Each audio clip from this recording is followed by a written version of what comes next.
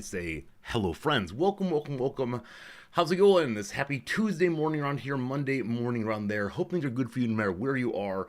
And thanks for coming to hang out with me right at the very beginning of the stream. Today we got three things happening on stream. Number one, some talking. Number two, some game playing. Number three, some chess playing, which is also a game, but in a different sense, I suppose. I really enjoyed this yesterday. It was a fun thing to end out the stream with a little bit of chess. We'll be doing that probably for the next little while because it's a lovely, lovely time to go ahead and get ourselves a little more chess practice in. So all I ever want to do is get better at that game. We are improving for the first time ever. My elo is 400. Now I think we got that 400 illicitly somehow. I can't remember what happened exactly, but absolutely lovely for sure. For now, some hellos and some thank yous. Unnamed Comic, good seeing you. Hello, Putzaroo. Hello, Tarek. Jim, how's it going? Welcome in today, Game Urchin. George Plays Twitch, hello, and thank you. Thank you for a gift sub today. Becoming number one on the weekly list of top subscribers or top gift subs at the top of the chat room there. So I set it up to do 1 week of testing. I want to see what happened if we had that top gift subber thing at the top of the chat for 1 week. And so I put it on weekly saying, hey, yesterday is the first day of the week. But no, it's only the first day of the week here in Japan. The first day of the week here in the rest of the world is today. And so I'm very sorry for everyone who gave subscriptions yesterday, wanted to be top for the whole week, and yep, it got emptied overnight, and I feel very bad about that actually, because I feel like I presented some false premises. As a streamer, rather, you can have top of the day, top of the week, or top of the month. I decided to do, or top of all time also. I decided to do the week just for a week of testing, but my apologies. Hello, Marks. Hello, Raw. Good seeing you, CS Prof. Hello, Pepper. Hello, Steve. Hello, Lord Rorgasm, and everybody else. Thank you for being here today. Hope things are good for you. Why am I not streaming on TikTok? I do have to get a TikTok page up and going and an Instagram page because I'm in the process of making a YouTube short of 1 minute that I intend also to put onto the TikTok and the Instagram. Just see how it goes. That will not affect you in any way if you do not want it to affect you. It's something Magic the Gathering, don't worry. But I think I need to get a few subscribers or followers over on the TikTok to be allowed to put videos up. So that might be true. I'm not actually sure if that's true. If it's true, I'll need some help on that. If not, I definitely will not. TikTok would probably ban us for being too wholesome. I don't know. I think like book talk over there. I've heard of this thing called book talk, which I think is fascinating. It's people who read books and then recommend the books in very short little reviews. And I don't know. Way to have Instagram? I do not have Instagram at all. I need to make an Instagram page in order to do some card things one of these days. So it's not good. It's not good. Book talk is actually toxic as hell. Was it really, Cat? Good seeing, Cat. I don't know anything about how anything on TikTok operates other than some of my students really spend a lot of their lives on TikTok. Is it toxic because they have strong opinions and if you disagree with them, shame on you? Where is the toxicity to be found? There was some joke a while back that I should do a book talk routine and only do reviews of incredibly obscure books that no one actually wants to read. Can crash a book even for its launch. But isn't this true of any book reviewer? Like, isn't it the case that any book review of substantial enough suasion possibly would be able to make people not buy the book? It's just it's a distributed kind of effect that instead of just the central reviewer at the New York Times, for example. But yeah, I mean, these are the ways in which the world has changed, even the past 5 or 10 years. The idea that a horde of people, horde of random young people, able to make some short videos and change marketing. But back in the day we had boycotts that went mouth to mouth. It just happens much faster, and I don't know. I don't know enough about to really speak with any kind of precision or any real knowledge or wisdom. But yeah, I do wonder how this goes. The hype trains reverse gear. Exactly right, Hendata. Exactly right. You just pull it into reverse. It's the anti-hype train. What do they call it these days? The cancel culture. I think that John Ronson, that absolutely delightful, I think he's British of some form, absolutely delightful British author. If he's Irish, I'm so sorry. But John Ronson has this book called "So You've Been Cancelled, ... And and he goes around with doing interviews and discussions with people who have had substantial online blowback. In some cases, deserved. In some cases, not deserved. And it's really enlightening to see what happens when the spirit of tens, if not hundreds of thousands of people are focused on you. You become the online villain of the day, and what that experience is like, because generally speaking, throughout human history, that's not been possible, right? You might have your family unhappy with you, perhaps the community has stood around you and gone, boo. But this is a manageable number of people. When it gets to being more people than fit inside of your house, it gets really crazy pretty fast. So, yeah, Jon Ronson, great author.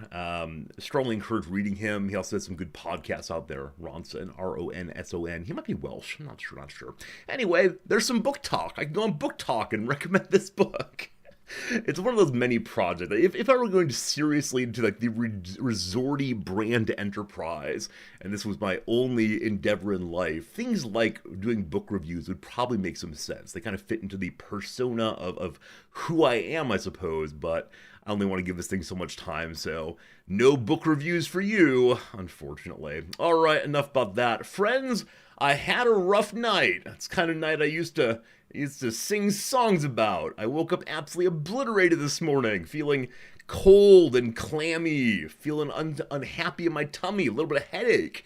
You might say, wait, Resorty, did you stay up all night going to the rave? Oh, not that. Resorty, like back in the day, do you have a few too many drinks and stay out way too late in a smoky bar? Oh, not that. My friends, I ate 3/4 of a pizza last night. Noms was out for a dinner, fancy dinner, and so I was home alone and probably should have made some rice or something, but I ordered a pizza, and I had a little bit more than I should have had, and I have no idea what happened. There's something between going to bed and this morning. I think it's dehydration, maybe. Like, pretty darn salty pizza, only had like 1 glass of tea with it. But it was genuinely awful, and I kept saying, like, what has happened in the thing that is me to make this occur? Thank you for the wild comments. That's right, I live a wild life these days. I think it's what it is to get a little older, though. Just the recognition that one can't do what one used to do. But I thought that was often in terms of being able to do feats of strength, or endurance or stamina. But that was something. Hey, Grulion, thank you for the resubscription. Good seeing you, Grulion, one of our 2 major G letter viewers. Very kind of you. Hello to Shepard also today. Good to see you as well. But Grulion, thank you for your kindness and the resubbing activity. Did I manage to send my cards to the addressless person? Kat, I appreciate your asking that, because I actually do have an update. I have an update. Last week I had a bit of an issue with having not sent a package I said I sent on an online form, and I could not say I had not sent it. I couldn't fix it. It was all a bit of an issue, and so I eventually figured out how to mail it. I found the guy's address hidden away somewhere, and I had it all printed out and put onto the package, and then I did a deed of heroism. I went to the post office solo to talk through something I wasn't quite sure how to talk through, but I got through it, and the package went off, and I smiled and sent a little message on the online platform letting the buyer know that it's a little bit late, but it's on its way. Yesterday evening, I came downstairs and I opened the mailbox, and guess what? The package I sent was sitting in my mailbox. And I looked at it and said, huh, that's kind of funny. Yeah. Nothing was marked. No one had written return to sender. There was no stamp marked out even, because it was mailed from a post office that's close enough that it had way too much postage. So why on earth is it here? And so, once again, being not entirely sure what would happen, I went ahead and returned to the post office, package in hand. And so I went up, luckily, thank goodness, to the exact same woman who'd helped me last time, who recognized me immediately, and explained to her this package returned to me, and then I pointed at one address and said, this is me. and she was absolutely horrified, absolutely over the moon, confused about what happened, and she ran him back and talked to the various people who work there, and she came back out and said that they had somehow switched the to and from lines. There's not a standard. Okay, right. The standard of how to and from is put onto Japanese envelopes is to is on the front, from is on the back. But packages don't exactly work that way. Packages are written up and down instead, but I don't know how to write that way, and so instead I had one marked as to and one marked as from, and that's apparently they'd read the wrong one, or it was not my fault explicitly. She said I could write the to and from part larger to hope it stands out more, but she said don't worry about it, it's out again. And so I haven't yet emailed the online person, not emailed, message, because I think if I message them again and say no, but really this time it's on its way, it now feels gratuitous. It's just too much. So I think I'm just going to keep it quiet. I'm going to recognize that possibly I will be getting a negative review after all of this for it being a very, very slow send. I believe I was supposed to send it out on Thursday. It is now, of course, Monday. Tuesday, it's finally really getting out. So, unfortunately, this guy does not live in Tokyo. He lives up in one of the far northwest prefectures, or provinces, rather, prefectures. And so I don't know what's going to happen. But there you go. The update on Resorty's mailing situation. I've learned some things from this one. I've taken some risks and gone to places and had conversations I hadn't had it before. And that is an okay thing, I suppose. But there you go. Thank you for asking how that's going. It's going just fine. I appreciate it. We'll see, though. Maybe there's an automated address scan system for handwritten addresses. So in this case is the handwritten. It wasn't handwritten. There's enough complex kanji in the man's address that I knew that I could handwrite it, but it would be very, very, very slow. As many of you know, Japanese kanji, similar to writing the Chinese languages, is boxes and swoops and lines, and just a lot going on in every one, and some of them very, very small. And so I had it printed out on the old computer, including the to and from kanjis. So it's not a handwriting issue in this case, which would have been my first guess also, but no, I doubt at all. All right. What else we got for you all? That's kind of it, frankly. Last night I was on my own. I watched some television. I watched some documentaries. I didn't do anything of any terrible note, but that's okay. Hope you all are doing well as you're heading back to your week of work. Hopefully the movement into the weekdays went pretty well, and your day went acceptably at least. That's how it goes. Groundhog, it is good to see you. Thanks for being here. Undoubtedly asks, does it mean it's time for a Steam Next Fest peak? Oh, that's right, Rye. We'll talk about that in a second. Thank you.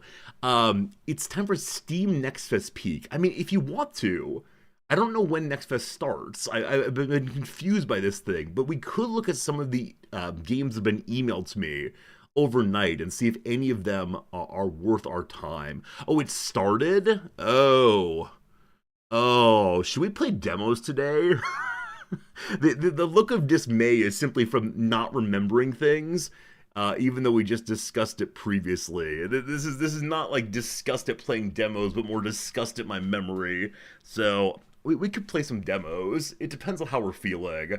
Hello to you, Fingers. I look like I'm 18. I don't think that's true, but I do look younger. It's true. Yeah, I'm not going to fool any of my 18-year-olds at all, but I do look younger. It's true.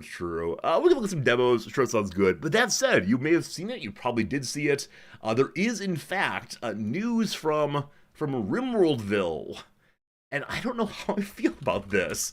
There's a new DLC that's been implied or mentioned or teased, I guess is the word.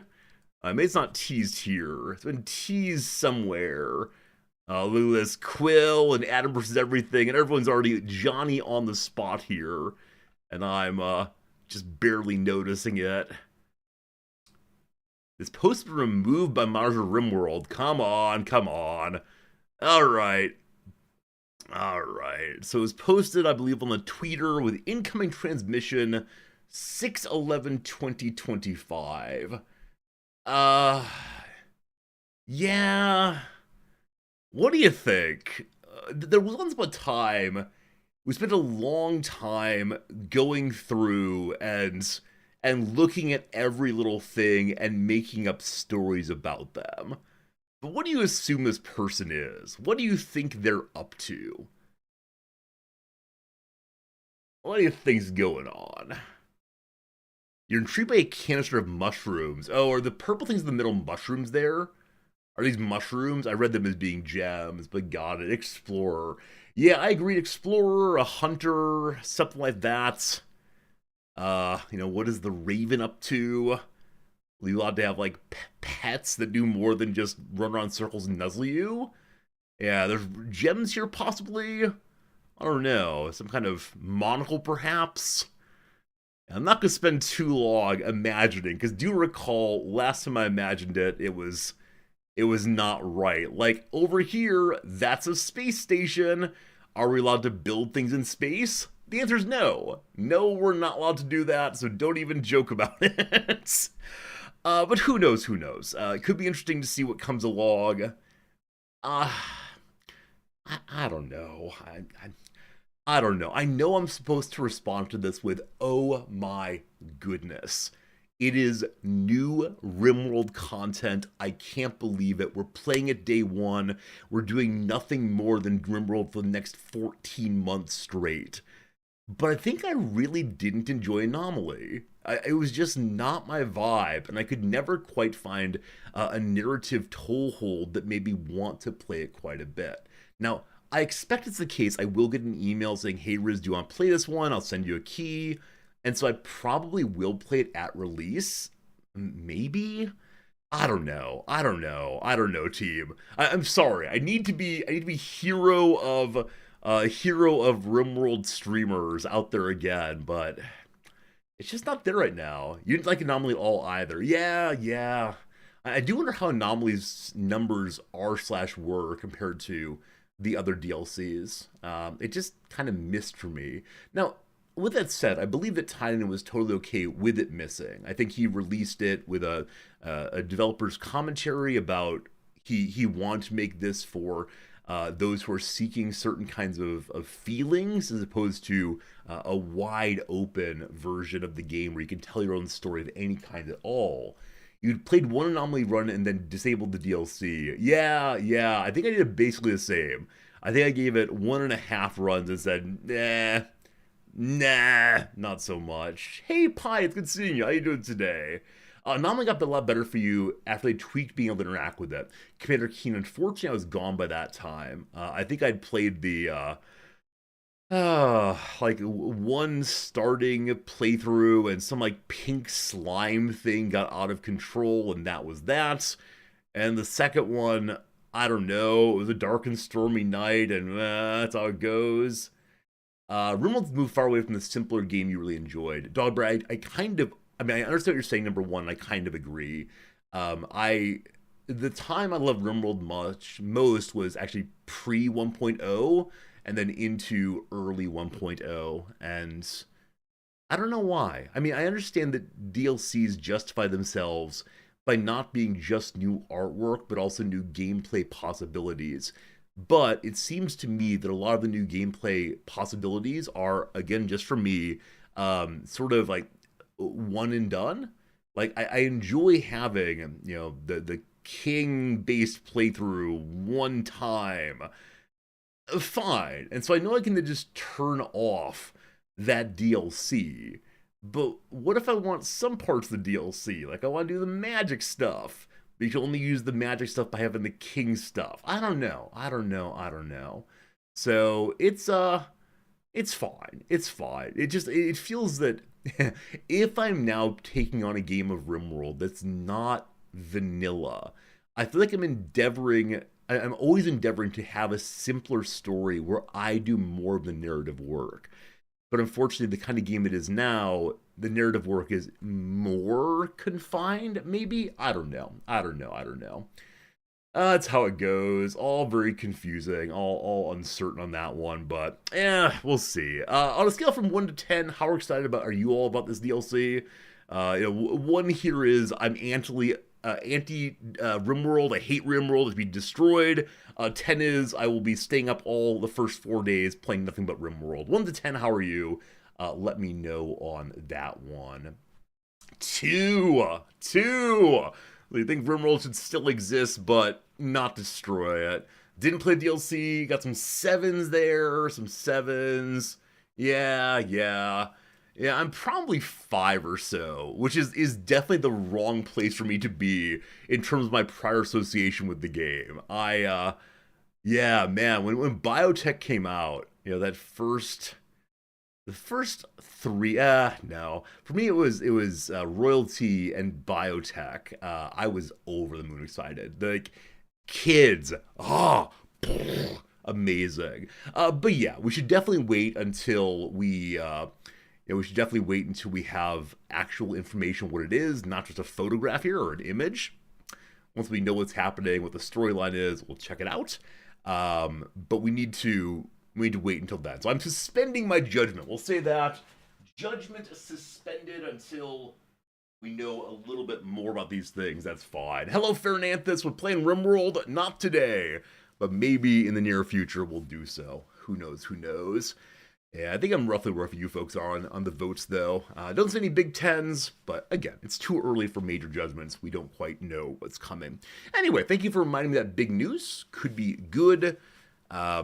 Yeah, I mean, if they do more with the artifacts and ruins, I'd be cool with that. I think I actually said that one of my favorite additions ever in RimWorld is the ruins, because the ruins have an implicit story in them, right? Someone was here on the map before the player, and they've left behind, well, tables and chairs and pots and statues that are super repetitive. You get the same thing every time. And if you're not careful, you can just reduce this to being, yay, early building materials. But instead, it's nice to imagine there's a story happening. For the second day in a row, I've failed in tying my tie on stream. This is new. I had to focus for a moment while I do this. We go like this, then we go like this, don't we? Oh no! Okay, 1 second. This is actually not funny if it's the case.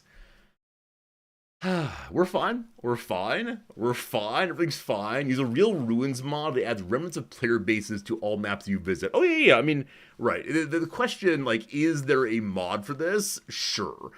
Anything you want, anything you ask for, we're good. Anything you ask for as a mod or a change to the game, you can get in a mod, 100%.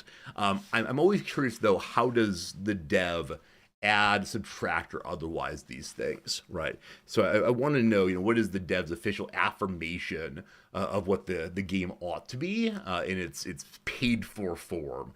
And there's a lot to say about like the good and bad of modding in the contemporary video game universe, blah, blah, blah, blah. Yeah, I think like if the dev wants to say, look, here is a way of having more supported storylines involving ruins, and you can go, explore them and check out the history of people here before. And for me, like, honestly, that's enough, right? If it's simply narrative, if it's just here we made the world a little bit more alive for you, check mark, I would actually be more pleased by that than what I worry it will be. It'll be, and by uncovering their secrets, you can bring a period of great boon or doom, right? And this for me is perhaps a little bit too much. I'm not sure. Steve says, you wonder if the game should stop getting updates. Hearts of Iron 4 is in a similar situation. Ship of Theseus is the same game. Yeah. I mean, RimWorld's not been out that long and still has a passionately devoted community. So I think it makes sense. It makes sense they're still releasing DLCs. Yeah, I think this is maybe it's a personal preference moment, though. I really liked the game how it was when it came out, and like some kind of hipster, I feel like something important's been lost as it's been changed along the way. But the standard response here is if I want to, I can just turn off the DLCs and play vanilla. I think I have done that once or twice, trying to catch that old magic, but I'm not sure. I'm not sure. I think maybe at some moment I said, no, I'm not willing to learn dot dot dot. Yeah, I think there was a certain point where I was really interested in learning how to play on the hardest possible difficulty, and I did that for a little bit and said, this is actually not fun. It's super repetitive, and then I had trouble finding a difficulty level I actually enjoyed, other than one that seemed maybe a little bit too easy for me, which we just told stories, then that was fine. But then having to learn new mechanics, not having to, choosing to learn new mechanics for new DLCs, like, learning in this game, learning. Usually I love learning. In RimWorld, though, a little bit less so. Who knows, who knows, who knows? We'll look into it more when it comes out a little bit, and we'll see how it goes. It's True Blue Link. I don't have to play 1.0. I can go play the old betas and really, like, repeatedly say, back in my day. I can be like my grandfather who was really into computers and had some by the lights of the mid 2000s had some like really good computers that could support a lot of higher end games, and he had these so that I could come over and play higher end games. And what did he do with his big fancy computers? He just played solitaire. He played thousands and thousands of hands or games of solitaire. And things got new and things got different. There are new possibilities. But nope, he wanted to play solitaire. Thank you very much.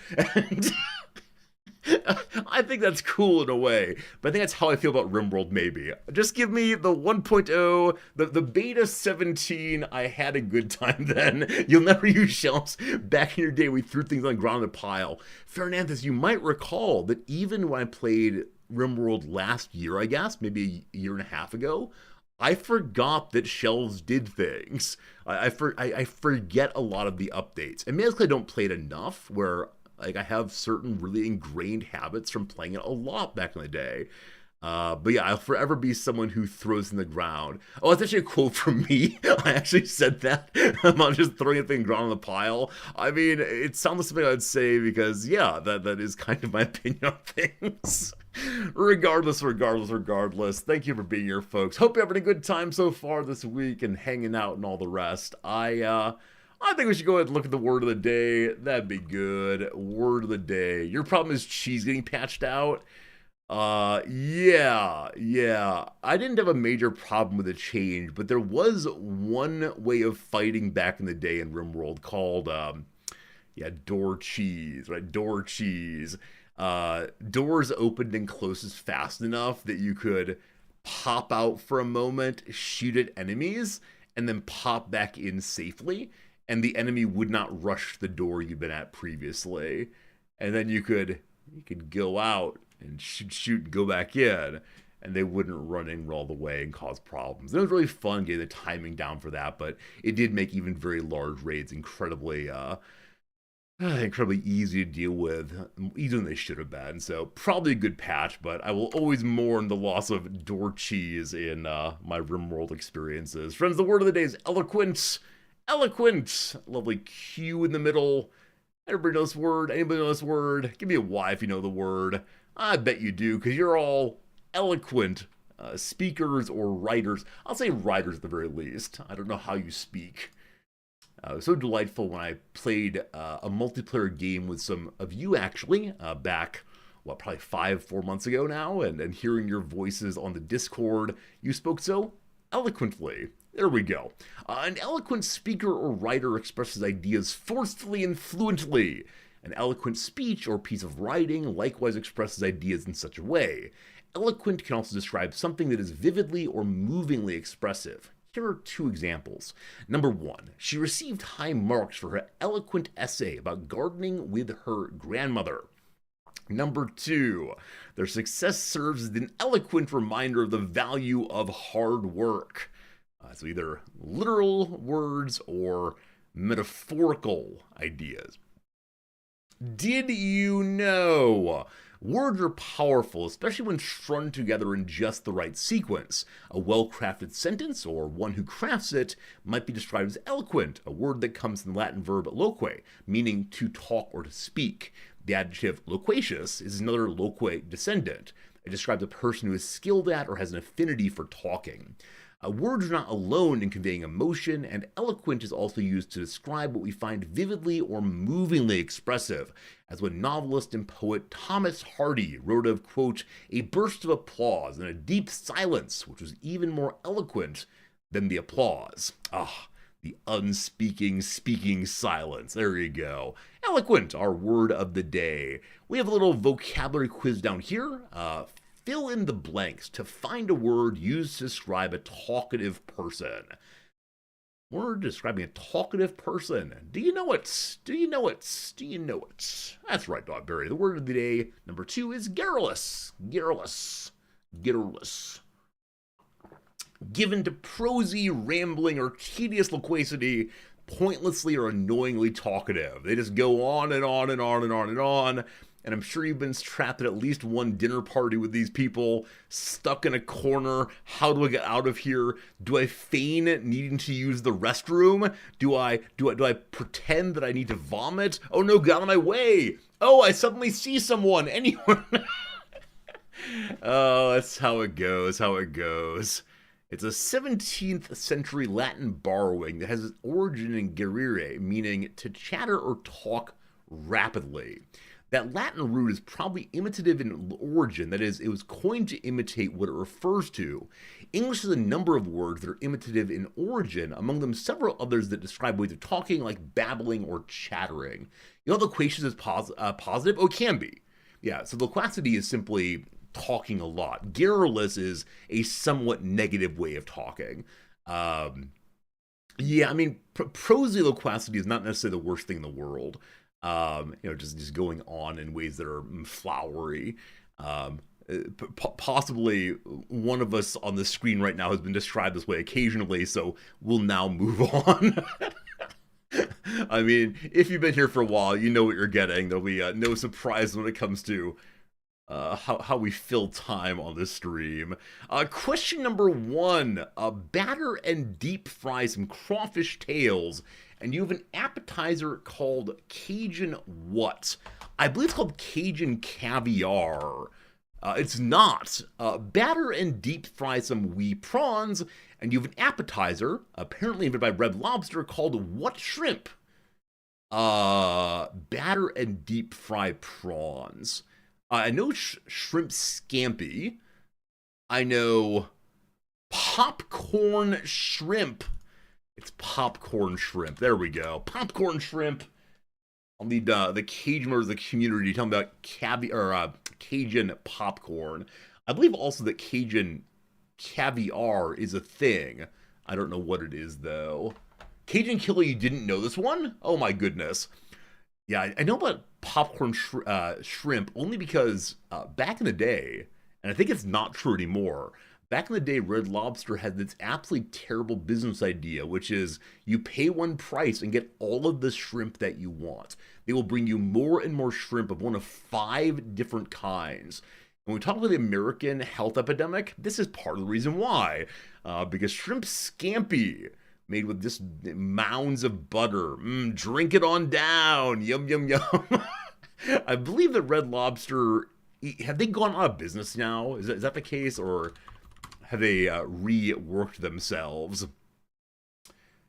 I'm sorry, what? there's some in Japan? Over in Shinagawa? Oh my goodness. This is on the same side of the big river we are. It's on the west side there. I did not realize that Red Lobster still existed there. Alright. It changed its parent company after 2014. Bought by a venture capital equity firm. Well, I'm sure they have the best interest of Red Lobster's continuing success then. Alright.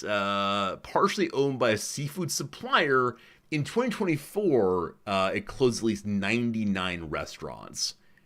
They've entered into a stalking horse agreement. I'm sorry, what? You thought they were murdered by vulture capitalists. Hey, same place as me, Dr. Possible. Same place there. Alright. A stalking horse offer is a bid for a bankrupt firm or its assets that's arranged in advance of an auction to act in effect as a reserve bid. Okay, so if it's the case that there's an auction, we will pay X amount as a way of guaranteeing that there is a worthwhile bid out there. Got it. Got it. It says someone buying Red Lobster for only 1 penny. Now, why is it called a stalking horse?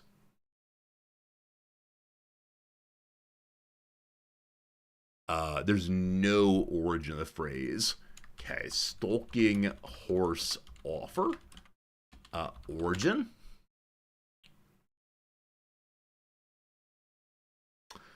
There's a lot of explanations here. I don't see anything here about the origin of its phrases. Yeah, what is a stalking horse, I guess? I could send an email to a business professor. A person or thing which is used to conceal someone's real intentions, or a screen traditionally made in the shape of a horse, behind which a hunter may stay concealed when stalking prey. Oh, it's similar to a duck blind. I've never seen one of these. So you hide behind the auction, being ready to take your shot, but no one in the auction knows this. I see. I see, I see, I see. Huh, fascinating. All right, good to know, good to know. Learned a new phrase. Some of you are hunters. Do you use stalking horses? Or are these not a thing anymore? Not sure. Regardless, Red Lobster looks like it's now owned by RL Investor Holdings. Presumably, investor. We'll see how it goes.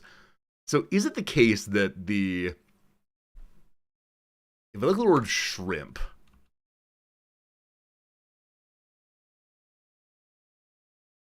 okay. So in 2023, first of all, in 2003, they offered an endless snow crab leg promotion. It led to a $3 million charge, so too expensive, and the president department company. The ill-timed promotion was launched among high wholesale crab leg prices. They also underestimated how many times a customer would order more. Further complicating matters, restaurant level, was the time customers spent tableside in the restaurant cracking crab legs. It increased waiting times in the lobby and overall diminished customer capacity per hour. All right, that did not work out. Eventually, in 2023, Red Lobster reintroduced Ultimate Endless Shrimp, normally runs a limited time promotion in autumn as a permanent addition to the menu. I wonder if there are more shrimp available for cheaper in the autumn. For $20, guests could order 2 shrimp dishes to start and keep ordering until they were full. Whoa, whoa, whoa. The meal does not end with when I'm full, the meal ends when I hate myself. It resulted in an $11 million loss for Red Lobster. As the company underestimated the amount of customers taking advantage of a deal at low profit margins. Oh, man. So apparently, if you offer Americans the opportunity of eating as much of something as they possibly can, it will be bad for your business. Good to know, good to know, good to know. I don't know, friends. I don't know. I don't know. Good to know, though. We learned about Red Lobster. Why are we talking about this? It came off of Garrulous. Huh. Well, conversations happen. Let's go back to play Thrice. More Thrice, more good. More Thrice, more good. Oh, it's this thing. It was on Thrice. Very good, very good. On we go. Number 2. In 1978, who totally cheated in the putting contest with Bob Hope on The Mike Douglas Show? I have absolutely no idea. I'm going to say it's Arnold Palmer because he is a golfer of the time, I believe. The Obamas are set to produce a biopic about what guy who won 5 Masters titles from 1997 to 2019. Is it Lee Trevino? I don't know anyone here. Rory McIlroy's closing in, but for now, who's still at the top of golf's all-time money list? About $121 million. How is it not Arnold Palmer? Is that his name? Well, there's probably other major golfers I don't remember. Major golfers. Well, it surely is Tiger Woods, thank you. What's his name?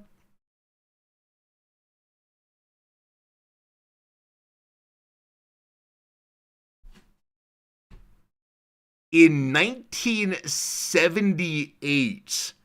See, this threw me off. This threw me off. Absolutely. That's a long time ago. Yeah, I guess he was born before 78. I got so stuck on the 78 thing. And then Lee Trevino is like an angry guess. He was born in 1975 and played in 78. All right, Tiger Woods, 1978. His first appearance. Hello, child. So I know that Tiger Woods' father trained him early. It's only 30 seconds long. Hope you can see the at least 3 pixels here. That's adorable. That is absolutely adorable.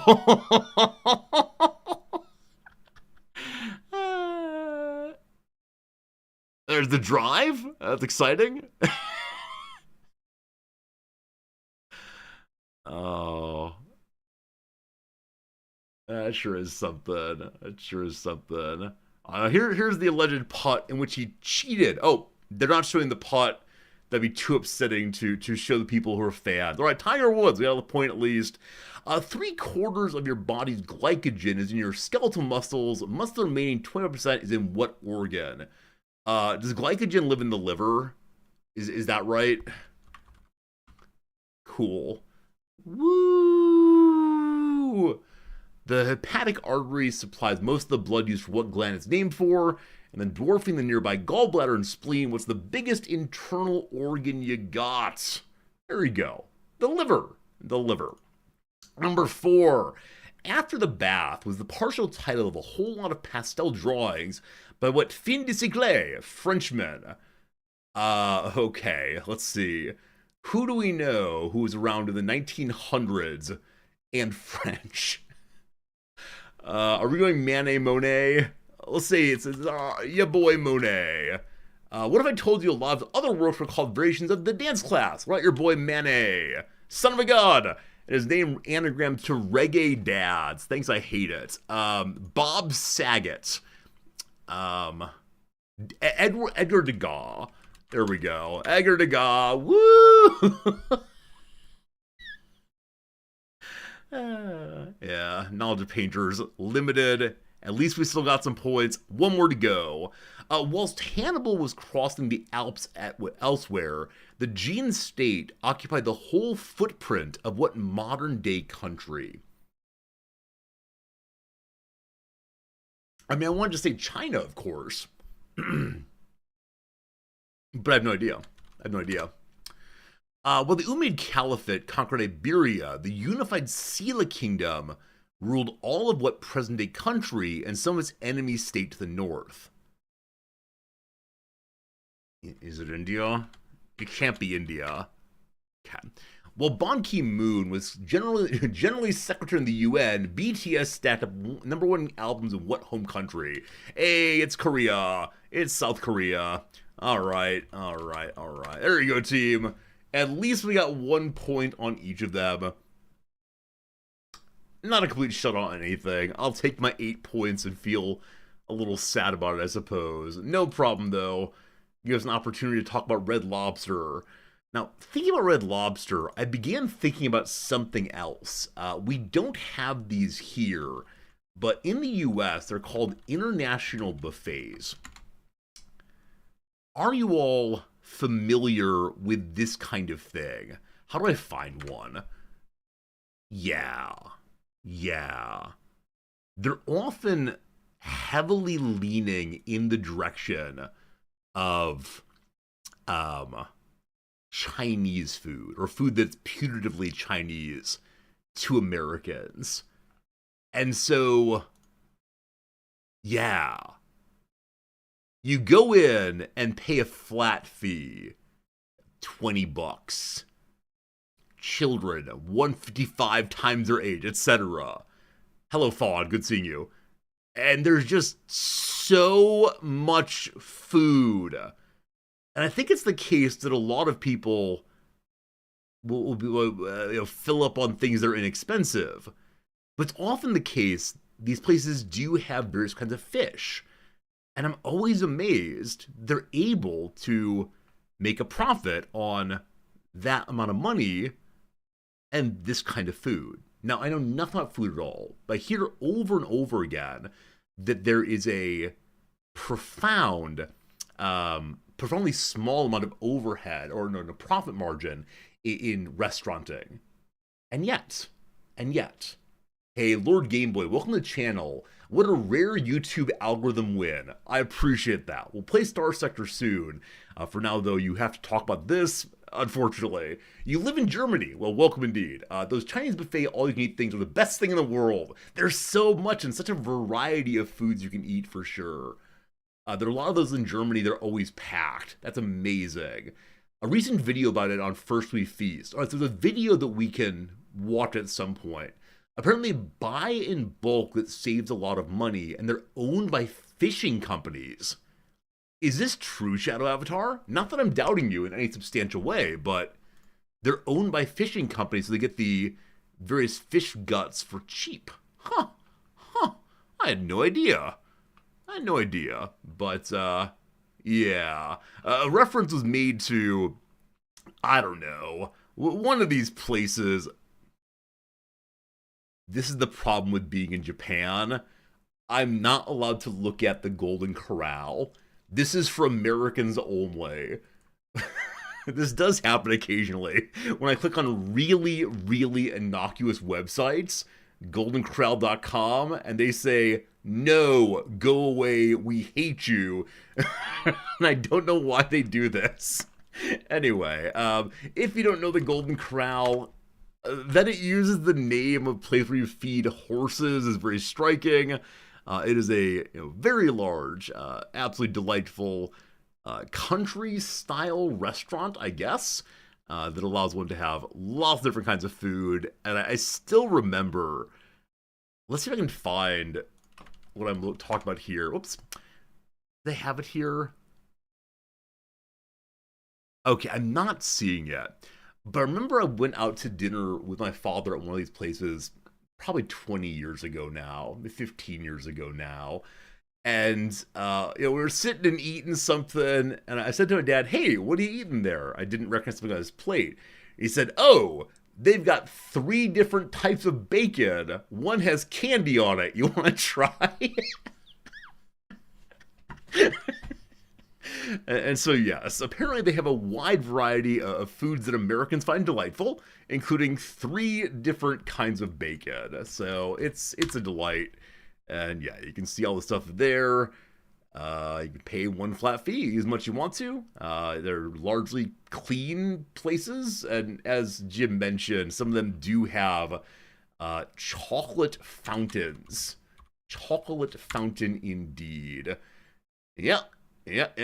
I've never used one of these things. But yeah, there's a little table full of things that you might put into the chocolates.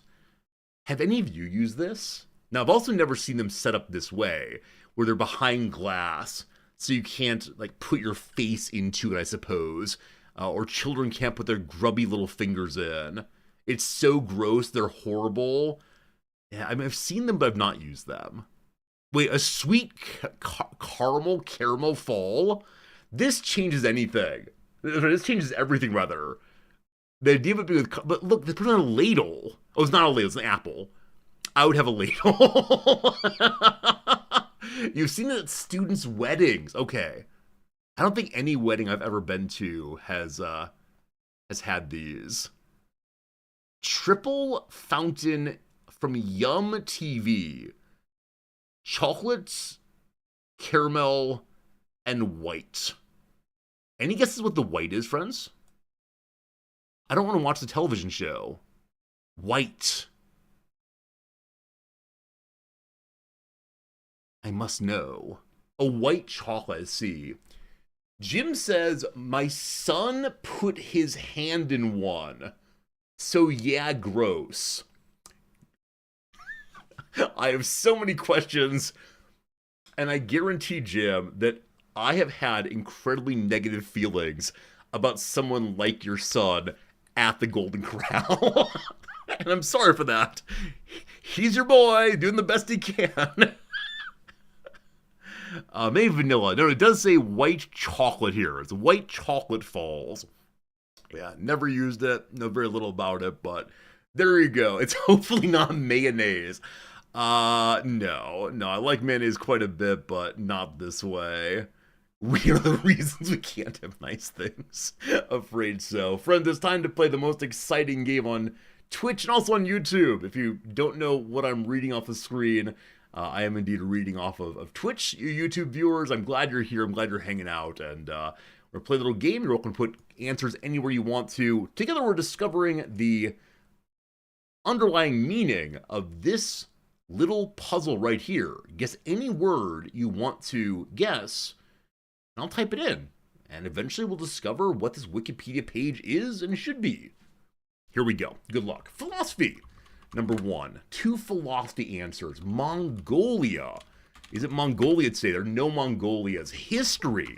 There are 3 histories. Word. There are 3 words. World. There are 59 worlds. Well done. Ancient. There's but 1. How about chocolate? Go check your son's hand. There's no chocolate. How about process? One of those. And is it part of science today? There's 1 science. Is it a name? There are 8 names. An idea? There are 3 ideas. Is it a fountain? Not a chocolate fountain today. Riot? There are no riots. Language? There's 5 languages. Does it involve bread? No bread at all. Grubby little hands? No grubbiness. Is it food? There's not a bit of food today, unfortunately. A war? There's 4 wars. Is it in Asia? There's 4 wars and 3 Asias. Does it involve a technical field? 1 technical word. Is it a part? There are 9 parts. Is an author involved? No authors today. Is it a modern thing? 13 moderns. Is it large? There are 3 larges. How about India? There are 8 Indias. India. Museum. There are no museums today.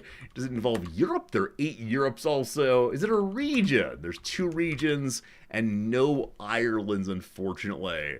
All right, so something world, something India so far. How about logistics? Important, but no. Is it a city in India? There are 3 cities, but that's not the main topic. Does it involve the Mughals? There are no Mughals. How about trade? No. Russia. There are 5 Russias here. Beyond that, I skipped some guesses. You'll have to restate them. I see the word game now. Yeah, you just need to re-say the ones that I skip, as opposed to saying you skipped them. A lot of words there. A game is 125. I see I skipped that one. I apologize. Game, good job. Computer, 34 computers. Southern, there's 2 of those. Term, 6 of those. Company, 2 of those. Board, 20 of those. Chess, don't mind if I do. I love that Dogberry and Jim guessed cricket simultaneously. Well done to you all. Chess it is. I missed chess a while back.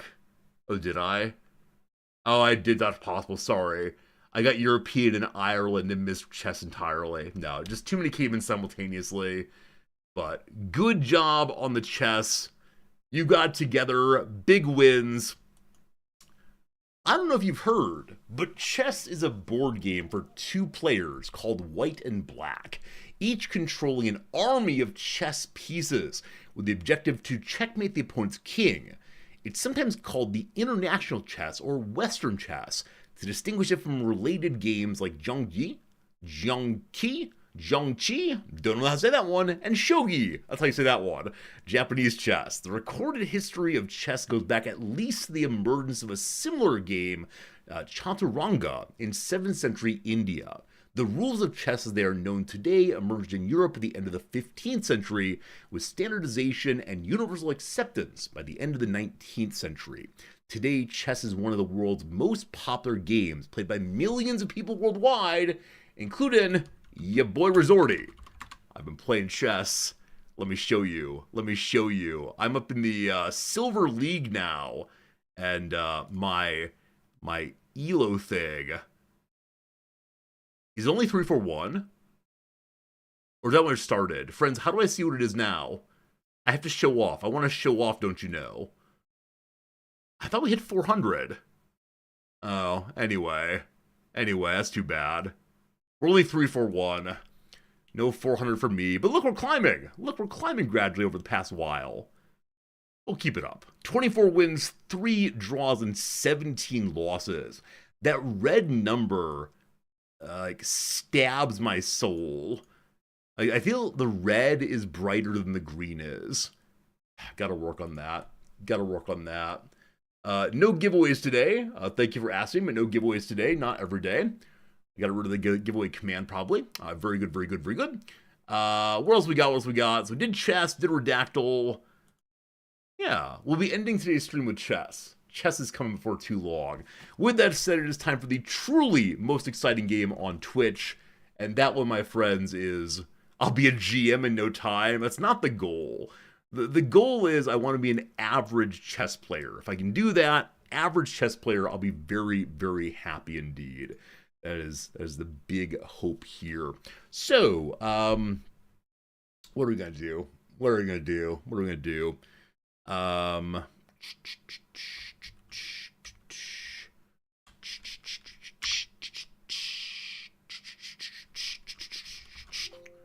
right, very good indeed. Friends, I have a Wikipedia page on the screen. I'm wondering, what is the Wikipedia page? Can you guess by asking yes/no questions? Is it chess? It is not chess, nor is it a latrine disaster. Is it a person? No. Is it a place? No. It's not the RH blood group system. No. Quite the fool I'd be if it were that one. What else could it possibly be? Does it burn when exposed to a flame? I do believe so. Is it a concept? No. Do I play chess versus viewers? I do not. No. No problem, Dogberry. Happy to help out. Is it a game? No. Is it an animal? Yes. Is it organic? Yes. Is it a published work? No. No, it's not.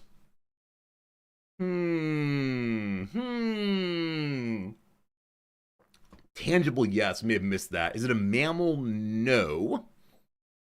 Is it extinct? No. Is it a fire ant? No. Is it feathered? No.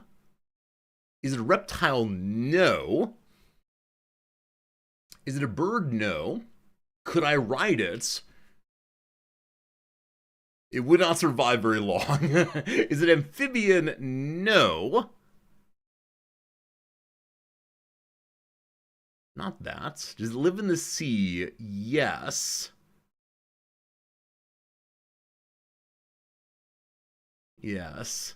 Is it an insect? No. Does it have teeth? Not to my knowledge. Is it a bluefin tuna? No. Is it an insect? No. Is it amphibian? No. Is it a bird? No. Is it bigger than a bread box? No. Does it have tentacles? No. Is it a jellyfish? No. Is it SpongeBob SquarePants? It is not today. Is it invertebrate? I believe so. I believe so. Is it a whale? No. Is it a coral? No. Is it a worm? No. Do people eat this? Not intentionally. Is it bigger than a human? No. Is it a starfish? No. Is it a cockroach? No. Is it a squid? No. Is it fictional? No. Sea cucumber? No. Is it anemone? No. Let me make a slight modification here. It does not live exclusively in the water. I believe. Is it algae? No. Is it a crab? No. Is it seaweed? No. Is it krill? No. Is it a frog? No. Is a cat disguised as a helicopter? No. A mud skipper? No. A sea turtle? No. A turtle? No. A toad? No. For this one, I'm wishing our biologists. We're kind of at the issue where I'm like, is it as old as the dinosaurs? I believe so. I believe so.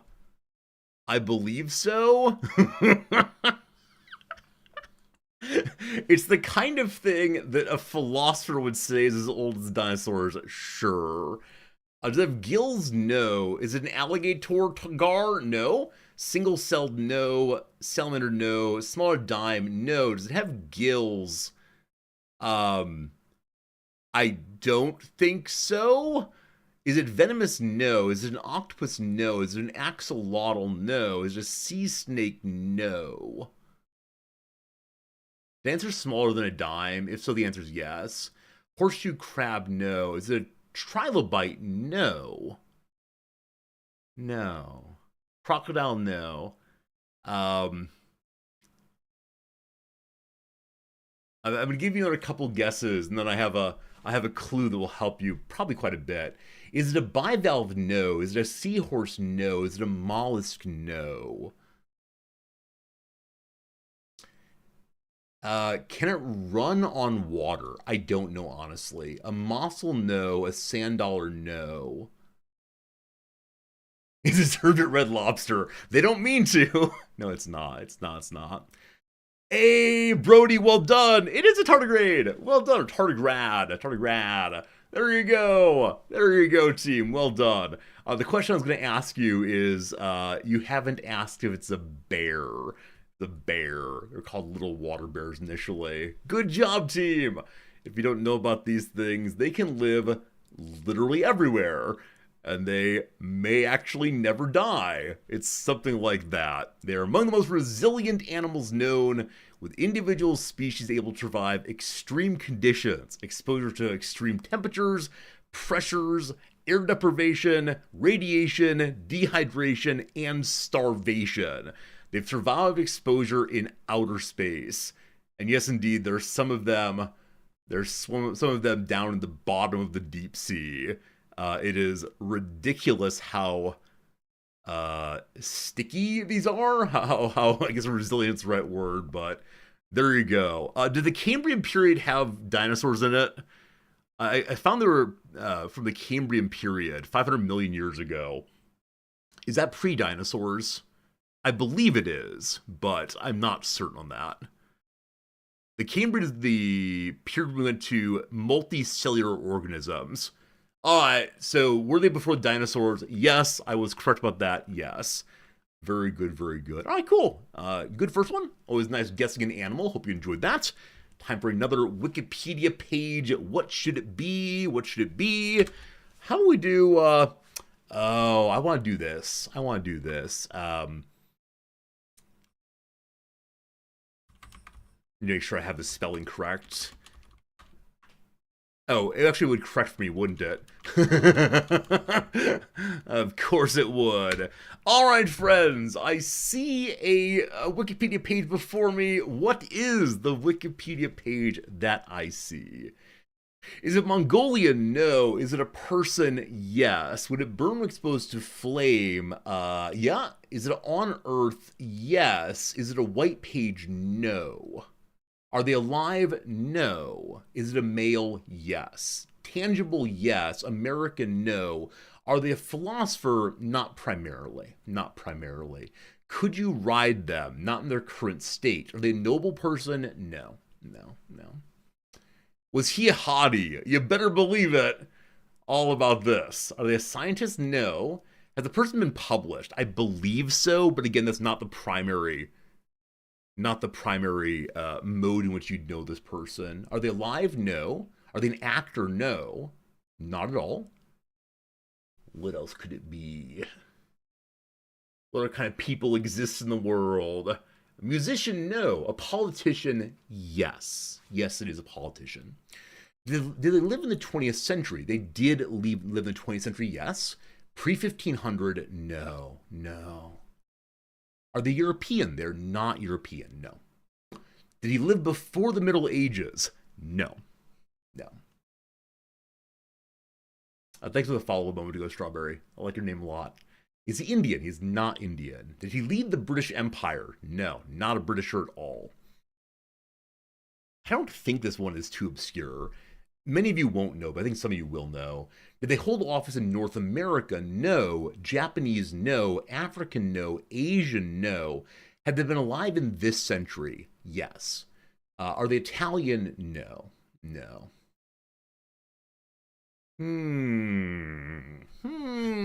What's left out there? What could it possibly be?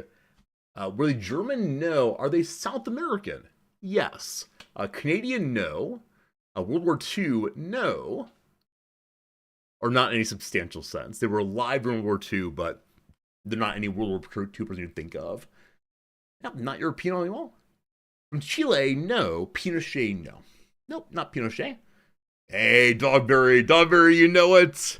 It's Jose Mujica. You know him? President of Uruguay, the best president ever. Former guerrilla, lives in a little shack. Very good. See, this might be the place where Dogberry knows me too well. Like, who would Resorty put up there? Absolutely fascinating person. Looking for a picture of his little house. Yeah, this is the president of Uruguay. He's really great. Yeah, absolutely amazing presentation of what a leader can be. He does not use his presidency to gain money or real power. And when he's done, he goes back to his farm and lives in near poverty because he gives all his money away. Yep, absolutely great. I'm sorry, I shouldn't do things that I know and care about and mention on stream. It makes it a little bit too easy. All right. Let's go and do one more for today and then get on to our gaming experience, playing some Star Sector then. This last one, let's go ahead and do... let's go ahead and do this thing. That thing... Trying to see how it compares to the ones we've done earlier today. Yeah, let's go ahead and do that one. So, what's it? What is it? It's this? It's this? It's this. My friends, I see a Wikipedia page in front of me. What is the Wikipedia page? Ask any yes-no question you want to. I'm sure you'll get it real soon. Will it burn when exposed to a flame? No. Is it alive? No. Is it a place? No. Is it Asia? It is not Asia. No. Is it a person? No. Is it solid? Yeah, man, it's totally solid. I don't think so, no. Is it fictional? No. Is it an idea? No. Wait, sorry. I got confused. Is it fictional? Yes. Is it an idea? No. Is it a solid? No. Is it a song? No. In its natural state, is it a liquid? No. Is it a movie?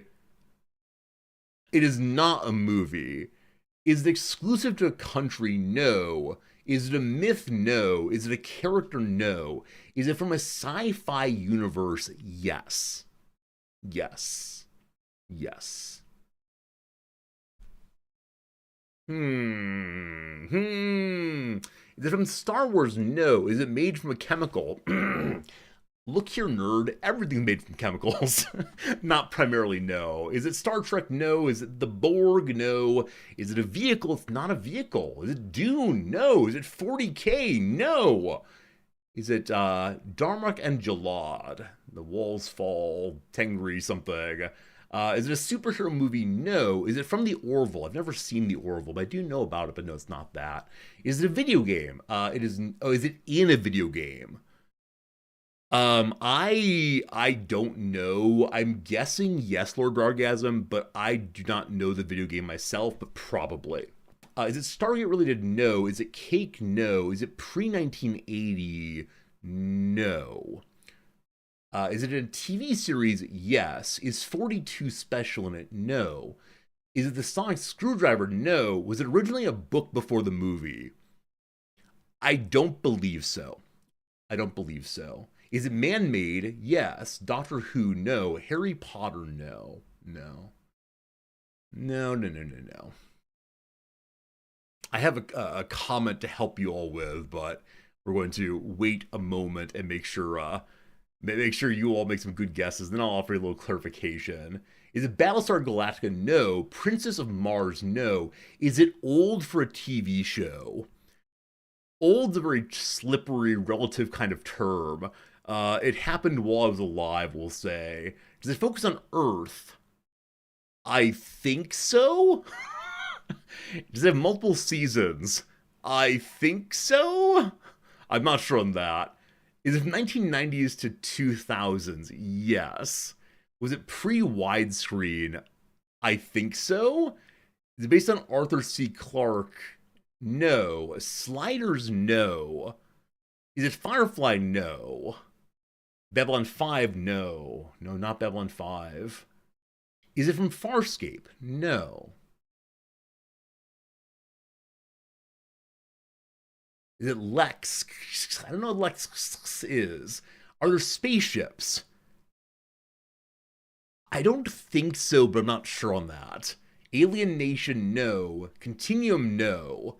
All right, I'm going to give you a little push now. Little push now. So earlier, one of you, beloved Maharo, was putting consonant names in chat and said things like Europe. And I said, it's not Europe. This is a different answer than it's not European. Of course. All right. Y'all are being a little Americocentric as usual. A little Marocentric here, what's happening in this channel.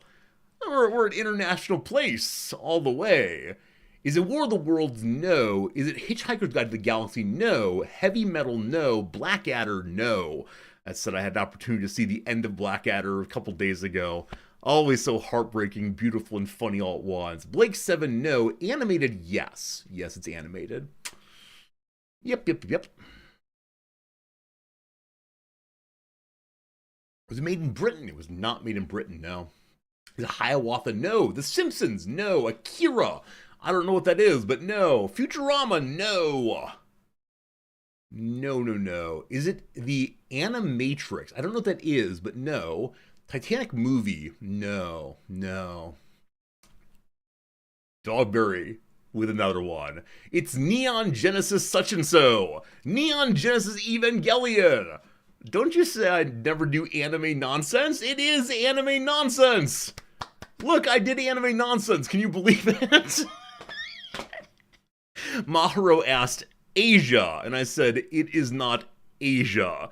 It's Asian. There you go. Your anime nonsense of the day. Oh, boy. Wait, why is this boo?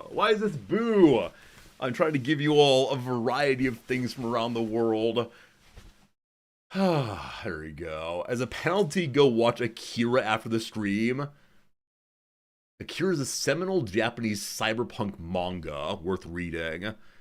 I've never read any manga, except for the one my wife is reading right now, which is like Yasubo to?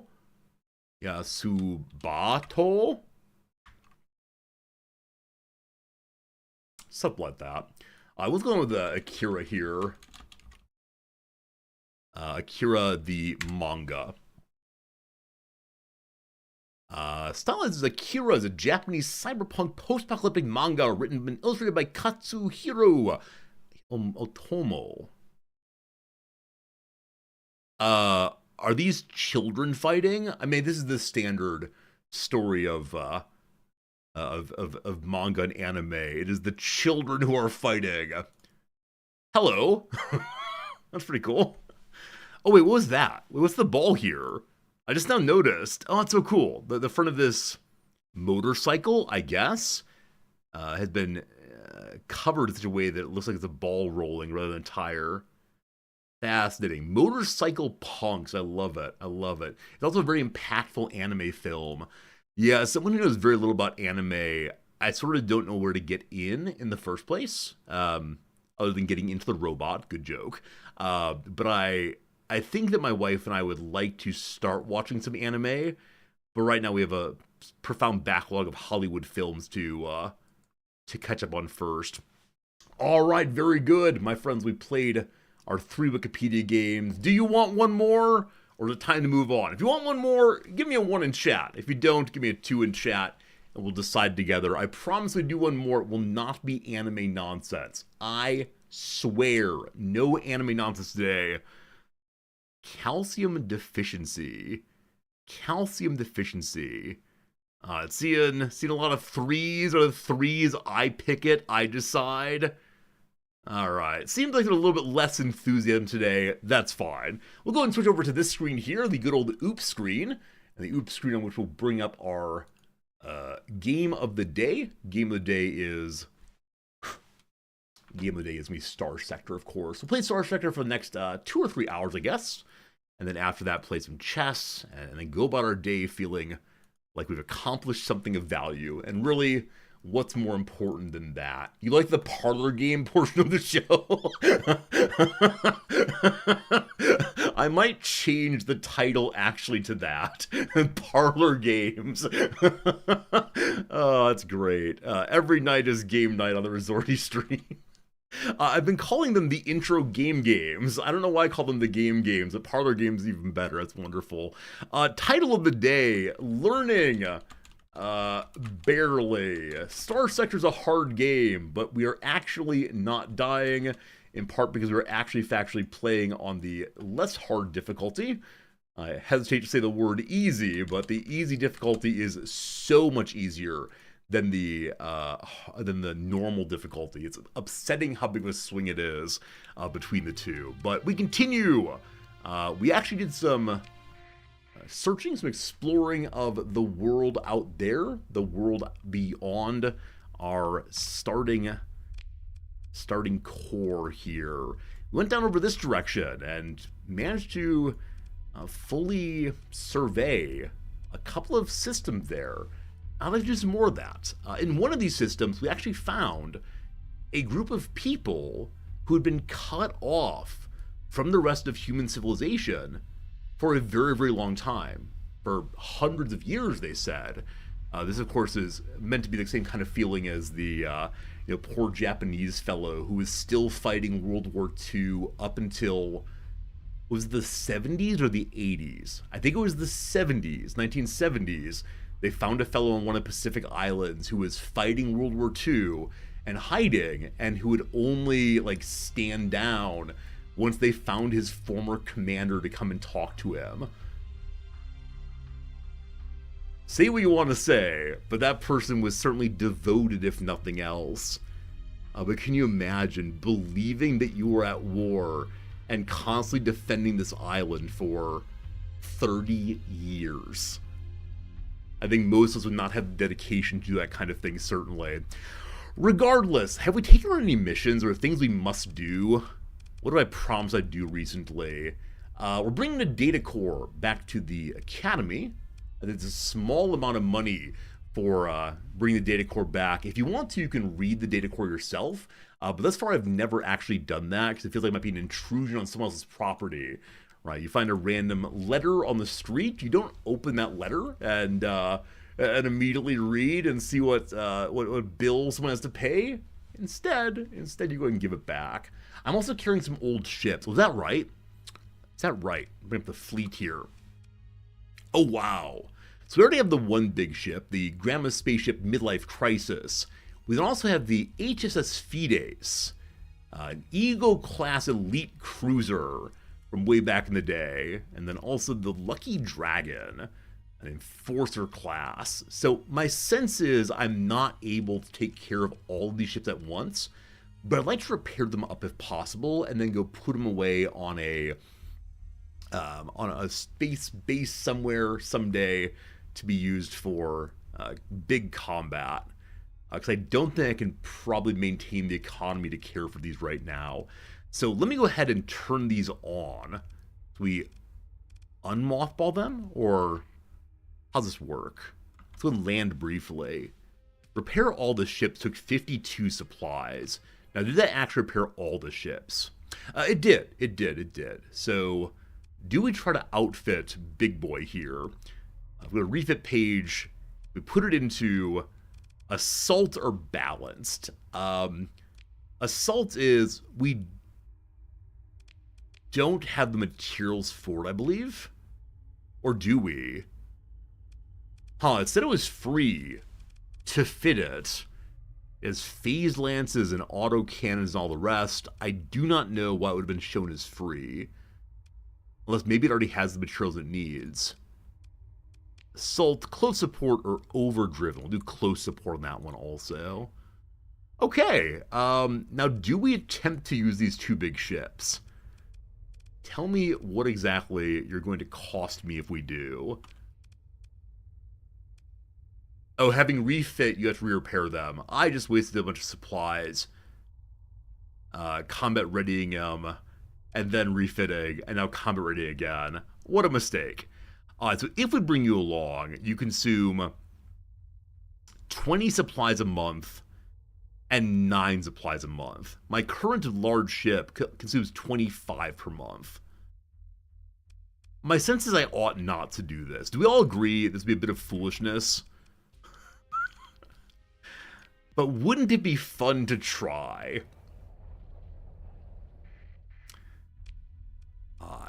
I'm going to go over to the space station here and see what kind of jobs they have.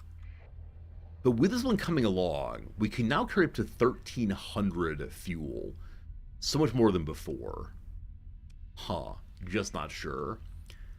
What's the worst that happens if we bring along all the giant ships? Open the comm directory. We call the academician. And we say, look, here's a data core for you. It says, data core, it belongs to Alec in plantology. Oh, Alec is someone that we've helped previously. So is the reward still good? It is 1,800 money, not a lot, but free money, all good. Inquire about jobs. So what do I want to do here? Transporting scientists to a research outpost in the Epsilon Far Salish. So it's in the outer border of where we can get to right now. We haven't filled up on fuel entirely, but I don't know if I can get all the way there and back. Now, earlier, we did have a completely full fuel tank, and we were able to get to the very edge of the star map and back. So you know what? I'm going to accept this one. Other missions. Scientific object retrieval in roughly the same place. And then instrument package up that way too. Purchasing pirates from technology from pirates, I'm not feeling it. 3 jobs for the academy today. We want to return to Ansira and see what's going on with supplies and so on. We'll see. So if I have the big ships coming along, I keep a good supply of credits for exploration and fighting. Yeah, so probably go fight some big pirate groups with the larger ships. I'd be very sad if I managed to burn through all of my money again using ships that are probably a little stronger than I ought to use. Fuel price here is, how much again? 27. So definitely a middle range price. I'll say that's fine. We'll load on up, like so. Hey dogs, good seeing you, Bribe. Welcome back, everybody. And these are getting a little expensive, aren't they? 111. It's not super expensive, but still not as bad as it could be. All right. We have ourselves some items, at least for now. Enough to go out for a time. We'll go and check and see how expensive things are here. 75. 39. Not too inexpensive. 10.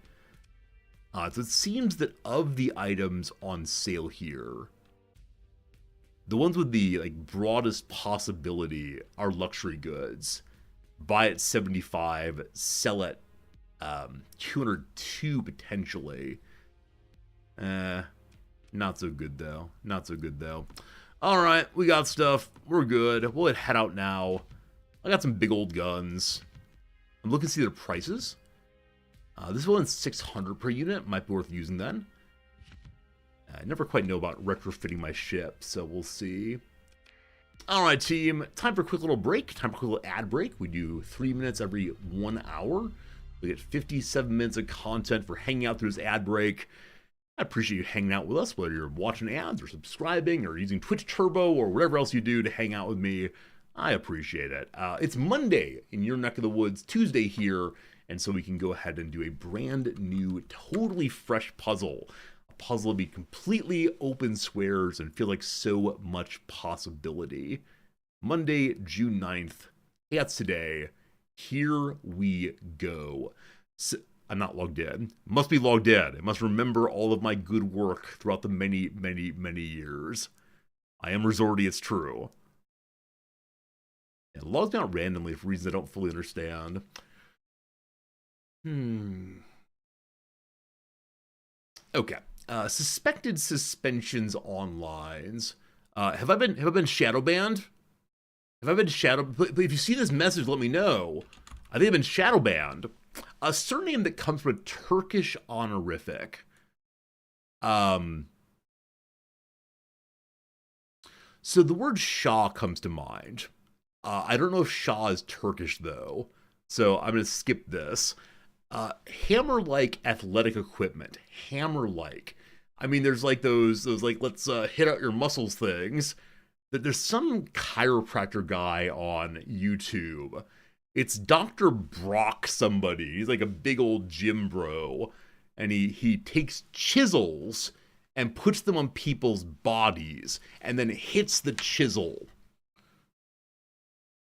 Not that I believe in the efficacy of this kind of thing, but goodness gracious, it's amazing to see someone trying to sculpt David out of the block of marble that people are. I have no idea. Hammer equipment. I mean, there's also like dumbbells, of course. Are dumbbells hammer like? Maybe, maybe. I'll go ahead and do the down here. It's fine.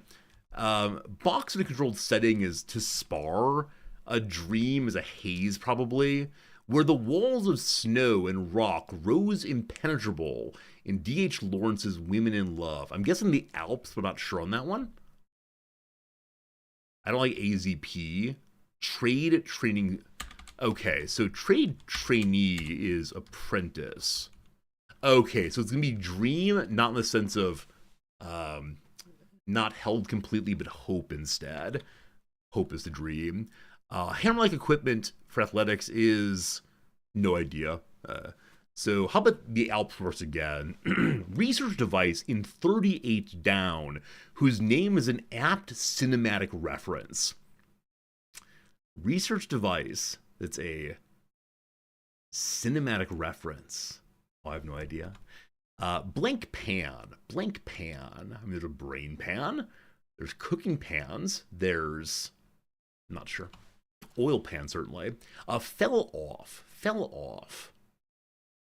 Like, went missing. Some deli offerings are probably BLTs. 2001 sports biopic starring Will Smith, Ali. Was this any good? I didn't see it. I think it was well regarded, though. Not sure.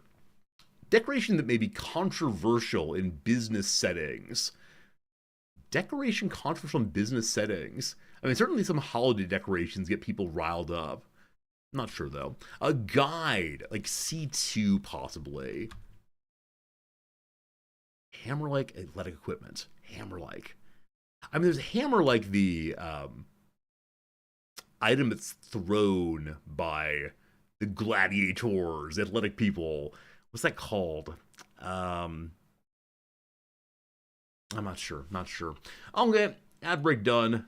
We got a little bit of progress on the Monday. Always glad to get even a foothold, a toe hold, a finger hold, whatever kind of hold you prefer on that lovely day. We continue. Why am I here? Right. I'm buying more things. Buying anything we possibly can. Good on money all full. Reality is overrated. I thank you for using your Prime sub here. Thank you for checking and seeing your Prime subscriptions available. You say, I want a Trizordi. I want to contribute to a Trizordi stream. And we do say thank you indeed on that. Alright, quick check on how far we can fly right now. Okay. Not as far as previously. I'm kind of sort of guessing that the larger ships cause more fuel consumption. We can definitely make it to Volok. There's no time limit on these, I believe. Yeah, we do have time. And there's a space oddity down in Braddock I want to check out also. And then also, we learned about there being various research stations here and there for exploration. We got a lot of stuff we can do, my friends. The world has really opened up in the past, I don't know, in the past stream or so. It's been quite nice indeed. I'm going to go ahead and skip the exploration down here because of story mission, and I'm afraid of story missions. Can we in fact make it to Valak? So it's just past the edge of the core. We can stop on the west side of the core if we want to, do a little trading, buy some more supplies, and then get on our way. So let's plan to go and visit the good people of Shibola. Skibola. Seems like kind of bread, possibly. Hey, HPG, good seeing you. How you doing today, my friend? Hope the sleep's been going well, the stomach's okay, the mood is improving. It's always nice having you visit our channel. It's so nice having all of you visit your channel. Your channel, our channel, my channel, the channel we occupy together in some strange in-between space. The material here we've explored previously. I'm excited to play this today. I think in our first week or so of playing this game, I felt absolutely nervous every single time I played, with the knowledge that, I don't know, I was probably just about to get blown up no matter what I did. And I think, again, the decision to play on a somewhat easier difficulty was the right call. So again, thank you all for nudging me in that direction, because had you not done so, I'd probably continue grinding along at the highest difficulty I could find, and not really learning anything. I think it's the case that there are some games I play and I can play on higher difficulties and get things figured out, but this game seems so mean at times when it comes to its somewhat harder challenges. So I know some of you are experts in this game. I know some of you are brand new players also. I know we got the little resorty bump going on and encouraging people to try the game who may not have done so otherwise. But a quick little sensor burst. There's some ships just north to us. We don't know what they are, unfortunately. In front of us, a hegemony Mercantile convoy. And I believe that we... Nope, not arriving yet. Still hurrying along. All these unidentified contacts. It's a fleet. Some giant ships I haven't seen before. Let's do a little steering to get through. Some pretty bad steering this time. Taking a little bit of damage. Hey, Conrad! Conrad JP, thank you for the generous resubscription. Appreciate you doing that. How you doing today, my friend? Thank you for all subscriptions. Boom, boom, boom. Got some generous gift subs listed at top of screen on the chat room there. I thank you for all you've done today to help me keep the stream going. Welcome to Satan's Nose. Wait, what's it called really? What's it actually called here? It's like Santoses or something. I don't see it now. I swear it said Santoses, though. It is. It's Satanazes. Satanazes. Probably Satanazes is better. I'll not fly directly through an orange star here. Oh, team, I should know this. Like, welcome to Resorty is told things he learned in 4th grade. What kind of star is the human sun? The sun over Earth right now. Really, sincerely, and honestly, what kind is it? It's a yellow star? Cool. So when we just pass, we can go look at it again and see what's going on there. Only 6,000 money.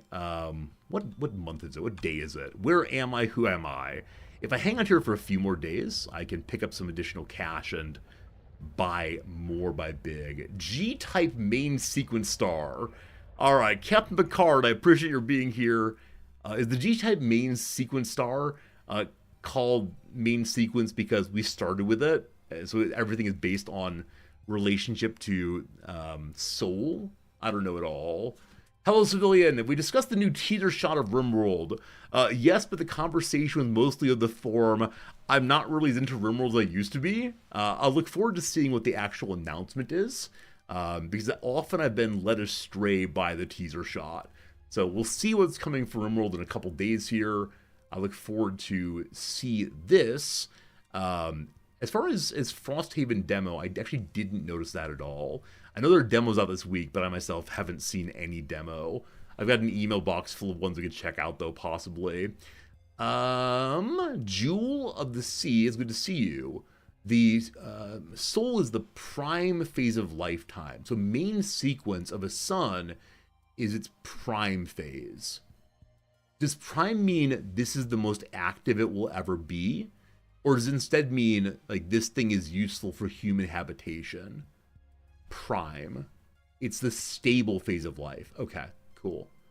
But everything stable breaks down eventually. Entropy cannot be defeated, etc., etc., etc. I was wasting time. Let's continue wasting time.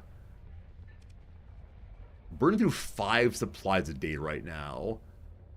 I wonder if we'll make enough money to... Oh no, we're actually losing money now. Uh-oh. Uh-oh, team. Someone needs to get rid of some crew, I believe. It's been so nice having all of you. We have double the people we need to keep this thing going. Who let me hire so many people? Which one of you said it would be a good idea, Resori, to bring along untold millions? Oh my god, what's this? Oh, a blueprint if we want to use it. I put it down in the corner so I wouldn't lose that. It sells for 6,400, and I can't decide if I should sell it. Team, what would you do? If you were a newer player who does not know about retrofitting at all, would you keep the Squall MLRS blueprint? It says it's a common design, but it sells for 6,500 money. And right now that would probably help us quite a bit, because someone went and spent all the money on Magic the Gathering cards. Can't imagine anyone doing that, but that's how it went. Can't eat those, can't pay rent with those, and yet yum yum yum. Supplies are a little bit undervalued here, under 100, so we'll grab more of those. Probably get rid of some Marines. How do we get rid of one at a time? The right click does not do it. Control moves all of them over.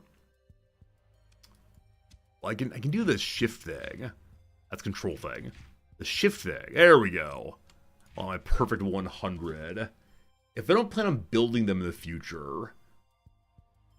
Unfortunately, my knowledge of what's worth building is so slight that the money appeals to me more.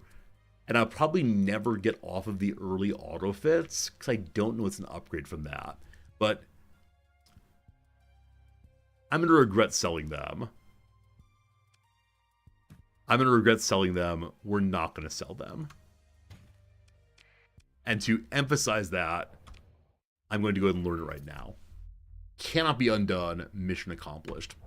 Okay. Lots of supplies. Enough for 100 days out. Or so.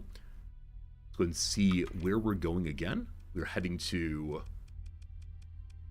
the edge here to go to Volok here. And that is to go get an instrument package that's been lost. So, we can make it there. We can make it back. We can go do some exploration in the area. Be very good. This is a drug smuggling simulator. I've never touched a drug in this game. I've engaged in the black market only once. That was to hire some Marines. And they had only gone to the wrong building. The Marines couldn't read, unfortunately. And so they thought that the black market was actually for people wearing black armor, which the Marines were, and they feel very sorry, very apologetic about their decision to be hired off the wrong kind of place. That fleet's returning to Sphinx. Hey! Unidentified entity. Hello. A derelict combat freighter. I don't see ourselves needing this. It's in good condition. Determining whether recoverable requires closer examination. A cargo manifest found with salvage crew sent to this ship indicates the presence of a quantity of transplutonic ore likely to be found if proper salvage operations are conducted. So I don't need a combat freighter, I don't think. So I will go ahead and take transplutonic ores. We're rich. Are we rich? It's 75 value. I think I need to do a better job of not taking the base metals quite that often, but instead taking their base material. Okay, good. But surely it's worth some decent money. We're not that far away, so it could make sense just to head on back and return to sell. But I think we're on far enough. I want to keep going. Buffeted about by the solar storm, unfortunately. Nice little passageway in between. I'm going to scan once more as we can, and I'll go ahead and increase the top speed again. Anybody? Anything? Alright. This is one of the larger storms we've seen so far. It can be worth selling ore to plant with the refining industry. That makes sense. That makes sense. Yeah, to play into the supply chains instead of just selling things randomly. I like how you think. It's more work, though. More things to worry about. More things to consider in our ongoing space adventure. I feel like we're Moses. We parted the Red Sea to get right where we wanted to be. It's great. I guess it's the Blue Sea here. We arrive. The Voltox system, we have our transponder off right now. There's a desert world, a barren world, and a cryovolcanic world. There's some sensor contacts just to the north of us. We have our big ships, so let's go check it out.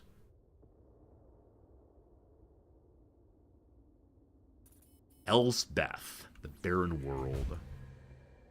We discovered the Dominion-era probe, the Domain-era probe. This is what we've been sent to get, I believe. We have 9 story points to spend now. Your fleet approached the Domain-era probe left from an initial domain exploration of the sector.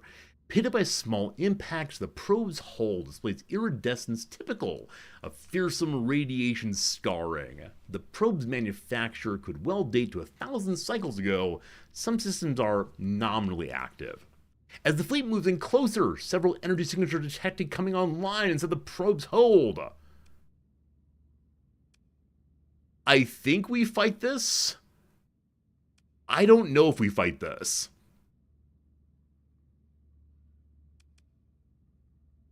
What's the point of having these giant 14th Battalion Regiment Army ships we're not going to fight? Here we go. Save beforehand? Never. Never gonna save, etc. Alright. Hail to the Queen, baby. I should move my officers over. They're not in my big new ships. Hammerhead online. Drone tender, tiny baby, let's go. Okay. Everyone but the civilians and the tanker, we deploy. Okay. Need to give a mission to these things. As usual, defensive mission's the way to go. So we'll have tiny little drone friend, defended by the shuttle, the combat freighter, and you. That's the wrong ship. Sorry. One more time. You all defend each other. Good. And then our 2 big ships, I'm going to put on assault, I believe. They're automatically that way. I guess I'm going to defend me instead. You know, let's go and cancel all assignments. Let's try again. It's too confusing right now. Cancel all assignments. How do I do this? Oh, that's the green one, maybe? There we go. So all stopped. Okay, so you are my little drone buddy. The Poodle and the Combat Freighter, you two protect that one. Good. The Wolf class I'm going to trust to act on its own. Always does fine. I'd like to have the Eagle class, the Enforcer class, and the Hammerhead work together. Is there a way I can tell you 3 to work together? I don't know. Okay. Leave them as is. Welcome, everyone, to the battle. Apparently. You might recall we're flying a very, very slow ship. We'll find some soon up. There we go. All right, so we see some things. One is there. One is here. We see no shield so far. Lots of big ships going that way. I'll rotate very, very slowly to the side. And which of my weapons is good against armor?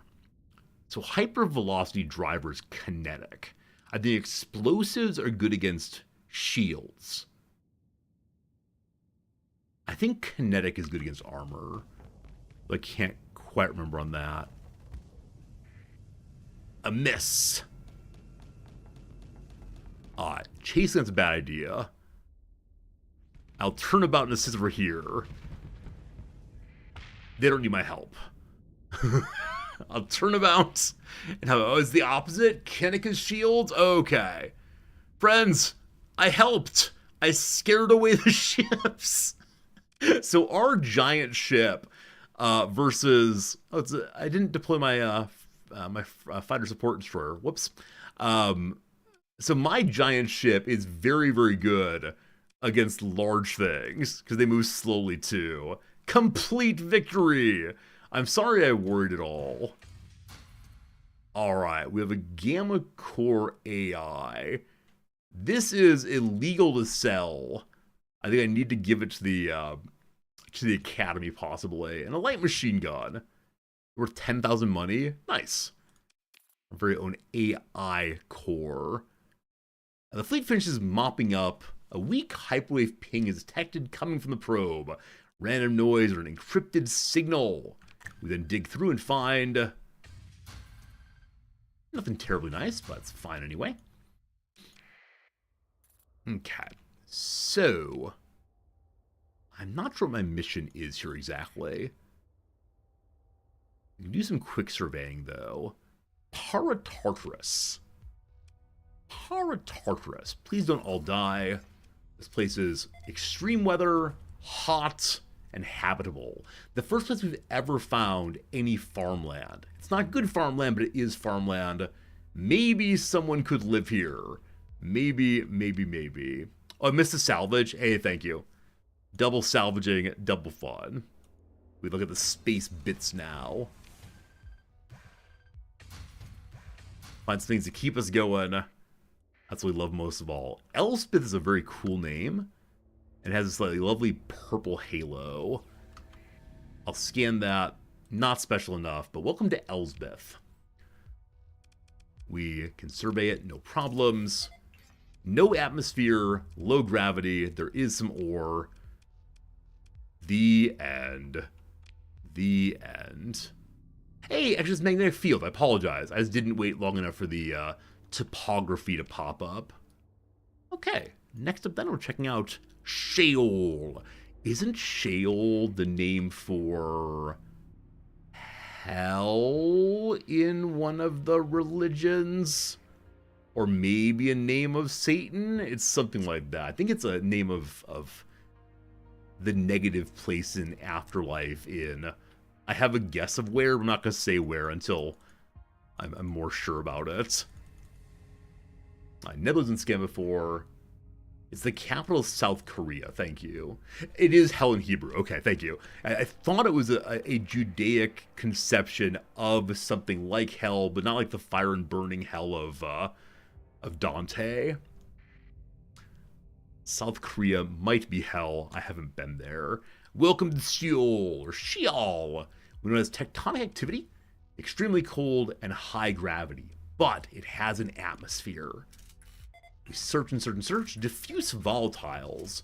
Industrial aggregation, industrial extraction may be possible if things blow up. Lots of ore and lots of rich ore. With transplutonics. Lots of experience and some new data. We could colonize. I say on every place we go, you know, we could colonize that over and over again. Okay, so everything's been scanned here. What was my job here, actually? Was it just talk that probe? No, it's a probe in an accretion disk in the heart of the Volok system. Is this an accretion disk? I don't know that phrase particularly, but I can imagine that the gravity around the star brings in accretion, sure. Hey, CT, the haircut did happen. After 6 months, I got a haircut and a shave. Hey at me. Hey at me. Initial scan. It's on the far side of the sun. Also, we can level up. Hello. Meemaw levels up again. I've sort of been choosing, not randomly, but without as much intention as previously. So I think I'm going to go sensors in order to get to the next level of blue. Like, more blue, more good. I like technology. Number 2 is I see you, little fish. Our whole fleet is less likely to be detected, but has better sensor range, and can move faster while moving slowly. Cool. I like it. Like it. Thanks, miss. Me too. Can you build your own faction in this game with different fleets? I believe that you are locked to only one fleet in this game. Now, I'm not 100% certain on that. Maybe someone else can let me know if I've missed some knowledge. But the game has complexity, but not that level of complexity. You can have multiple bases, though, if you want to. A number of broken down ships. Are they broken down from this probe? Let's explore and see. Number 1, you are a kite shuttle. I don't need kite shuttles. Good. What else we got? We made 592 money this month. Great. You are another shuttle. No problem.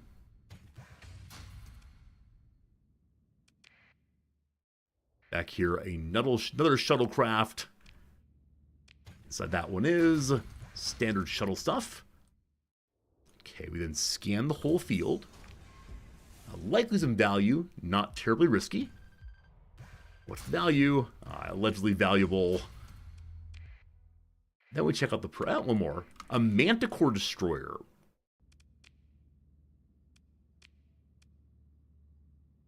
It has a bunch of long-term damage. Strike Destroyer. I'm guessing this would be an upgrade on my little shuttle I'm using right now. But for right now, we can salvage it. I'm guessing we can go buy new ships instead. Probably a better way of going. And speaking of ships, I just remembered, I have these 2 giant ships that are thus far unnamed. Also, I should put different characters on them. So we've named all of the ships after things that a grandmother would like. Except for Fumble Glory, which is a great name. The name Fides, I find delightful in some respects, but no. Team, I need your help. What's a good name for one of Grandma's ship? The Attitude Adjuster. I love that. Yesterday, Zillion helped me to find a really nice trade deal. So the Attitude Adjuster is a great name. Thank you. I'll take that for sure, Zillion. Thank you for your generosity and help me learn the game. And then for the Support Destroyer, you want some cookies? Alright, Grandma's got some fresh baked cookies. This has all gone too far, but thanks, I love it. Good job, chat. Good job, chat. Thank you, chat. Alright, we need to move our commanders over. So, this person only has ballistic mastery. This person has all kinds of aggressiveness and such. You're going to go and run the Eagle. And the other little buddy here, the fresh baked cookies, because old ship, I'll give it to my level 1. Mentor. Mentor an officer, increase their experience gain, and give them a wide range of skills to choose from. Oh, spend a story point to help Sharon grow up. You know what, Sharon? I will help you. I can help them become more cautious or aggressive. Steady on, steady on, steady on, my friend. The probe. The fleet approaches the probe, finding exactly where Academician Sebastian's mission specs told you it would be. What's odd, however, the derelict ships and debris surrounding the probe's position. Sensor sweeps confirm the derelicts are indeed derelict. They're recent, well within the probe's mission operation period. You'll order all stations to alert. Order further active scans of the entire volume with all telemetry logged to mission file. Reports come in from the bridge crew. Sensors, tactical and ops. A small fleet seems to have been torn apart by highly energetic discharge. Weapons fire? Maybe, but maybe not. Did 2 groups of scavengers fight over right of recovery? Did one fleet turn itself? It does happen. Did the probe defend itself with some domain-era ultratech? Ma'am, your operations officer draws your attention from reports spread across the display.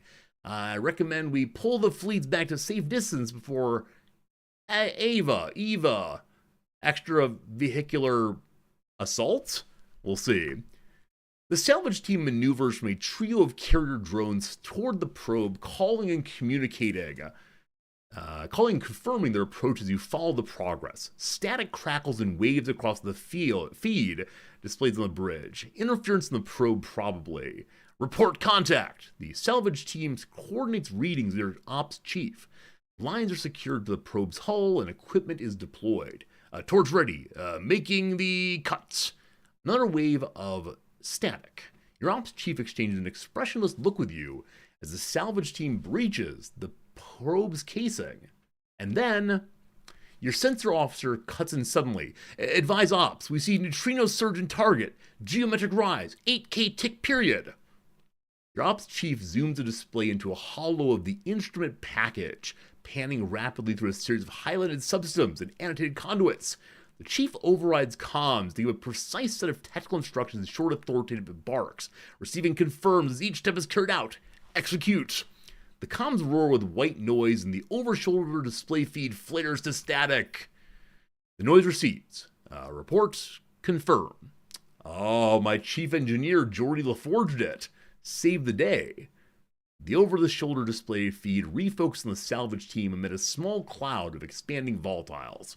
One figure is applying sealant to another as a damaged cutting torch drifts on an equipment line. Report Blue 5 minor suit damage. Integrity good.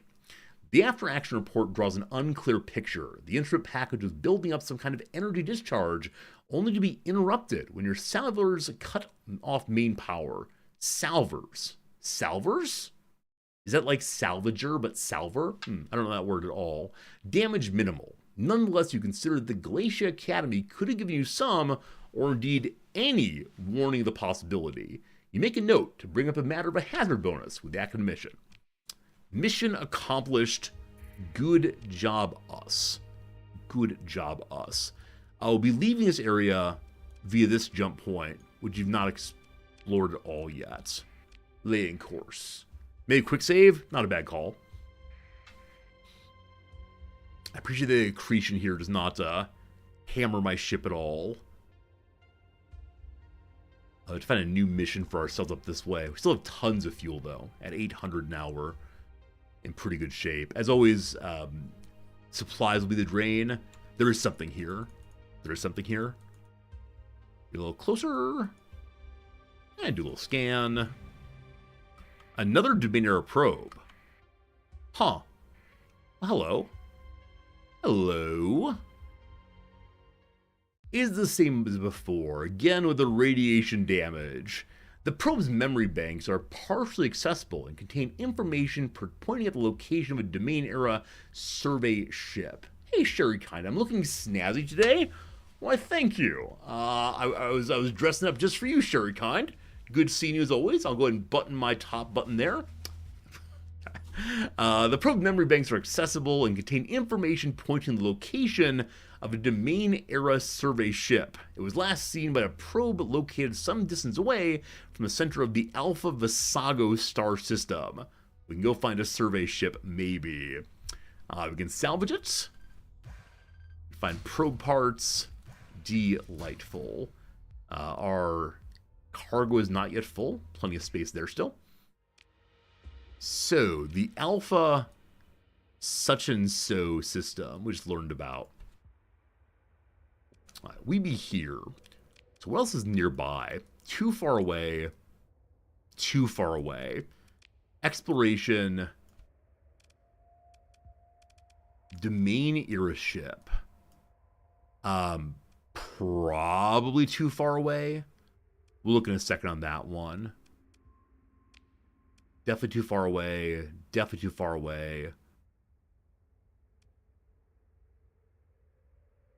Oh, very close by. Wait, where am I? Oh, I'm here. This is close by to other things on the east side. East side. Space East. Maybe eventually. Pirate base, kind of far. Kind of far. Cool. There are bounties throughout this area, up in Luddic space. Yeah, I believe what I'm seeing here is it's a good idea for us to go back home now. I mean, do a little bit more exploration, then go back home and set out from the east side or right-hand side or this direction of the core next. Cool. So, what is the next nearest location to scan? Right there, the Alpha Mel Texet Red Dwarf system. And we do have still a tremendous amount of jumping back home power, but it is going away with every day. So as we go farther away from the core, we need to do a better job of making sure our fuel is still around such that we can then head home safely. You open the game, realize you need more sleep, make sense of it. The game's got a lot going on. It's really fun. I really enjoy it, but it does take, at least in my case, a few rounds of substantial failure to get oneself a chance of figuring out anything at all. But it's absolutely fantastic, though, if you can get over that initial hump of learning the basics. To be a master, though, a person who knows what they're really doing, takes more work than I have done so far. It's great, though. All right. The fleet approaches another probe. What's inside? Just some junk for us, and I thank you. Okay. Right next door is another probe. So this area... Oops. There's a further scan here. There may have been other ones I missed. Salvage and salvage. Never quite know when double salvage is possible. Our inventory is now full. So, the transplutonic ores are worth substantially more, about double of what the raw metals are. So we will probably start switching over from carrying metals into more transplutonic ore if we can find it. But for now, who knows? Who knows? Who knows? On we go. So the domain was deeply interested in this area. Alright, this is one where as we move in closer, there are automated defenses. 4 of them this time. A bunch of drones and such. Fight it out. This time our pilots. Wait, I'm missing a pilot. I definitely have two officers, but one is missing. One is missing. May I fix that before we go into battle? No, we're in the battle mode. No, now we have to go in. So one of the officers is just hanging out, having a good time, unfortunately. That's all right. That's all right. God. There's the fleet. 40 supplies so far. And I've given no orders. We're fighting against a few drones. I should give some orders, shouldn't I? So we don't all end up going off on our own. This is a support fighter ship, I believe. We'll have to go and support me.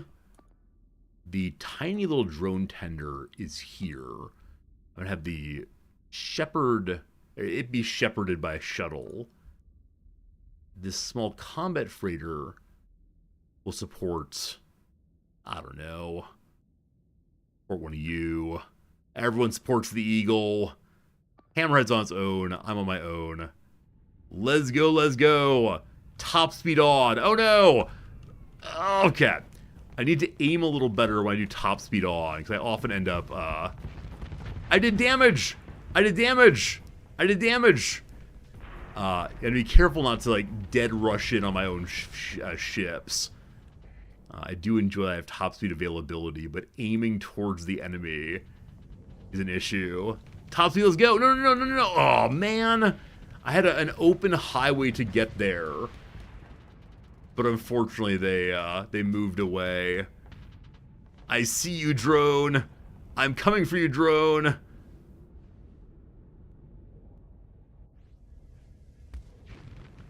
Ah, barely missed. I would have done some damage there. Alright, I actually helped someone today. We may have rammed into something also, but that's fine. A complete victory! What do we find this time? Vulcan cannon, light machine gun, a mining laser. So of these, the light dual machine gun is 400 money for 2 cargo space. So I'm going to bring that on board. I want to have the supply, of course. I'm going to bring all the supply and those on board, and then drop some metal behind. Cool. Cool. Sounds good. Your fleet finishes its approach without further incidents. We look inside and find another Domain Era survey ship. We can salvage yet again. Constant salvaging. What a good time. And there is another salvage here as well.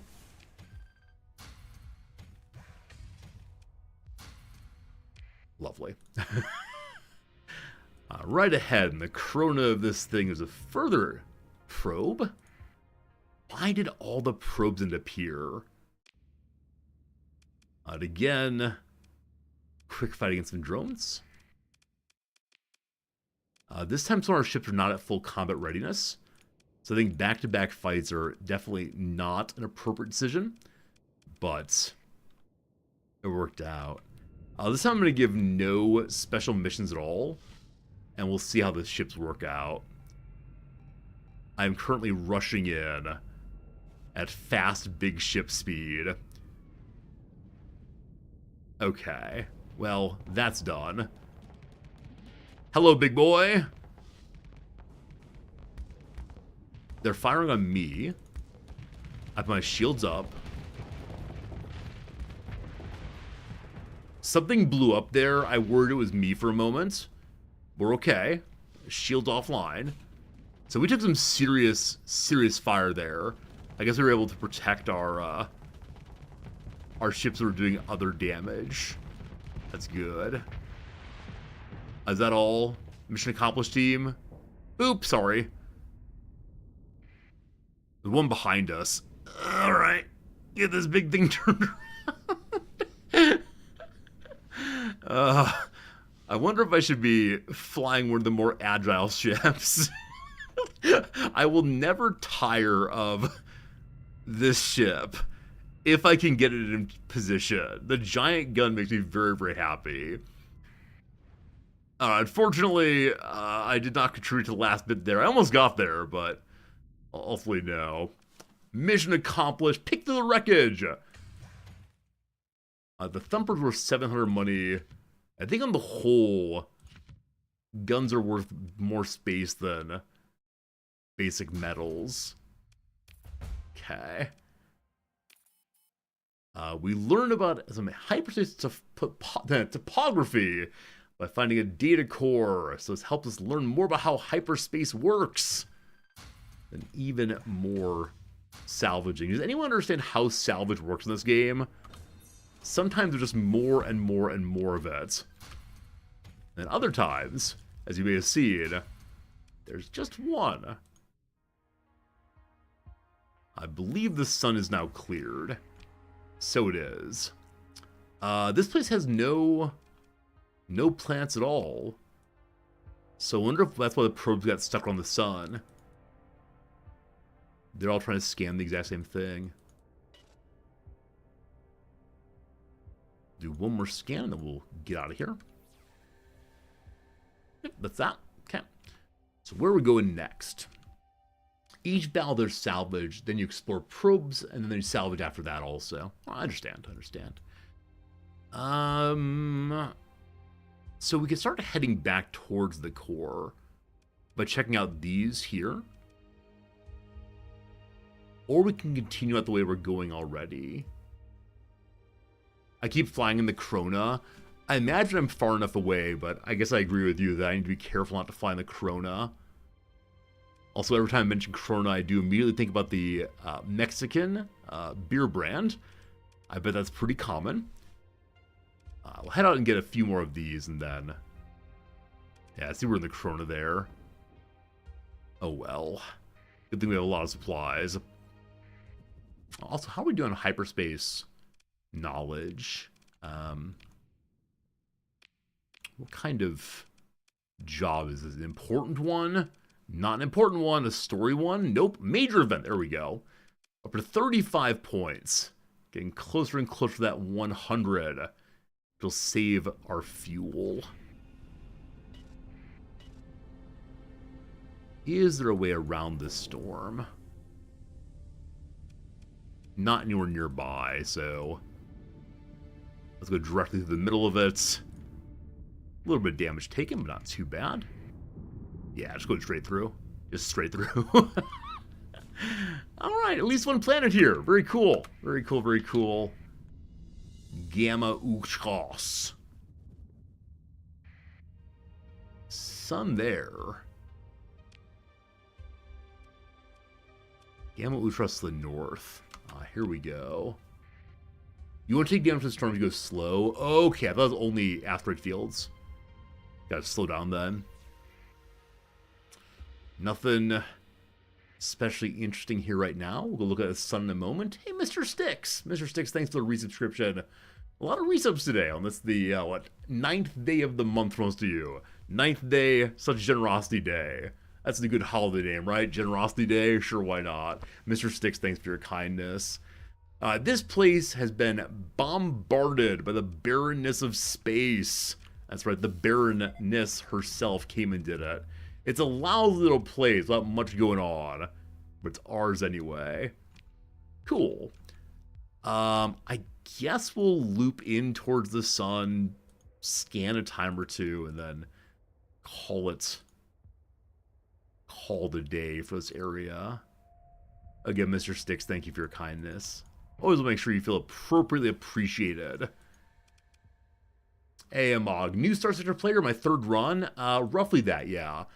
I had a couple runs at normal difficulty, and then said, oh, but wait, I am new and bad at this game. If you push the slow button too hard, you did stop. That's no good. But it's true. Is it a Magi Best Fox?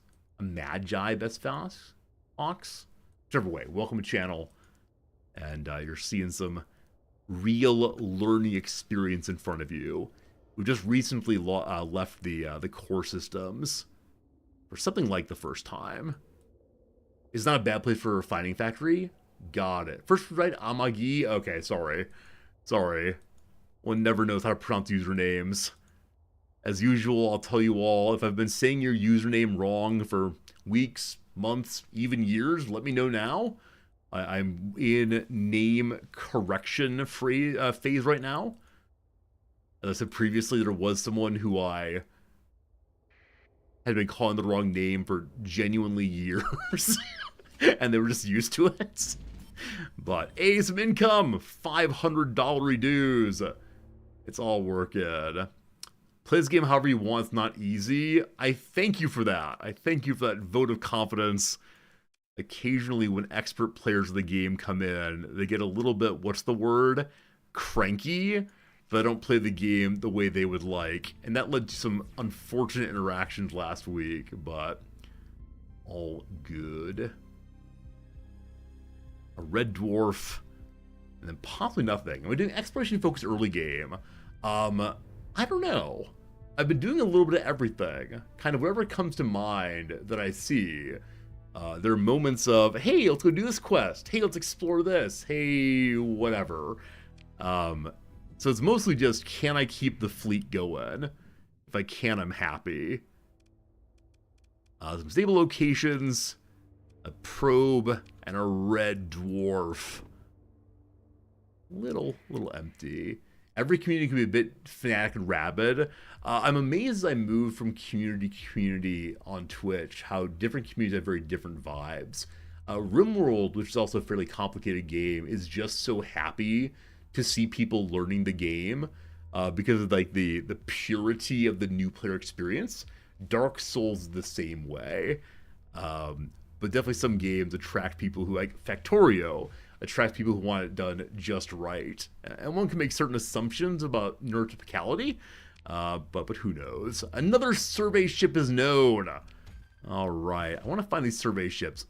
Again, though, another Gamma Core.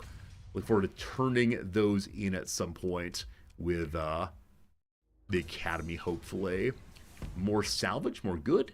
It's true, Mr. Stick. I did see there's a new DLC or expansion coming to RimWorld pretty soon.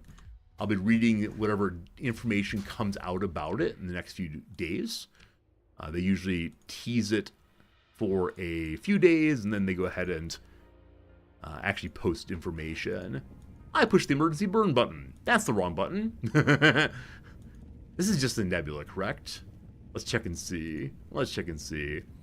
Yeah, we opened with talking about the new RimWorld expansion. It is something I'm looking forward to talking about at least, but not much to say past that. Is it pure vanilla? Yeah, I almost only play modless games. Yeah, and you can make assumptions about that one, but I do enjoy playing the game as God intended it. You haven't bought any RimWorld DLCs, you might be too far behind. Sorry. Yeah, I think it's the case that like any of the RimWorld DLCs work fine as standalone. You don't need to own all of them. The game in vanilla is totally good also. It is a fun one for sure. All right. Another place fully learned about. And so return to the sector screen. And I'll hit here at Alpha Ukaros. My intention is here, and then probably here and head home. We'll see.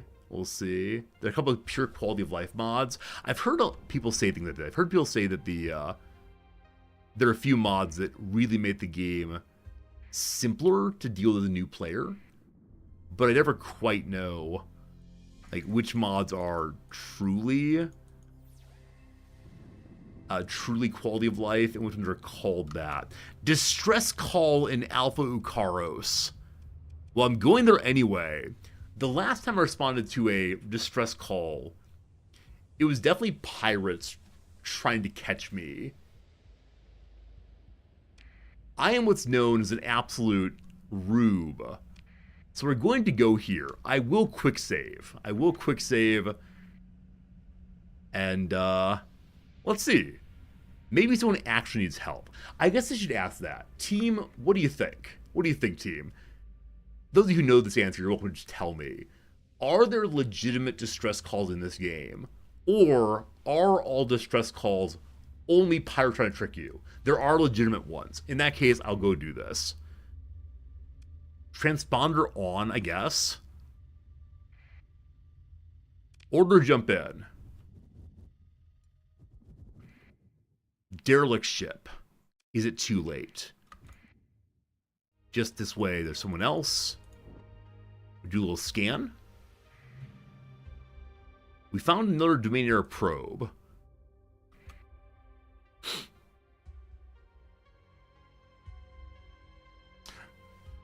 Hello. So, it says unidentified fleet is pursuing my fleet. It's 3-star danger. That's not 5-star danger. So they have what looks like 4 real big ships. One of the big ships has 2 poking forward parts. Other ships have drones. They got some fighters. When was last save? Approximately 30 seconds ago? Yeah, not too long at all. Not too long at all. Well, that's a shame. I wanted to help. I felt good about helping someone. They're proper warships. They do look kind of big, it's true. Alright. So we're gonna turn a dime. Ah!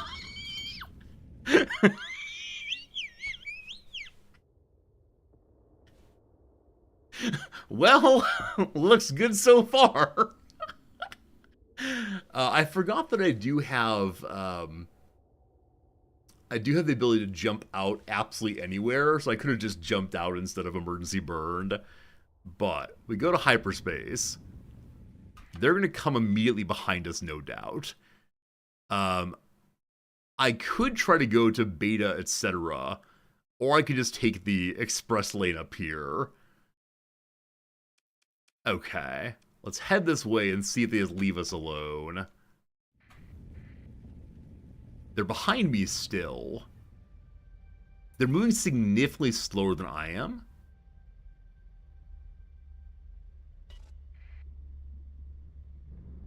Do we think they're going to fall us inside? Or may I return to my work? My noble work here. Oh my goodness. 1, 2, 3, 4, 5, 6, 7. None of them are friendly water worlds.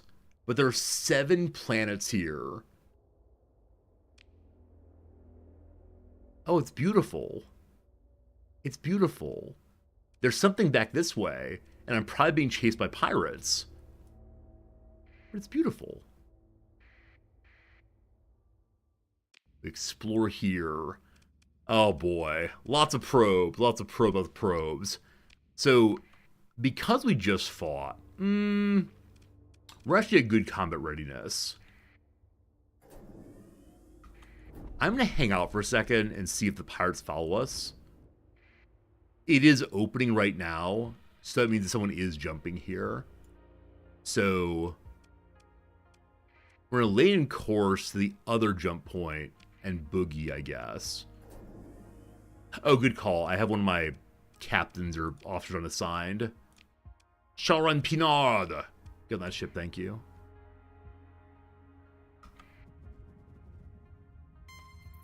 Interdiction. Haha! Just out safely. Didn't even need to emergency burn. I want to come back here so badly. Do I have time to stop? Oh, turn power off, thank you. I turned it on to go say hello to the, people who were save. Okay, this is me being slightly greedy. There's something up here. It's another probe. Hello. It's a probe. Blah, blah, blah. We know more about a Domain Era survey ship. Gotta look on the map about that. But good and full again.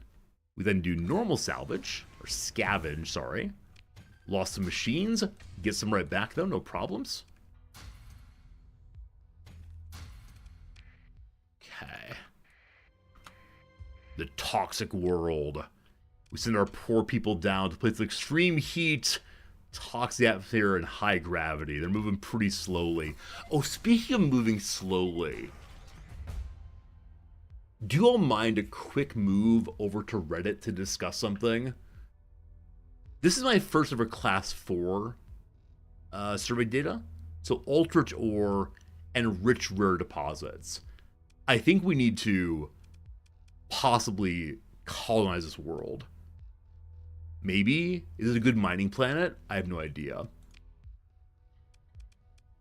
Maybe I want this. 38% accessibility seems pretty bad. Never mind. Cat. Regardless of whether you want to see a quick transit over to Reddit, friends, there's an ad break coming in about 30 seconds. So it'll be filling the ad break, no worries. Where's my screen? Where's my chatting street? There it is. Okay. So, Thriller Dance Underwater. Did you see this yet? Of course, we read it on Reddit. Nowhere else. Synchronized swimmer Christina Makushenko performs underwater dance on Michael Jackson's Thriller.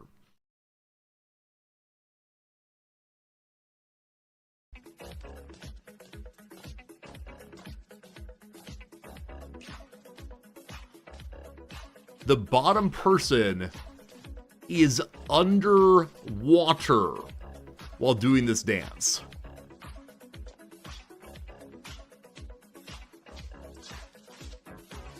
Truly, truly amazing. Now, definitely it's the case that hers is sped up because it's very, very hard to move that way underwater, but still insane. I saw that yesterday and said I must show you all, and so there it is. Absolutely crazy, absolutely love it. Thank you, Reddit, for showing me good things occasionally. I will now take your boo Reddit comments, though I know many of you are there as often as I am. It's really, really impressive. Ad break is here, so time for a quick little ad break with crossword content, and then back to our proper game once more, I promise. Actually, just slow her down. She's the fast woman out there. With that said, it is the case that my YouTube VOD will probably be demonetized now because I do not own the rights to Michael Jackson's music. Who would have thought it? All right. We're doing crosses right now, I believe, and just see what we can get off of that. So Winged Diver. Some kind of bee, maybe? No idea. Something catchy. So like a mitts, a baseball mitts catchy, we'll see. Cobbles in a way, reshoes. That's what cobbling is. Chemicals produced in the liver. Things I do not know include chemicals produced in the liver. Netflix co-CEO Sarandos. Is it an Ari possibly? Blank pan. I don't know. Was that Melissa Beecraft? No, someone with an Eastern European name. Hey, thank you for knowing who that was. Makushenko, that's the name. With force. I mean, violently is a kind of force, isn't it? Too long, though. Also, I think I just wrote violently. Like, I wanted to write it violently, like the color violet. A spectacle, a show, moment of interest, not sure. Who knows where briefly? I am lost. I mean, BFE, I believe. Title for Lewis Hamilton. He's a sir. Never mind on what I was saying a moment ago. Who knows where? I'm not sure. Acrobat Creations. I believe you make PDFs in Acrobat. V for Vendetta, Heroin Hammond. Do not know. Make sure you get your Guy Fox masks on. We're all going to go protest Scientology. A bowlful whose mock form was served at Lincoln's first inaugural luncheon. So some kind of soup or desserts or a mock version of X. So there's certain birds that are called mock dash whatever, but it could be like a mock vichyssoise that substitutes in a different meat. I have no idea. A cheer practice necessity. I mean, you need some chants. You need some pom-poms. How do you all spell this thing? What is it called where you are from? The holdable, flashy plastic pieces that are held in both hands, like rah, rah, rah, let's go team. In certain parts of the U.S., they are pom-poms, P-O-M, In other places, they're pom-pons, P-O-N-S. And I don't know if that's regional or what exactly. What else do they need, though? For cheer practice, no idea. Texas Rockers blank Lonely Boy. Los Lonely Boys. 3 more in the back of the game. A quaint agreements. So it's some kind of like yes word, probably I, possibly. Last one for now, narrow inlet. Narrow inlet is a key, I believe. Okay, quick check on this one, make sure I'm not making things up. Pom-pom versus pon-pon. There you go, team. According to the AI, the correct spelling is pom-pon. One word. The word pom-pom is a common misspelling or Americanized version of the same. So where does this thing come from? Allegedly? Oh gosh, I'm sorry, Wikipedia. I have no money. It comes from a French word pompon, which refers to a small decorative ball made of fabric or feathers. So it's taking a French word and then Americanizing it by, I mean, N and M are hard to hear differently sometimes. Like easily understand someone saying pompon, and the desire to have consistency, pom-pom, wins out. So definitely Americans generally say pom-pom, where pom-pom is the French word that was used initially. Delightful. cheerleading innovator Lawrence Herkimer, received a patent for the pom-pom in '68. He called it the pom-pom, made of crepe paper initially. Cheerleading innovator. He created the Herky cheerleading jump. What's a Herky? He invented a jump. That's an amazing thing to claim. Yeah, it's a split jump. So I've never been a cheerleader. Have any of you? I sort of doubt it, but if so, that's totally cool. I want to know, when people are trained on jumps, do they still call this the Herky? Or is it instead called like the splits jump or something? It's from 2015. The person died recently, so I'm guessing Herky is still used. Huh, fascinating. I doubt my community. It's not that I doubt my community, but like, if I were to say, are any of you illiterate? I doubt that any of you are illiterate.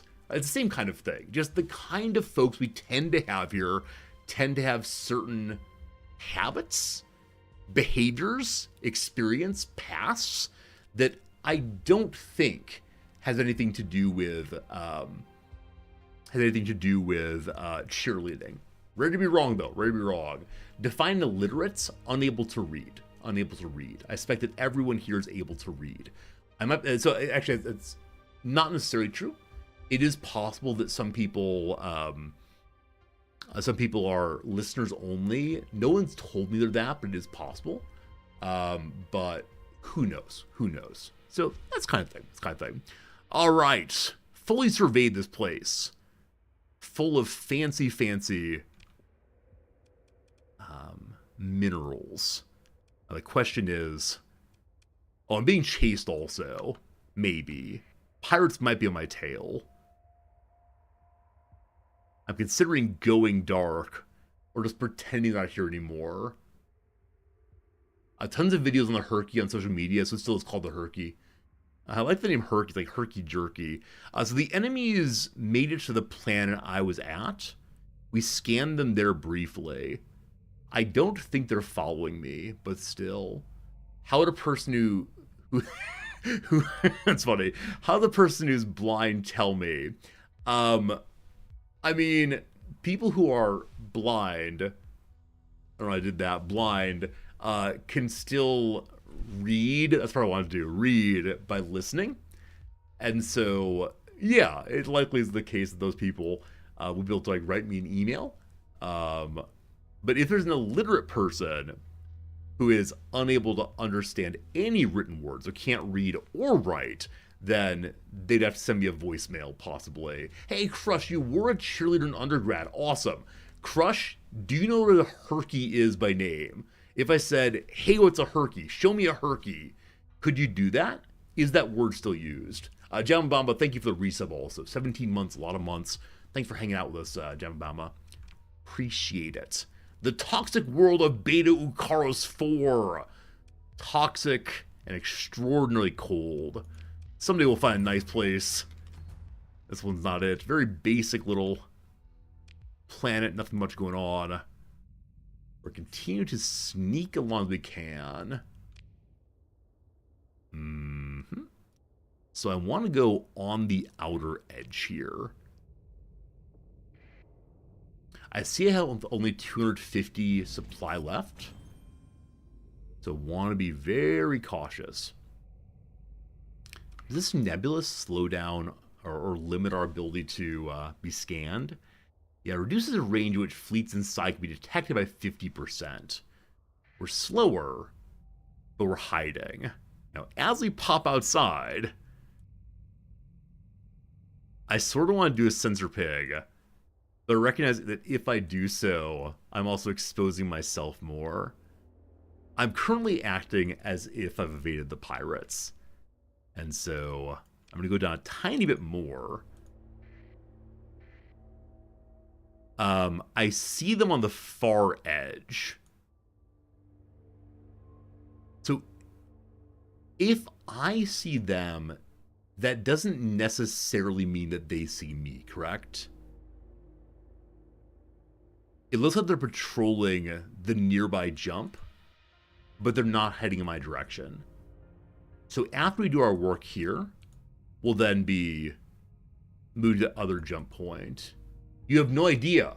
Crush does not know the Herky. That's fine, Crush. So probably the case that some teachers of cheerleading, coaches I suppose, teach their people certain jumps by using traditional names, and others say, here, do this with your body. And the students say, I can do that with my body because I am limber and young and supple and able to move without hurting. This is the thing I try to impart on younger people. You do not know how much your body can do right now. Even if you're a big old nerd who spends all day sitting in your chair, you are still functional in a way that you will not be at age 40.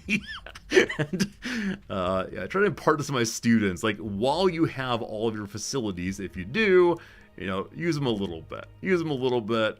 You'll be happier that way, probably. But we'll see. At the bottom left, there are 2 green numbers. I can see them there. Sensor detect range. Okay, so we can sense at 1287 and be sensed at 618. Cool. Another barren world. How barren is it? If I give information to a particular faction, like if I give the reports on a really good planet to a faction, will they come and colonize it themselves? I guess the general question is, do factions colonize in this game? Or am I the only colonizer? Not in vanilla? Cool. That's probably something a lot of modders would really enjoy doing, is making sure that this space is a little bit more active, I suppose. Makes a good deal of sense. So I have a great desire to push the let's scan button over and over. I'm also down to 141 supplies. I'm using supplies to explore planets. I totally forgot I'm doing that. Okay, there's something over by these planets. It's not a fleet.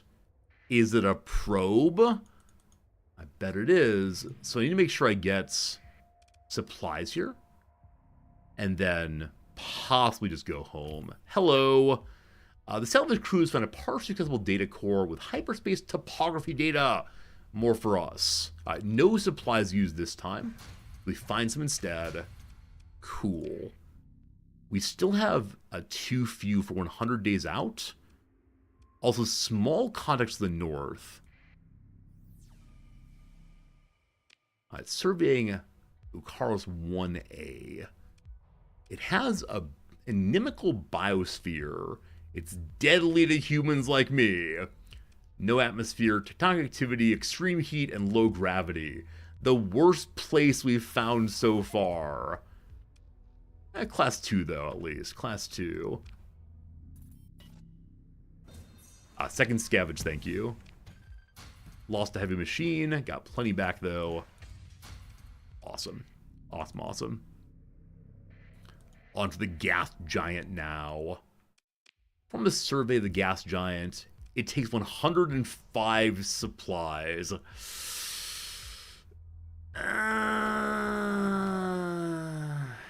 Probably shouldn't. However, another probe. Hello. Another domain era survey ship. There's last time the probe located inside a ring system some distance away from the center of the Beta star system. So are we getting a lot of different bits of information about the same ship? Or is it all different ships? We'll see eventually. Ooh! What's that? Organics.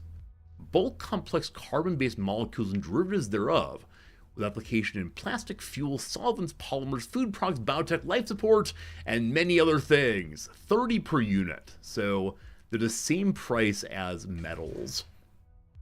But let's diversify. Fun. Okay. The plan I was looking at had dangerous enough environment to threaten humans.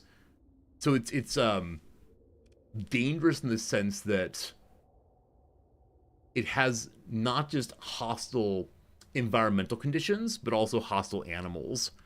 Wow, that seems pretty bad. Pretty bad.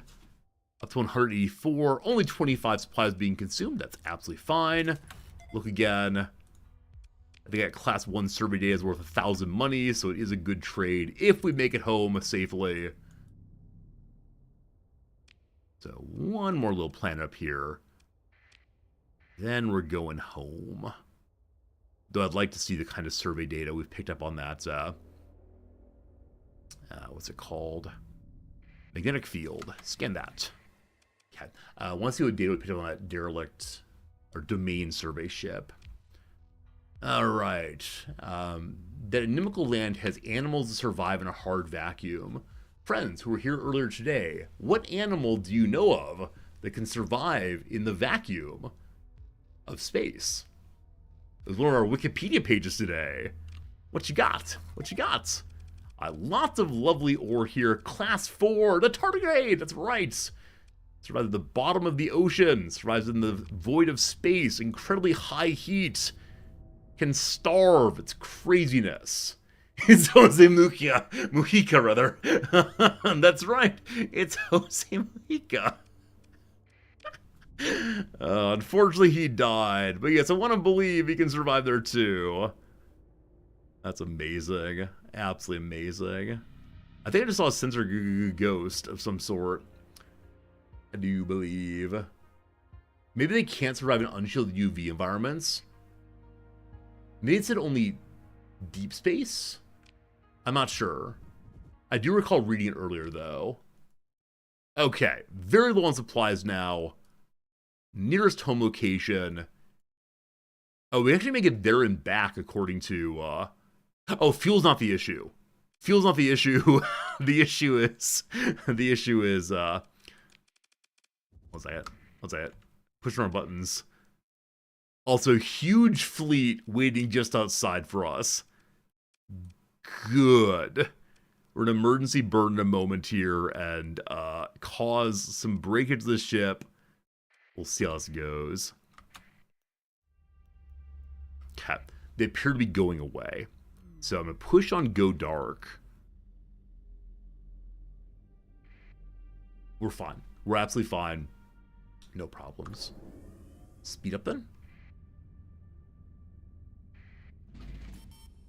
Have I fully explored this place? I have.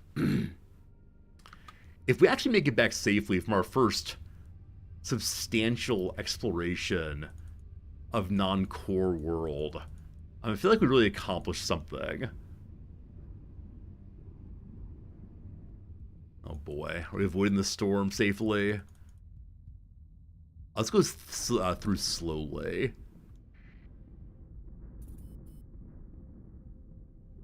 So slow is now speed 7, it looks like.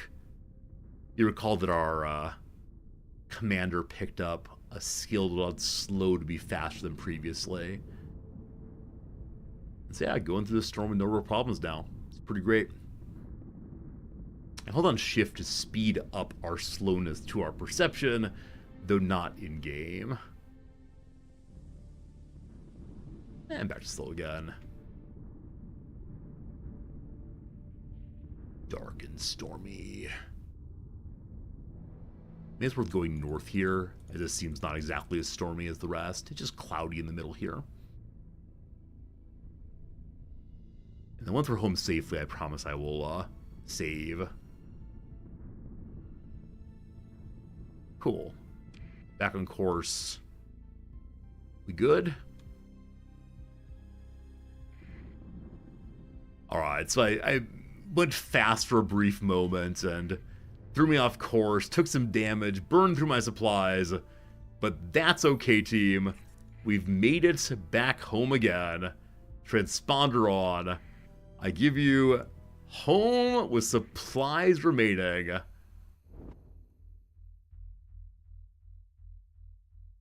Transponder on. The police are happy. I'm happy. Let's see what we can sell here, there, and everywhere. I believe I can give the people here the AI cores, but I want to continue. They're legal to sell here. I want to continue bringing them to the academy if I can. So the class 3 data will give me 5,000 each. The class 4 data, they'll give me 10,000 each. Wow. Wow, wow, wow.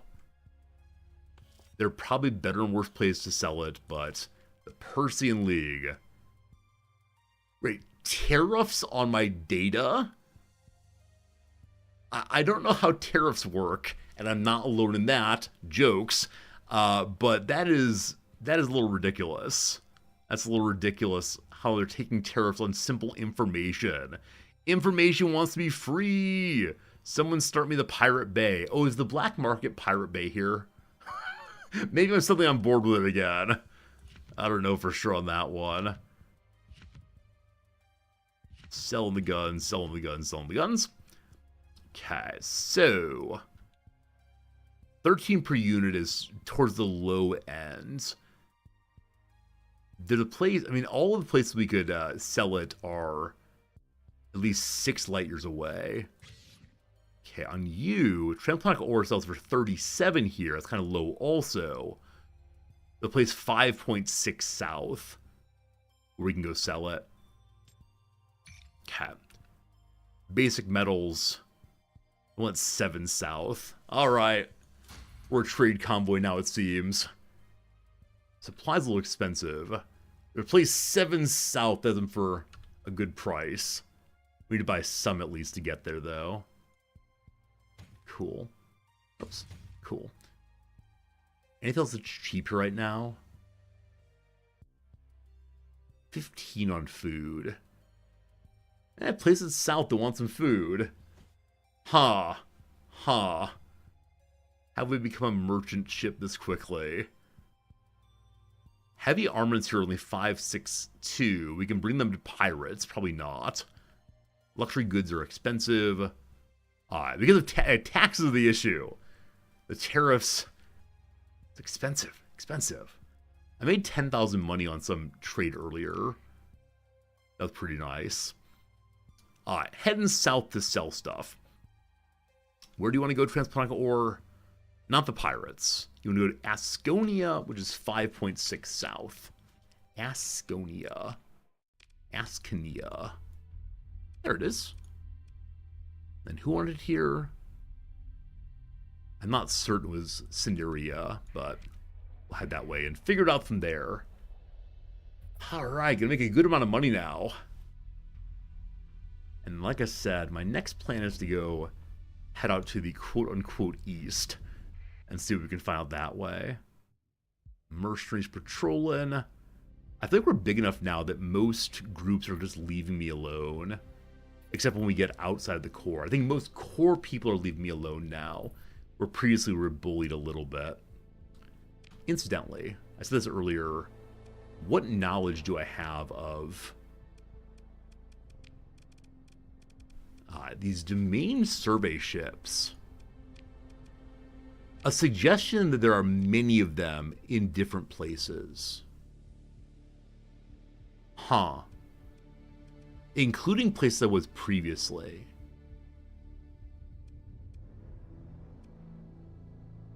I believe that Alpha Ukaros here is the place that was full of pirates.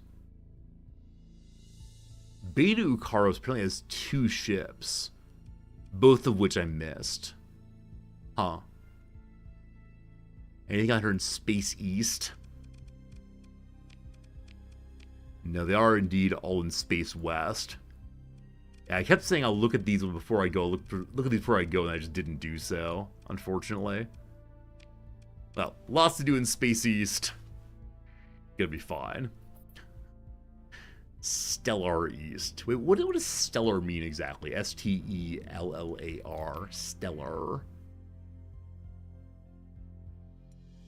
I think I should know that.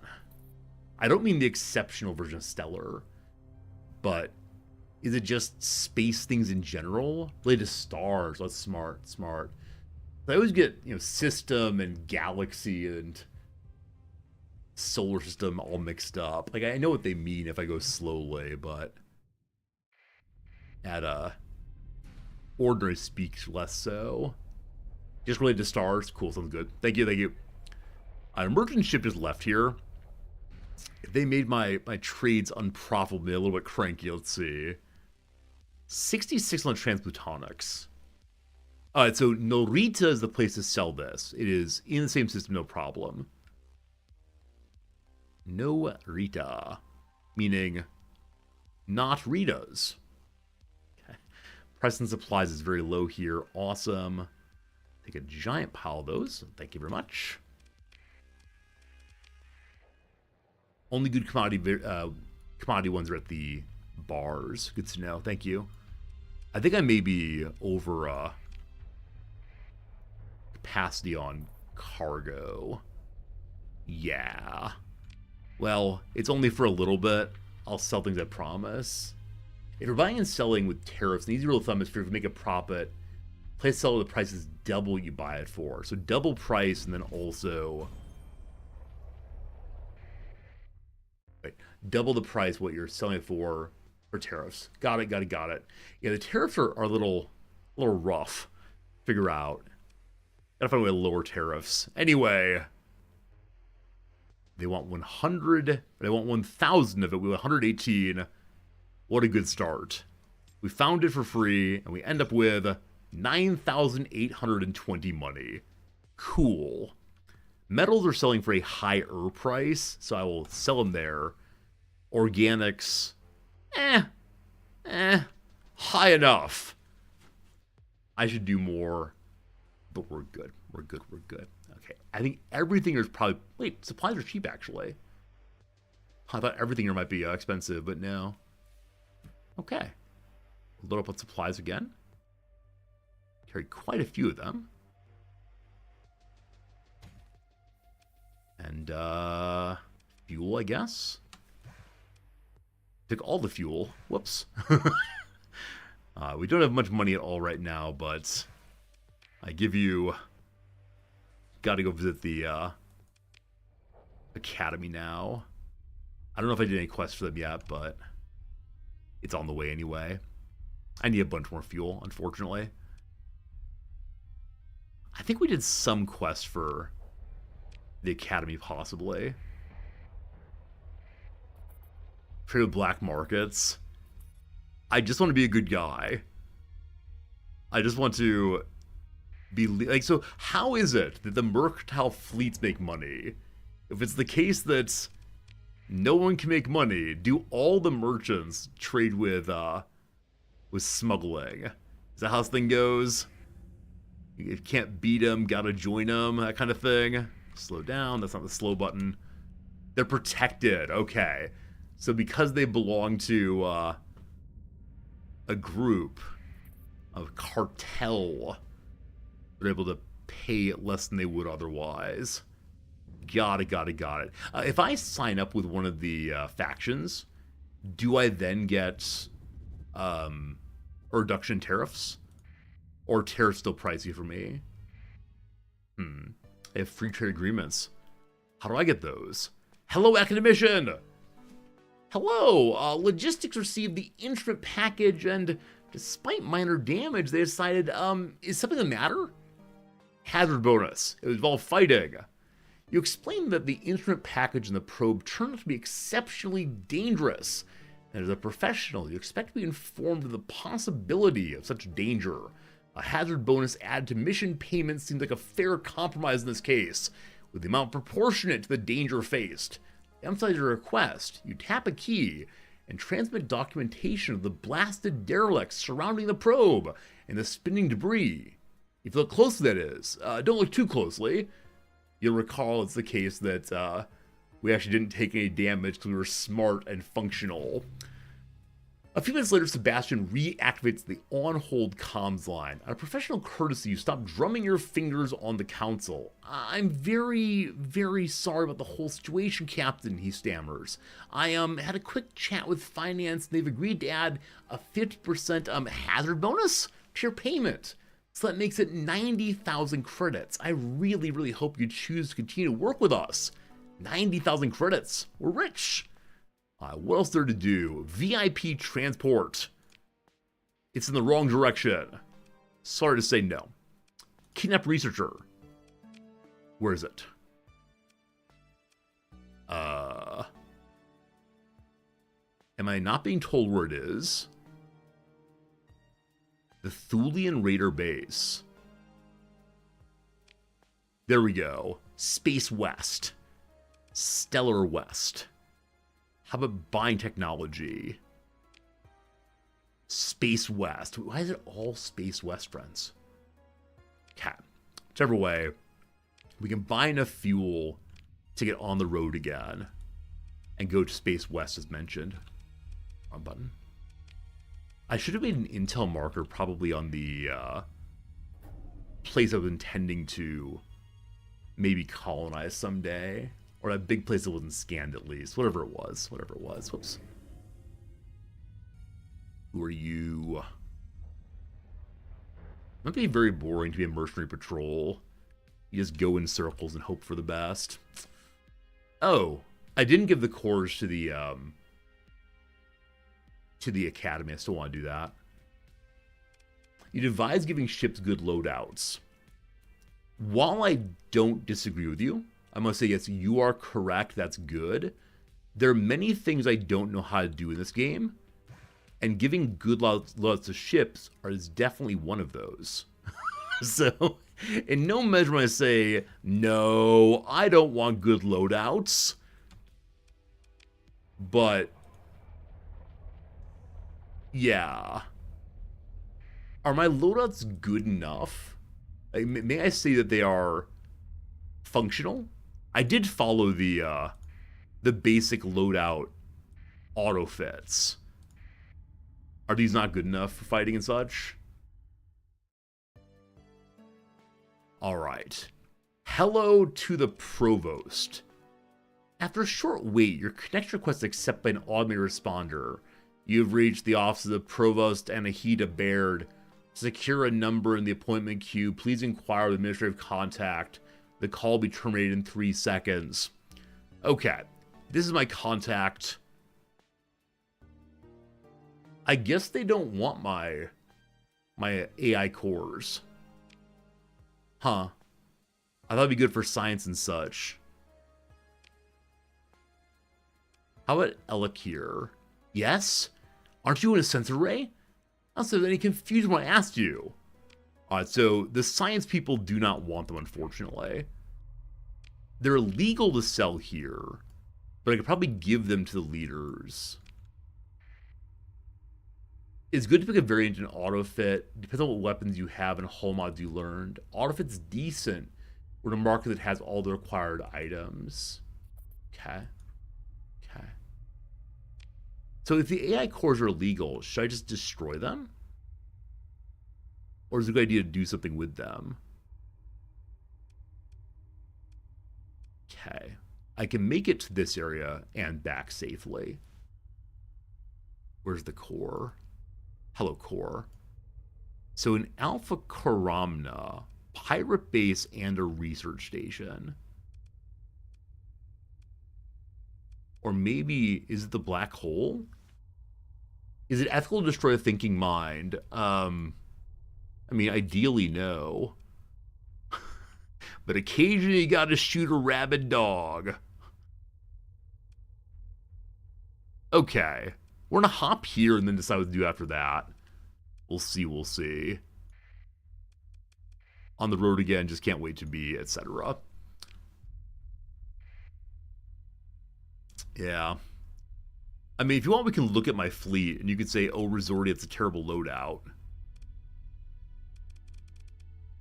Look.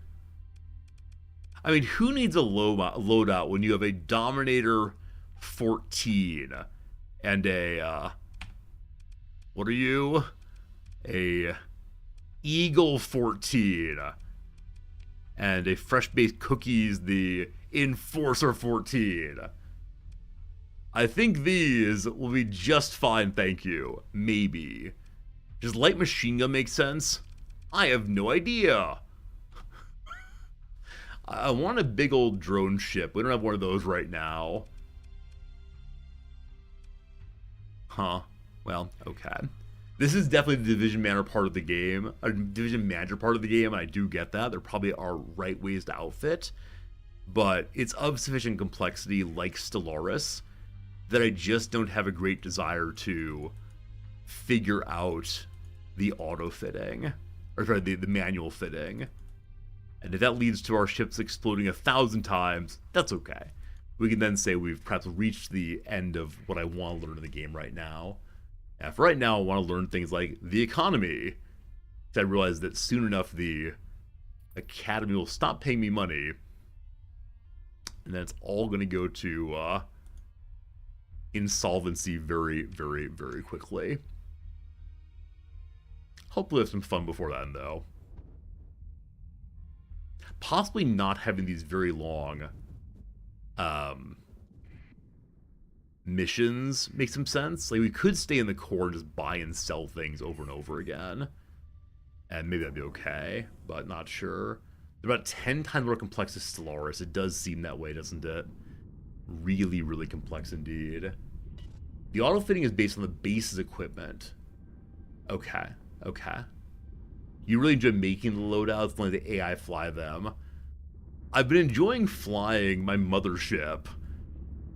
Even though the majority of that is really just watching the AI play. So maybe that's the fun part for me too. We leave the core. Out here, might have to flee some pirates. Might get ourselves at least one good fight.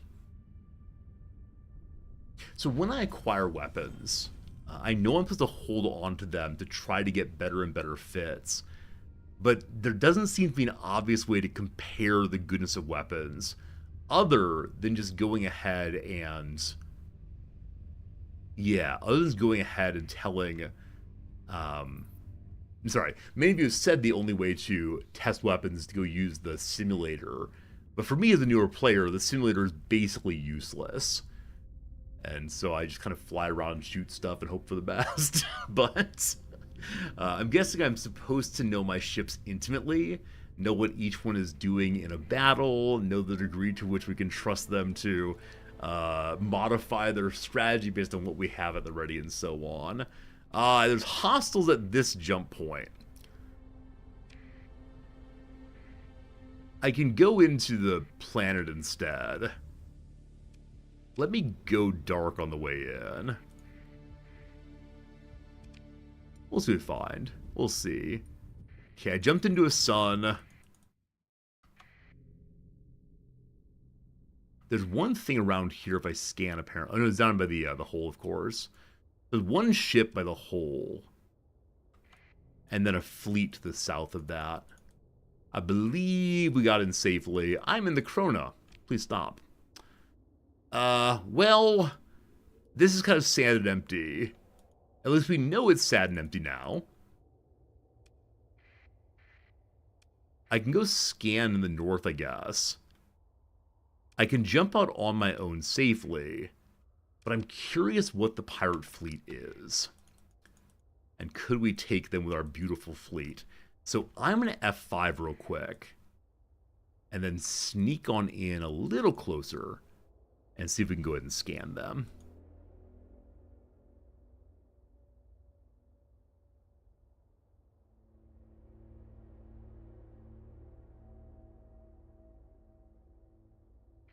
A derelict mud skipper. Approach the derelict ship, showing signs of damage. Is it recoverable? Probably not. Surely that was worth our time. Okay. There's a stable location south of me. Maybe there is no fleet here anymore. So, like, there is a fleet just south of here. There's also at the exit as well. Okay. Is this a fleet? It's moving towards me. It's two fleets. It's two gigantic fleets. Well.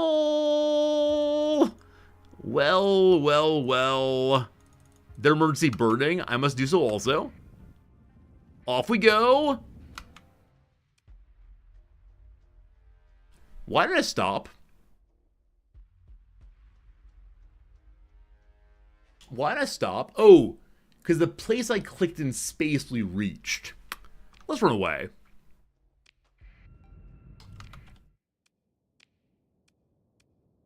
Yeah. I put my go here right in front of my ship. And so it went very fast for a brief second, and then just dead stopped. I did F5 a moment ago, yes. Absolutely intentionally. Yeah, it was merely a minute ago or so. So I'm gonna go ahead and loot the thing I looted before, and then not go look at what's down to the south. And it seems like there's a fleet just outside the door. And we'll not be leaving here, but go jump in the east instead, I believe. Yeah. Dying due to misclicks. Always a little embarrassing. The kind of thing that makes me glad that we are not playing on Iron Man mode. I asked last week, those of you who play this game often or watch this game, do you see people playing in Iron Man mode? And I was told that often Iron Man mode is simply a experience of pure self-flagellation and not fun at all. Okay, there is a fleet on us right now. It's coming very fast. Let's look at the map. Okay. I don't know where they'll follow me. I sure do want to see the black hole in the nebula. So I'm going to need to emergency burn. I'm going to go to a black hole. No, a nebula is better for avoiding sensors. Going to the nebula of Beta Comana. A place that may have a research station or ship or something. So we push emergency burn. That's the wrong one. Emergency burn. And we are faster than they are. Barely. Okay. Do I attempt to keep burning? As always, how long will they follow me?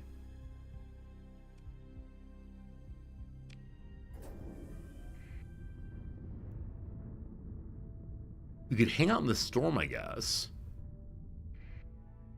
Okay. Traveling more slowly, reduces fleet speed, reduces range as fleets be detected. So I can break off from my current path and go wildly in the wrong direction, guys. Didn't slow down. I don't know if they assume if I maintain my current heading or what exactly, but we can go for a loop-de-doop-de first. And then eventually go to the black hole or the nebula. It's slowing down. We still have, 500 some supply, so we're okay. I mean, fuel becomes the issue, especially it's being consumed quite a bit more here. So let me get out of here pretty quickly and hope that piracy has been not defeated, but avoided again. Oh, what's this red spot? It's still just hyperspace. Okay, so nothing especially interesting. I don't want to go into the gravity well, I don't believe. Oh, that's a planet seen from hyperspace. You can see planets from hyperspace. Is it possible to go to another planet without going to hyperspace? Like, if one stays at the system level view and you go to the east, will you eventually run into another solar system? Or do you have to go hyperspace to go from planet to planet?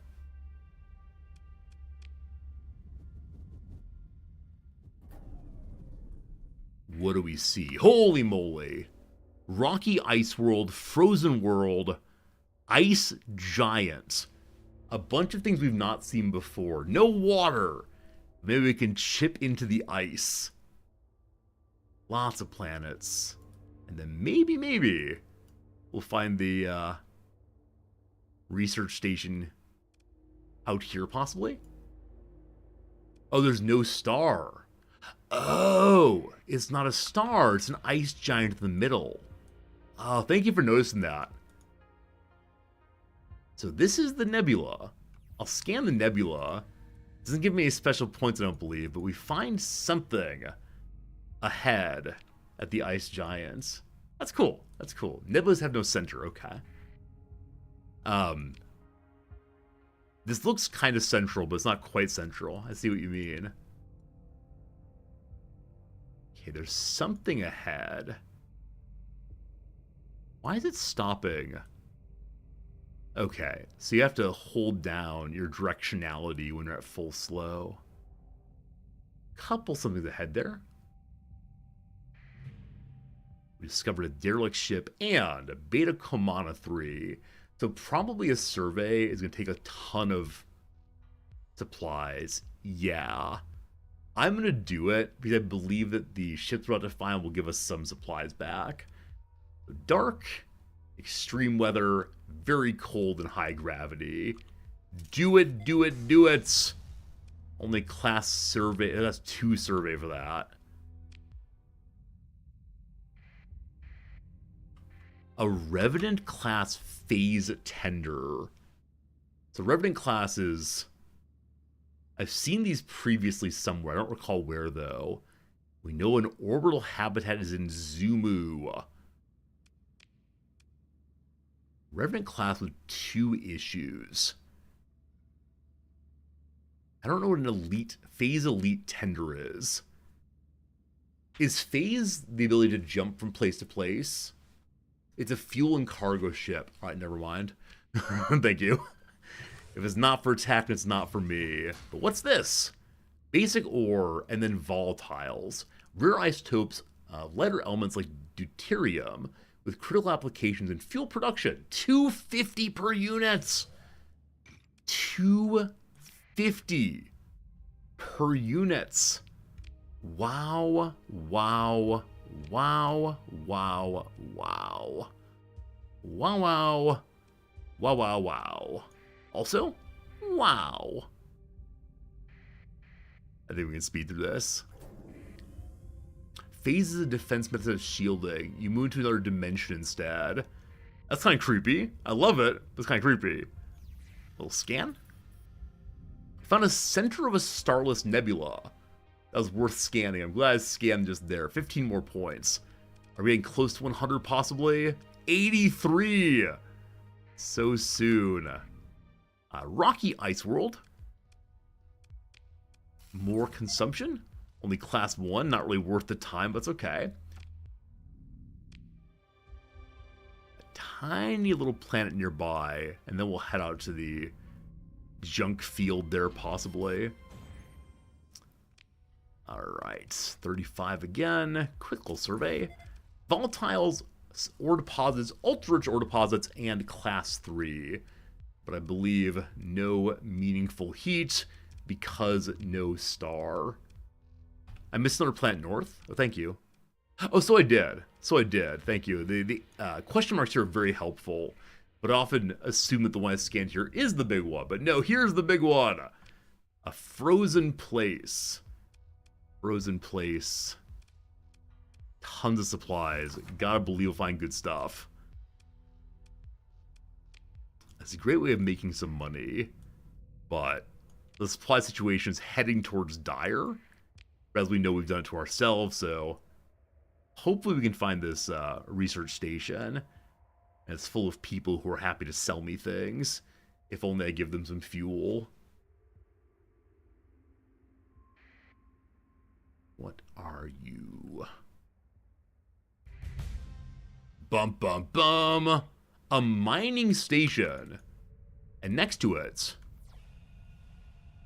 an unidentified dormant fleet. Okay, leveling up. Is there a, you all stop eating so much food? Is there a, please stop eating all of my things? I don't believe so. So next line here in blue, in the bottom row there might be a stop eating all my food. So salvaging, we get more salvage, but not the fancy stuff. Field repairs. Repair faster. Hull and armor damage taken repairs more for free. I think that will be after battle at least, we stop eating all the food. Hello to you, Remnant Fragment. Open comlink. Oh, is there one of these? Beep boop, beep boop, beep boop. Unit not cleared. I don't think I want to fight the Remnant folks. But what's on the mining station? Your fleet approaches a mining station, an abandoned mining station, once a source of wealth and industry to feed the worlds and works of humanity. A cursory scan indicates that it's been cold and dead for tens of cycles, at the very least, possibly for hundreds. Closer inspection may yield salvage. We look more closely. The salvage crews report several ships floating near the station. Closer inspection reveals they could be restored to basic functionality. Any ships that aren't recovered be scuttled, any fitted weapons and fighter LPCs retrieved. We have here an Hermes shuttle and a Nebula standard civilian transport. Can't imagine needing either one, so not now. What's inside the ships? So there are three or four things that I've never seen previously. That bright red thing comes last. So we are totally full at this point. Way over full, in fact. Number one, a stabilized shield mod spec. 5,000 money, it's mine. Then, advanced turret gyros. Increase the turn rate of all turrets by 7. Then, heavy armor. Cool. And now, what is this red thing? Corrupted Nano Forge. 50,000 money. Domain restricted, whatever that means, is used in heavy industry or in orbital works. A power and versatile manufacturing black box, capable of building itself out to an industrial scale, given necessary raw materials and human assistance. This one's seen better days, and is incapable of reliably producing defect-free components. Nonetheless, having access to a nanoforge at all is a step up as far as starship construction goes. It increases ship and weapon production quality by 20%, heavy industry production by 1 unit. On habitable worlds causes pollution, which becomes permanent. So this is if I someday have a colony, it'll be very good for me. I get that. There's so much metal here. I wish I could carry it home, but in fact, I've got to dump some ore also. Now, the metal sells for more than the ore. And transplutonic ore is definitely worth the most of those. Yeah. Gotta get a colony. I can't possibly afford a colony. The economy is just barely going right now, unfortunately. We're not in the black hole system. We want to go there pretty soon. I'm also at the point where possibly I can't stay here.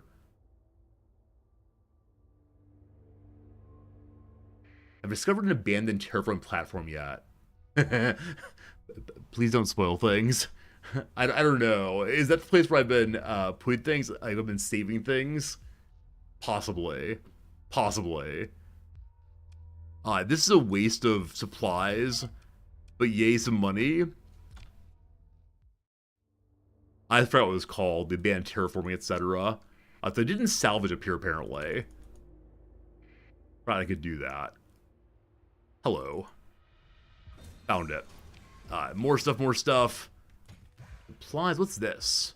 Basic ore again. Ore again. All full, unfortunately. So I can spend supplies to stabilize this, apparently. I did not know that was a thing. Hello. Stable orbit costs 25. Otherwise, it gets destroyed in 400 days. Is basic ore worth it? It is thousands and thousands of basic ore, but sure. So we now have 440 days. Oh, normally it's 40 days. Now it's 440. Okay. So maybe find a way to buy a bigger hauler and come back here to fetch it and then go back home. Okay. There's a lot more for us to see here. I'm curious what this is. I think I headed north right away. So we're going to check out these 2 brown areas. And then when that's done, we are going to go to the black hole system, I think. Try to find the research station there, and then go back home properly, I think. Oh, so much discovery. Also, friends, it's already noon. Time really is flying today.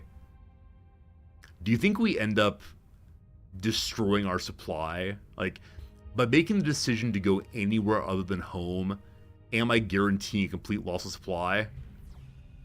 Maybe. Medusa-class destroyer. Are you full of supply? Oh, wow. It looks nice. The ISS Branizing Laser Q. Attack destroyer. Has only one issue. Structural damage. Looks very attractive, though. So we could just recover it for 35 supplies. It's a good escort ship. Alright. Goodbye, supplies. We need a name for it. We need a name for our ship. I'm gonna mothball. Do I mothball it? I'm gonna mothball it, fine. So, that's the wrong button. What is Grandma like? It's like escorts. GSS, the Gentleman Escort. Gentleman Escort who takes her to the dances occasion. That's good. Hello, Lord Pretty Beard. Have I tried bow tie? Is bow tie a game, or have I tried using bow ties? I wear bow ties infrequently. I do have a few of them, but they're not really the kind of thing I'm into for reasons of the shape of my face. More drift here. Gentleman caller, that's a phrase. Thank you. Gentleman caller's a phrase. I simply got the phrasing wrong. Good job, everyone. It's grandmother's gentleman caller. Oh, grandma's going on dates occasionally. Another derelict ship. A lasher class. Hello. Tripping alarm. It does not work, though. Inside we find nothing special. I'm so glad I have this nanoforge. I'll have to throw it onto the inventory chest in Corvus. Okay. My emergency jump thing just flashed at me, and a blue ship just showed up here for a second. Those are the remnant fragments again. So far, they've left me alone. I've been told these can be worrisome. So I guess I'm going to stay away from it for right now. So had you all not told me about problems you've had with the remnants, I probably would engage with them more often. Probably not fight, but try to communicate more often. Okay. Cool. Next up, the black hole. And then home. But first, it is time for a quick little ad break. Once every 1 hour, we stop for 3 minutes. I'll tell you right now, my current order of things, it's about noon right now. My current order of things is we're going to do the ad break right now, come back for about half an hour more of this game, have a good time, and then switch over to the chess ending of the stream, probably. I can certainly handle a single remnant frigate, so I don't doubt it, but if I start attacking the remnant, won't that make all the remnant hostile towards me?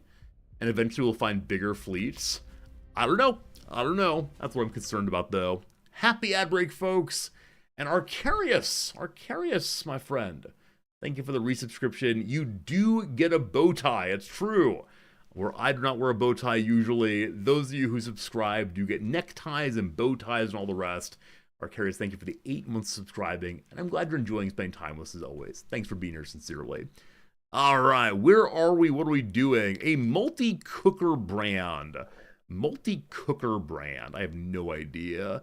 Steel City University. Steel City. Is that Pittsburgh? Are you Pitt? Maybe. Used once. Almost. Actually, used one rather. Used one. I don't know. Chinese buns. Bao. Mythological trio. Mythological trio. The heads of the Hydra. The heads of Cerberus. They're three little pigs. Is that mythology? Yes. Random values and statistics. Martian Day. Oh, what do they call this? I used to know this. Martian Day. It's getting away. Being on the lam. A member of Tolkien's Fellowship. Well, here we go. Does Legolas fit? So that fits. Gandalf fits also. Gimli does not fit. See-through piece. Lace. Legolas is the correct call. Cool. Ooh, I don't know this word at all. Shongasam Chkut? Cheongsam. That's probably Korean, but I don't know for sure. Smart. That's a good idea. No idea. Hold a position, say. Hold a position. Defend. Sit down. Not sure. Go ahead, give me your worst. Like, I can take it, possibly. Or, my students have insulted me and said I have a bald spot previously. You might recall that at one point, not terribly long ago, I had students do some feedback forums on the class, and it was all very positive. And I said, okay, what kind of other feedback do you have? Is there anything you want to tell me on this anonymous forum? And one person wrote, may I touch your bald spot, ?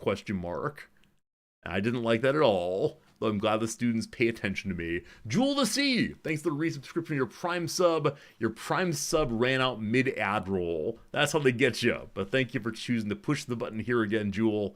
Hopefully your move to New York City has been going well.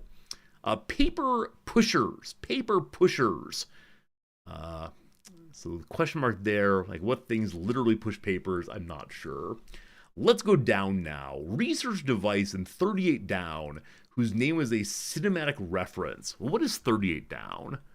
An action film which destroyers descend from the sky.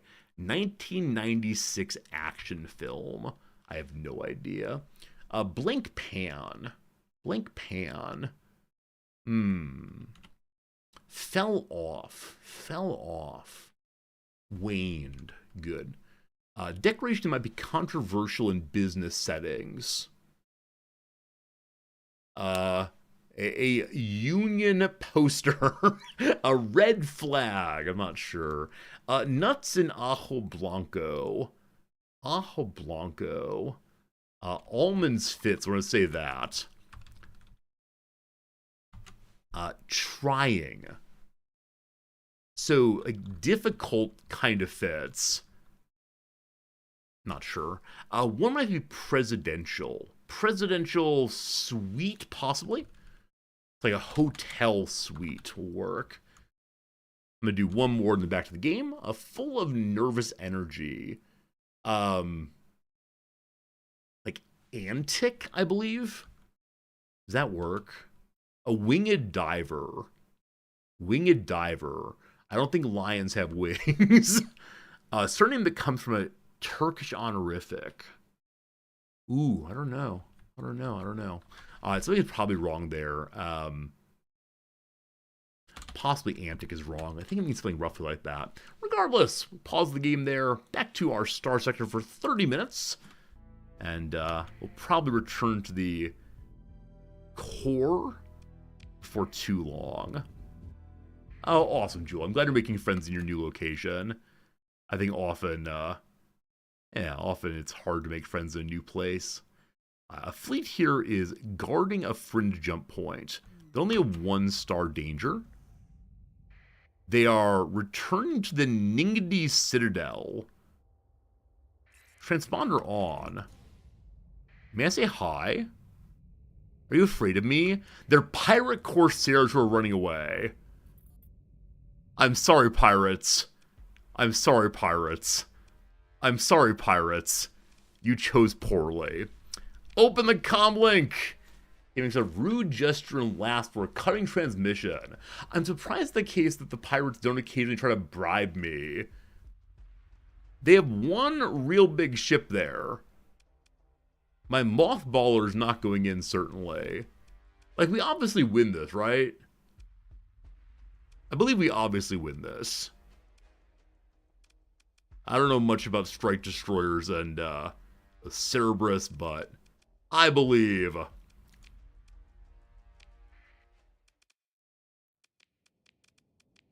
My defensive ship will do some damage today. We'll see, we'll see. 83 points now. I added in the, which one is the new one? Huh. The attack cruisers, the attack destroyer's the new one. I have no idea. Here we go. Okay, so we don't yet have the new ship. That's a good escort ship. You're the drone tender. So, Wayfarer, you three defend that, thank you. And then we would Enforcer and a Fighter Support. Fighter Support, you're going to defend you and the other one here defending the Eagle. Then I will go solo. This shuttle has no job. Shuttle, you protect me. Okay, oh god. Please don't run into me. Full stop. What are you doing? What are you doing? They're just stopping by to say hello to Grandma before we go to battle. Oh my goodness. I've got a target. We struck them. We struck them again. Okay, pause the game. So, they don't have shields up. High explosive I want. So I'm changing over to this weapon instead. Missiles away. The gunboat is doing damage. I'm exposing my flank to a bright red missile. Shields up at once, please. It missed, you fool. Alright, so other people are dealing with that ship. I am currently the tip of the spear, it seems. And the majority of the ships are with us. So, Hammerhead friend, I'd like you to turn and destroy that, please. And then I need to turn and address that ship, probably. Okay. Do I use the Hephaestus gun? How do I turn... Autofire is clicking... Oh, gosh. Autofire is Control 3. So I'm going to autofire everything for a little bit. I'll manually fire the kinetic driver. Oh, my goodness. Major damage to the rear. Turn. Oh, boy. Turn, please. Please turn. The Hammerhead has done its thing. It's here now. Alright, we begin blasting its front. It's at full flux. That was bad for a moment. But don't you worry. No one can resist. We're nowhere near full flux. Now, with that said, it's gotten out of range of my smaller weapons. I was like, keep missing with my engine. There we go. Main strike's hitting. The Hammerhead's engaged in ramming procedures. A little buddy there. I'm sorry, only big targets for me. Lined up good. There we go. Hull dropping quickly. Overloaded. There we go. There we go. There we go. There we go. All right. One little wolf remaining, I believe. Fantastic. That's the largest ship we've dealt with. Now, I need to be very careful in the future not to come back, you. Come back, you. Considering put on top speed. But it doesn't matter. Doesn't matter. Well done.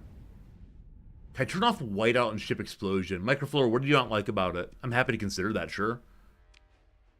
Okay, we can get a hound, a Cerberus, or a kite. Nah, I'm good. I'm good. It's designed for tiny remorse ship to fly and soak damage. Arcaris, I think I can have ships escort me. I don't know if that means that they will like shift in and do damage. I could probably send in like any ship to attack aggressively, but of the ships in the fleet, I have the highest defense. So it's okay if I get destroyed. So y'all just like wet on explosion. It's blinding. Oh, is it like you all are like, Resorty, use dark mode? Shouldn't the explosion be an exciting moment? Shouldn't it be great, like, you win, you win? I can turn it off. I can turn it off once we're out of here. I kind of like the explosion, though. I don't like it. 3,000 credits. Pile supplies. Cannons. Some items that are surely useful for refitting eventually. The problem with taking damage is use more supplies to repair, I'm sure. I'm sure I should not take as much damage, but you live, you learn, and then you get loves. Now we scan the location. Anything good here? More supplies. What's this? A Reaper Tornado. I almost read it as tomato. Lovely, lovely. Okay. We destroyed a tanker also. Awesome. Okay. So, there's a large group of sensors to the north. Okay, this place has been visited by pirates. So I kind of guess these are more pirates. And we're not ready for a fight right now. So I'm going to turn off my transponder and just head to what we're looking for. First, I just want to scan the black hole. May have dumped all my metal. Maybe. I'll turn off the thing you want me to turn off. We don't believe in light mode anymore. Ship explosion, whiteout is off. There you go. Now, I worry I'm going to get so close to the black hole that it's going to suck me in. We see something to the south. Is that the research station? Maybe. Maybe it is. Trying to avoid the asteroid belt. Every time I say I'm trying to avoid the asteroid belt, I immediately run into the asteroid belt. Genuinely every time. Here's a scan. But a whole bunch of stuff. Okay. This is the earlier mentioned Ningdi Citadel. 3 danger, an orbital station. Those are pirate friends nearby. Do they want to deal with me? They appear not to be coming this way. Okay. Go through the middle then. Slow it on down. That's the speed up button. Good. Always good. So, at the black hole, there's something else that I don't believe is moving. We discovered the research station. We're at the event horizon. The gravitational flux into the event horizon of black hole is extreme. Reduces combat readiness of all ships. I'm burning 20 supply a day right now. The drive field is disrupted, making getting away more difficult. All right, we scan. And I just want to see the research station, and then we'll run away. Your fleet approached the research station, an abandoned research station built either to study some interesting local phenomenon, or to study that which is best kept far, far away from inhabited worlds. A cursory scan indicates it's been cold and dead for tens, or perhaps even hundreds of cycles. We explore it. Inside we find pods. One by one, the pods begin to open as the thawing process completes. Unfortunately, it's been too long, or something went wrong all the way, and there are no survivors. At least not ones that bring activity. You gained 41 harvested organs. Why didn't I get a choice in that? Why didn't I get a do you want to engage in some dissection of these people or bury them politely? Oh no. Well, hello there. Okay, so here's some things. A high intensity laser. Where are the body parts? Organ replacement is a well-established practice, but the materials are delicate and grow in a fickle process. There's always a market in healthy organs and always a source if one doesn't ask too many questions. Very well. So, 4,500 large anti-armor laser. Does that go on my ship? There's so many weapons here I've not seen previously. I will not just sell my promise. And then this. The Kopesh LPC. It produces fighters. The Kopesh can deliver an accurate and devastating rocket barrage to its target. Safer and more reliable in dealing its damage than other bombers. It also doesn't boast quite the same damage potential. So I don't have a way of launching fighters yet. I need to learn that eventually. Hardened shield for 10,000 money. Escort package mod ship. When the ship is within approximately 1,000 space units of a larger friendly vessel, it increases maneuverability by 25% and top speed by 10%. These bonuses are doubled for destroyers near capital ships. Amazing. So we can strengthen ones that are protecting us. Then better shields. Automated repair units. Advanced turret gyros. Efficiency overhaul. Reduces supply use by 20%. Then Hyperion-class advanced gunship. This is my first high-tech design. A bleeding-edge advanced gunship built around a unique phased teleportation system.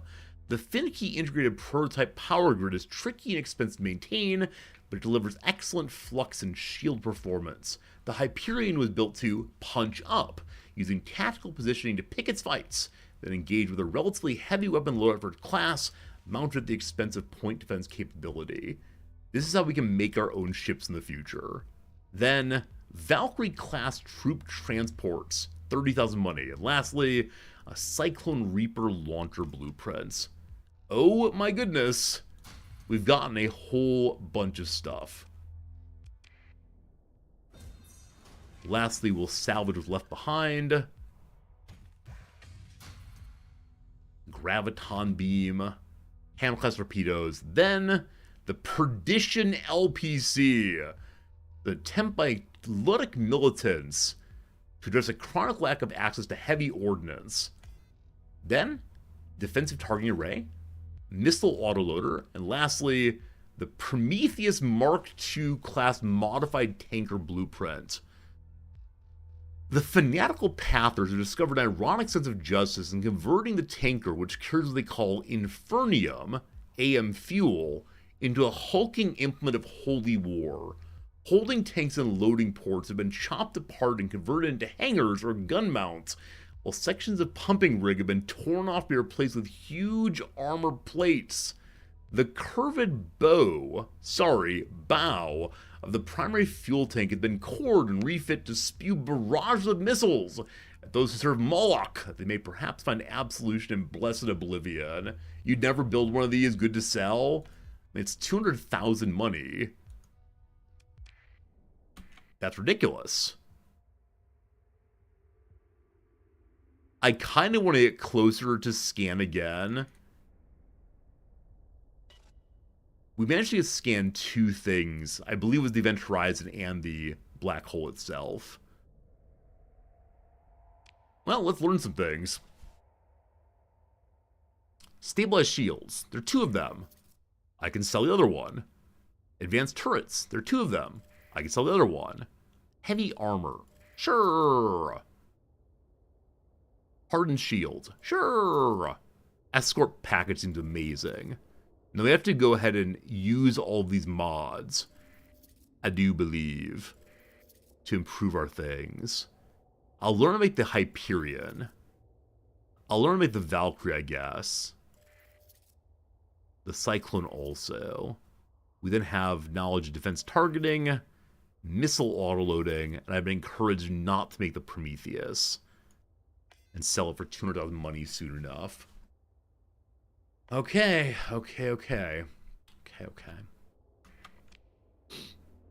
We found the research station we wanted to find. We could probably just get out of here now. Yeah? We've done our thing.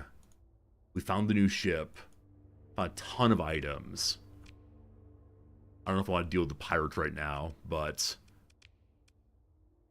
what else is out here right now? There's a pirate base. Wait. For one more day, find the Ningadi Citadel. I found it. Do you have to go tell someone about it? I most certainly found this thing. But with one day remaining, it probably is a bit of a miss, unfortunately. Beta Madron has a domain era probe check out. Oh, it's not finding it, it's destroying it.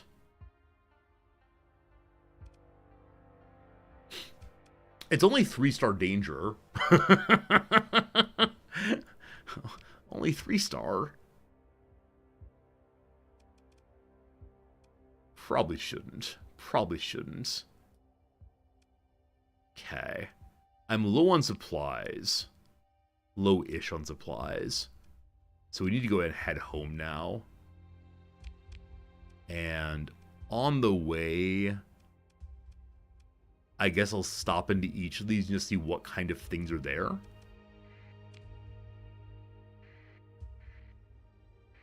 There's a ship group coming towards me.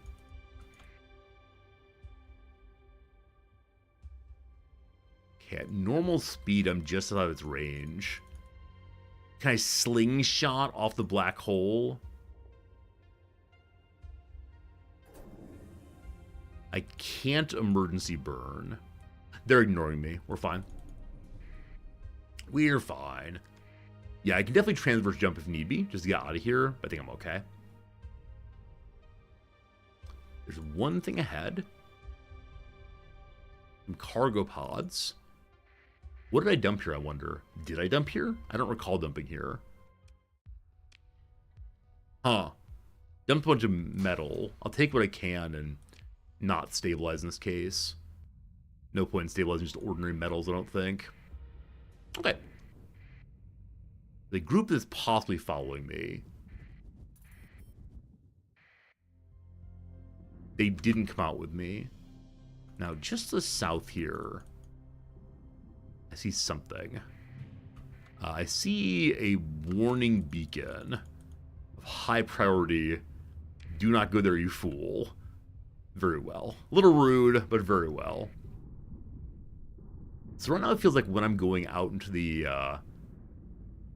broader fringe, or the fringe all the way out, the non-core, it feels like I'm getting one thing knocked out each time.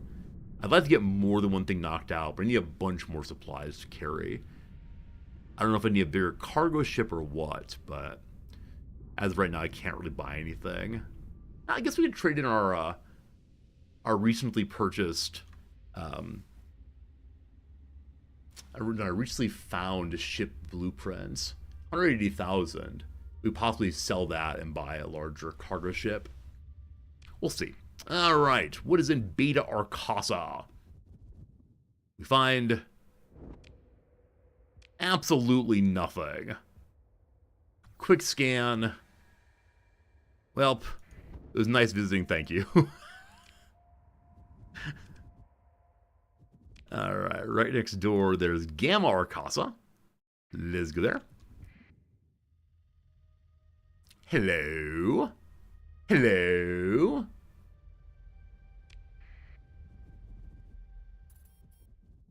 A Luddic Path base. Okay. The Luddic Path are the one that hate me, correct? It's rare to see that. Factions. They're hostile to me. So I probably shouldn't be here. There's a fleet at the planet. Yeah, I'm good, thanks. I'm good, thanks. Go next door then to this place. I believe it's our last visit of anywhere. Load in, and once again, absolutely nothing here. We'll do a quick little scan in a moment, but I suspect we're going to be without interest. A bit of a shame. I mean, at least we know they're empty. And that's fine. Okay, let's go and check the big map.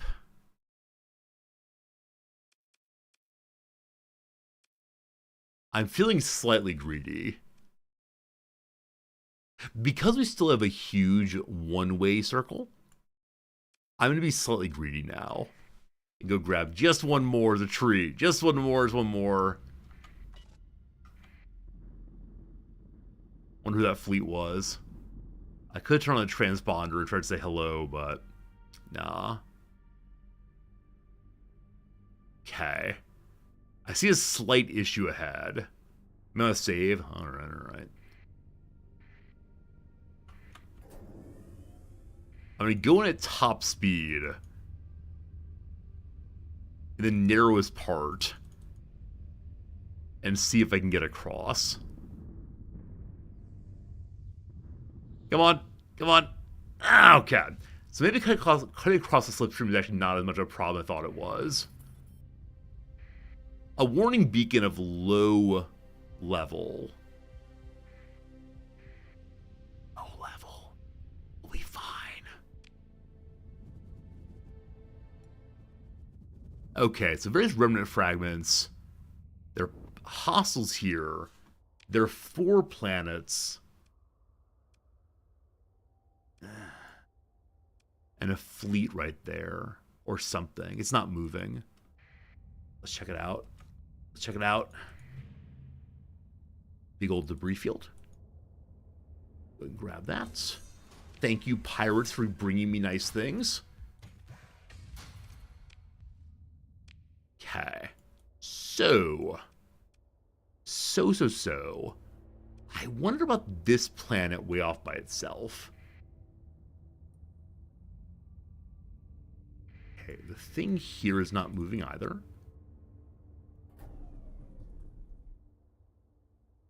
Eventually we'll find the pirates, but for right now we're okay. We do have our emergency jump if need be. They're like ship. A little shuttlecraft. Anyone inside? Seems like no. Hey, got ourselves something other than normal. A little bit of food. Sells for less than the pile of metal does. So the food can stay there. Okay. Back on track.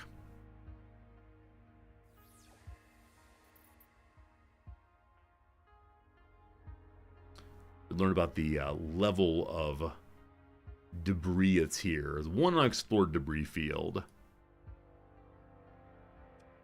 I don't know what that is. Wonder if I missed it earlier. Whichever way, we're fine. I really should remember to sustain burn. Only remember about half the time to do so. Quick scan. Yep, this planet appears to be completely untouched. For understandable reasons.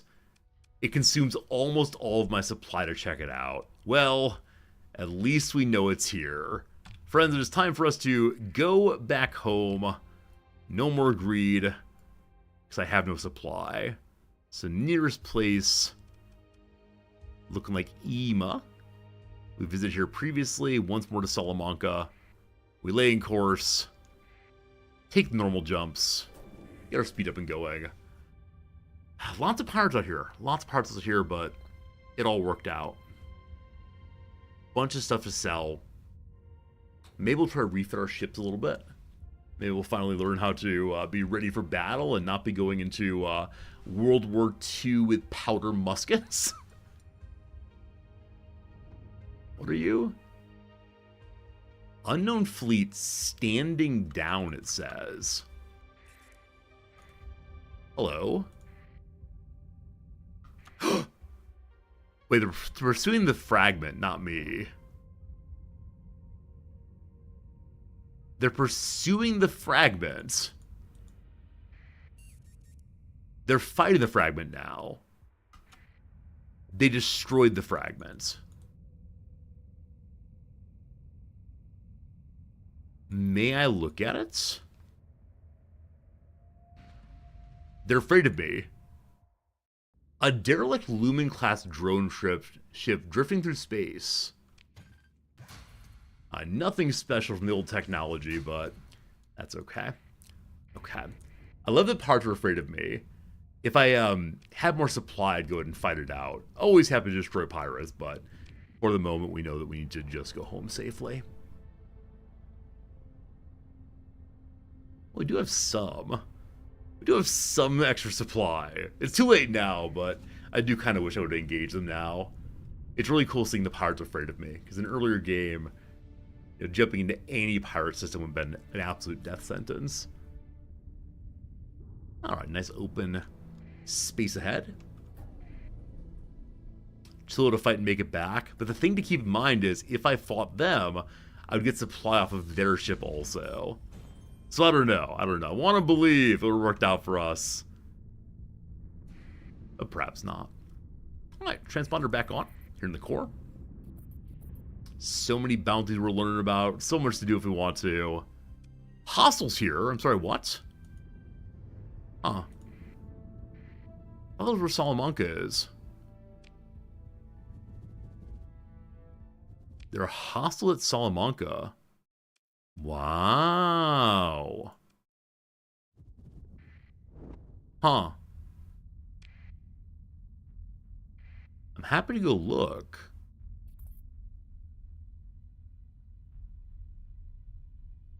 Okay, the police are back. And a salvage fleet's already there. No, the salvage is mine too. Hopefully we get in a salvage battle here. Wait. What happened? The pirate group right here. Okay, I stumbled into a bunch of pirates. I'd like to disengage, please.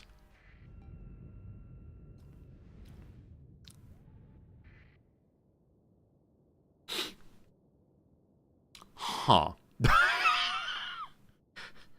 There may have been some suspicious clicking there. We see 3 very large ships. What do you think, team? What do you think? Do we full retreat? 3 combat freighters, is that an issue? Aren't freighters just like cargo ships that have been remade? The Venture on the left has like 5 HP. Is that this one here? Yeah, see its orange line is very, very low. Charge? Okay. Okay. So, the mothballed ship, the Gentleman Caller, needs to just run away. So, full retreat on you.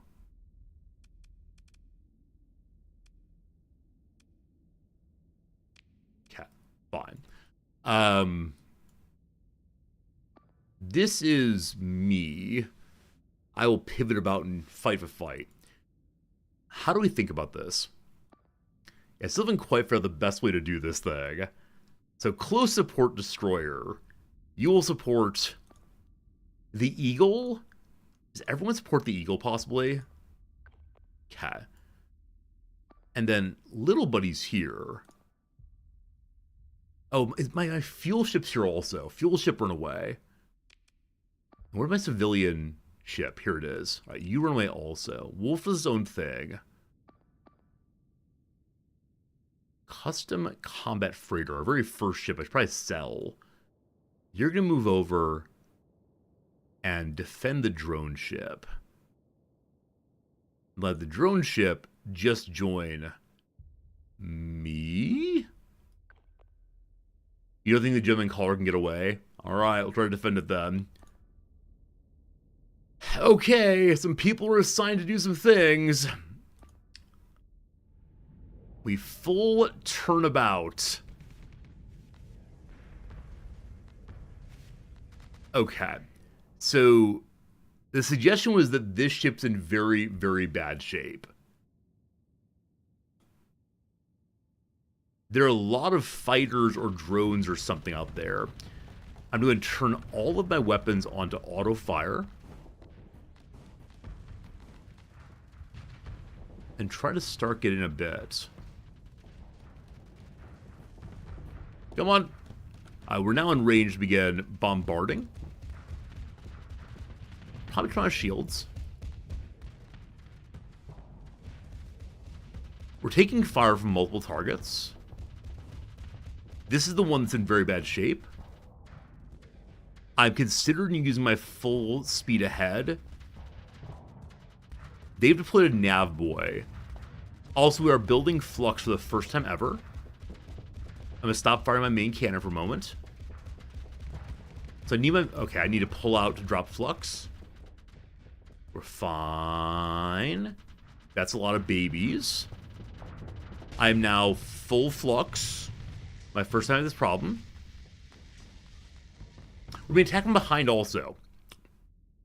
Cool! What's the main fleet doing? What's the Eagle doing? Eagle, destroy. I'm so bad at ensuring I'm with my fleet. I can't use my full speed ahead. Oh boy. I had them stick to it and went off my own. I mean, it's true. I just thought that I would have been able to stick together with them also. The strongest part of our ship right now is the back end. It's full speed ahead. The gentleman collar's been destroyed. Unfortunately, it was just too weak. Direct hit there. It's fine. Are being chased away. We're with our ships now. Thank you. Okay. We've dropped all of our flux. Hello, big boy. I can deal with this one ship at a time. Fire the main gun. Unfortunately, a little and slow. I do well against large targets like that one there. Oh, I can't believe I went in against the largest and strongest of the ships. Or the weakest ship, but I didn't destroy it. That one is exploding. It is down. A lot of my ships are falling apart. We made a tremendous mistake here. Friends, out of my way. Wait, that's my ship? Friendly fire. Friendly fire happened. It's your beloved grandma, though. She's doing well, thank you. All right, large ship this way. Small ship that way. Pivot, pivot, pivot. Pivot, pivot. I was so excited to catch up to a ship. They're all going that way. I can't really do anything about it. My shield's off right now. Large ship this way. Where am I? I'm in this ridiculous pile. Oh, man. Okay. Don't get flanked. Don't get flanked. Okay, we're fine. Point defense go. Shooting down fighters.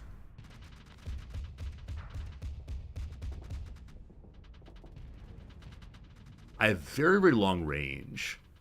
But to have all my guns work requires more proximity.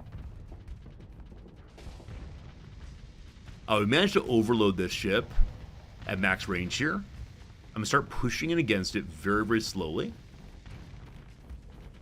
Keeping its flux as possible. Other ships are helping me. So when we work as part of a team, things go very, very well. When I instead kind of charge in solo, it works less well. Pardon me, I don't want to engage in friendly fire here.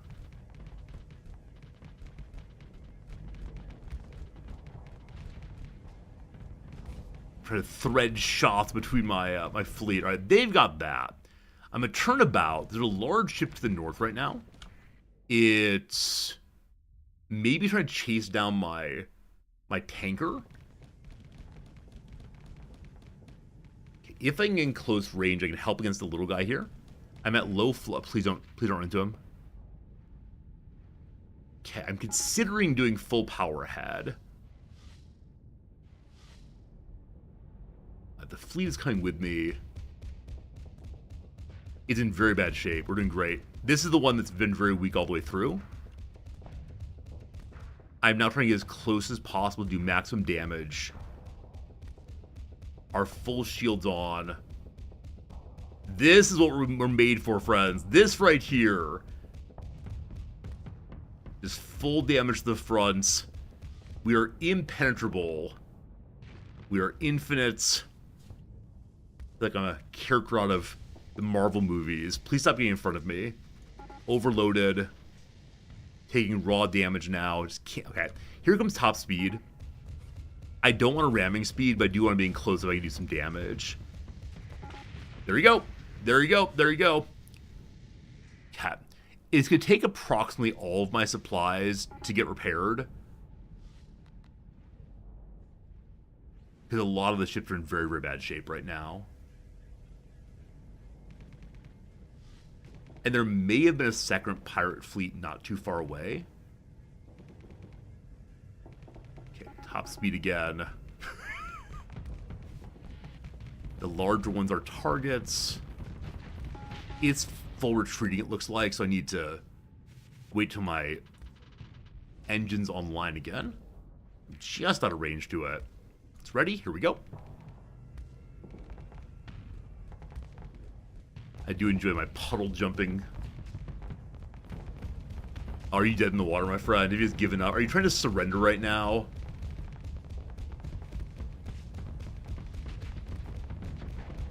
What's your favorite ship to pilot, those of you who play this game? And may I introduce you in playing the Defender ship, as is truly the greatest of all possible ships. Absolutely wonderful. I believe it's mission accomplished.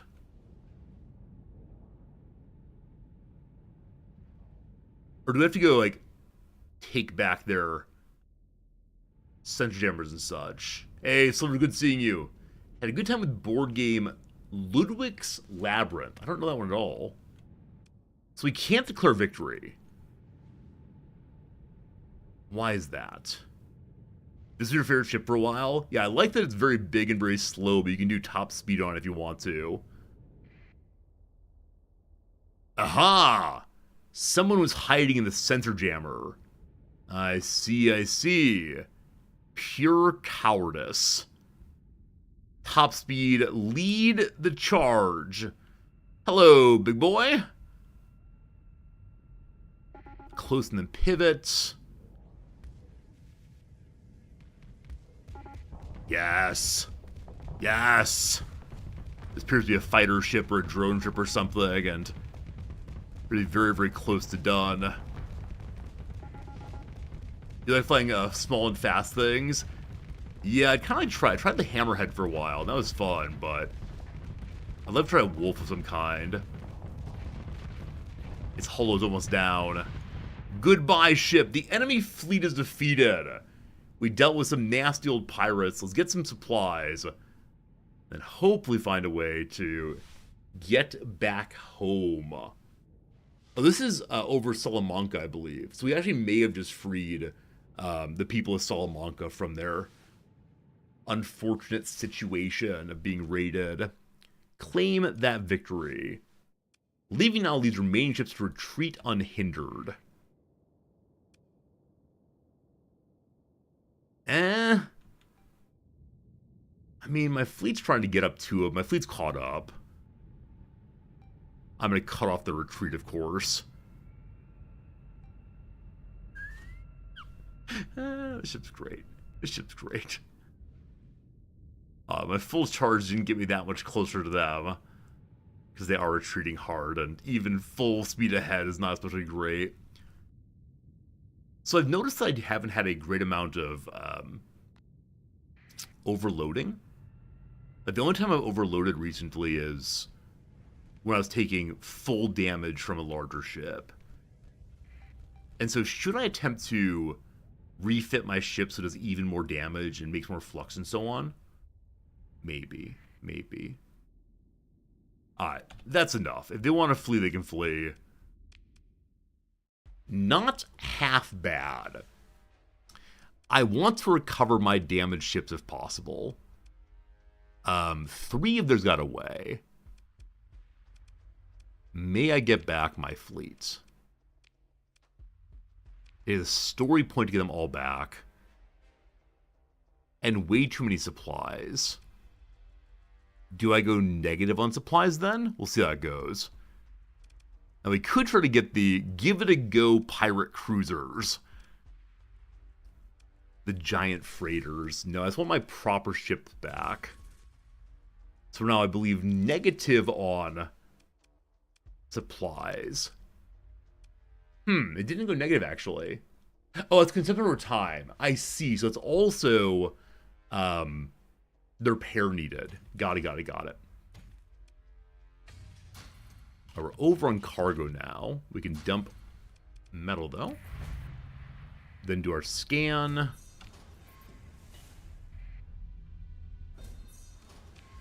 What do we find here? Some machines were broken. More lovely things. And now may I visit Salamanca? Just the north of here. There's a siphon station we can build on here if we want to, or leave things behind. I prefer to get home, though, and put in Corvus. Okay. We've made it home safely, my friends. 150 on volatiles. That is a lower price than any place that I can buy it even. So they're offering me basically nothing on volatiles. We'll keep that for now. Pentatonic ore, they're offering me very low on that also. These mod specs appear to have a stable price regardless.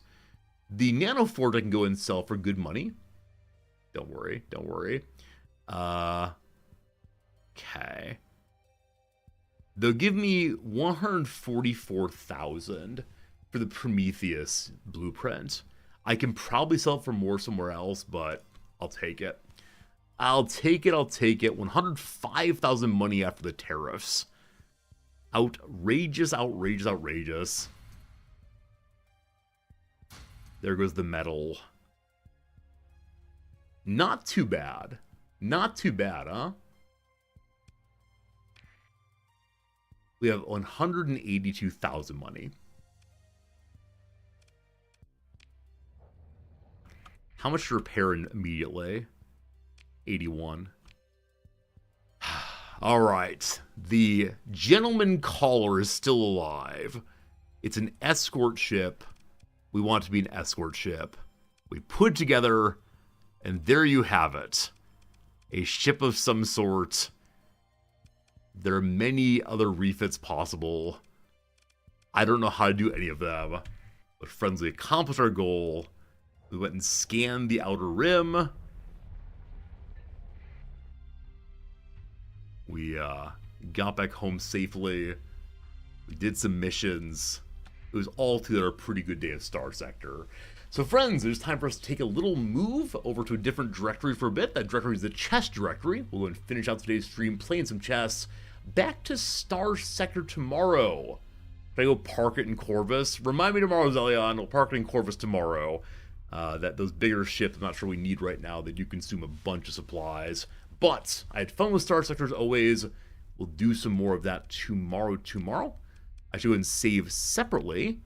This empty slot will be, I don't know, a good day. I'm going to say this. Like, our title was Learning.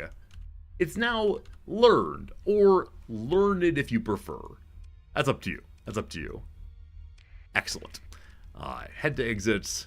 Very good. Chess in a suit. It's true. We're doing chess in a suit recently. It's been a good time. And I appreciate you hanging out with me today. Hope you had a good, fun time so far. I'm going to go ahead and run a quick ad right now, so there are no ads during ye olde chess stream. So ads run for 3 minutes. I'm gonna get some water before we play our first match. You'll miss nothing. I'm getting better. I'm getting better, team. I'm still bad, but I am getting better. All right. So directory is chess. And what do we say about ourselves today? Yesterday I used the EL Low story. Today, impressively, no, kindly mistakes, kindly blunders. There you go. That's our title of the day. We're in the directory. I'll be back in just a moment. Let me get some water or something. What's it say? Getting water. That seems right. Back in 3 minutes. Appreciate a bunch. And see you on the other side. I gotta change the YouTube title also. Can't forget that. Hello, YouTube. You're real as well. I see you, YouTube viewers. I appreciate you. Title today is Chess. And we'll do kindly blunders here.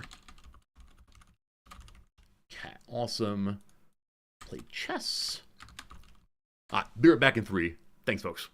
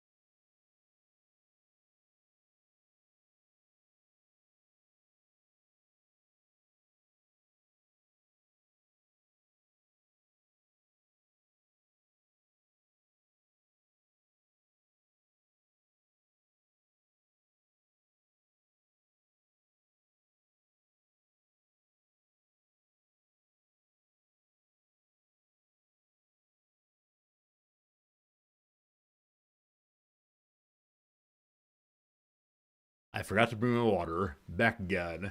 You need background music, it's true. Usually they have music on for you all, but the dead silence of space. Back in 3, I filled my water and left it in the room. Oh boy. Oh boy. Oh boy.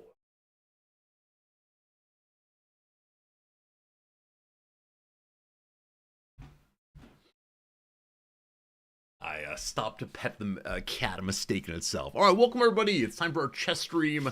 Happens increasingly often. We're ending the stream with a little chess, and it feels good. So we'll go ahead and do 2 or 3 quick little puzzles to figure out how this thing is supposed to work. And then when that's done, we will get into the game. Never skip puzzle day. I'm trying my best, never skip puzzle day. Also, looks like on puzzles, we're getting very close to Stone League, I believe. So soon. Never, Pen the Cat, never mistake. Thank you for that. Slivers, you hate chess, but you're still here. I appreciate that. Incidentally, do any of you know the The musical chess. The beginning of it is the arbiter singing, "Each game of chess means there's one less variation to pursue." The way in which every chess match ends up being a little different than the others. And it keeps it infinitely entertaining, I do believe. I am black. Where's the checkmate? So I noticed that our friend, the horse friend, covers this here. And so if queen attacks from here, I believe we're good to go. Yeah?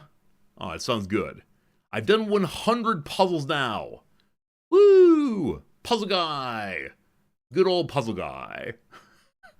Maybe I should sing a bit of the chess musical every single day. And in that way, you'll never be able to say, I didn't know. I didn't know, but now I do know chess. There's some very high singing in one of the women's parts, though. We'll see. How do you win this with checkmate? I am black. This is the king. There's a bishop here protecting that. Well, there you go. Same thing.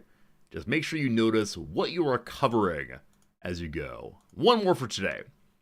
Can I find the checkmate here? So we see the bishop is kind of useless. That's fine. The rook, of course, can rush on in. If the rook does that, nothing good happens. This one is not obvious to me.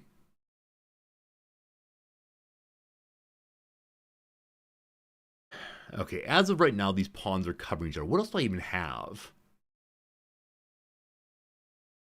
Okay, why does this not work? Because the king just eats the rook. Is this a multi-move checkmate? Because I'm not seeing it immediately. And usually I see it immediately with pieces like this. So the way I would play this is like rook up to here, rook over to there, etc.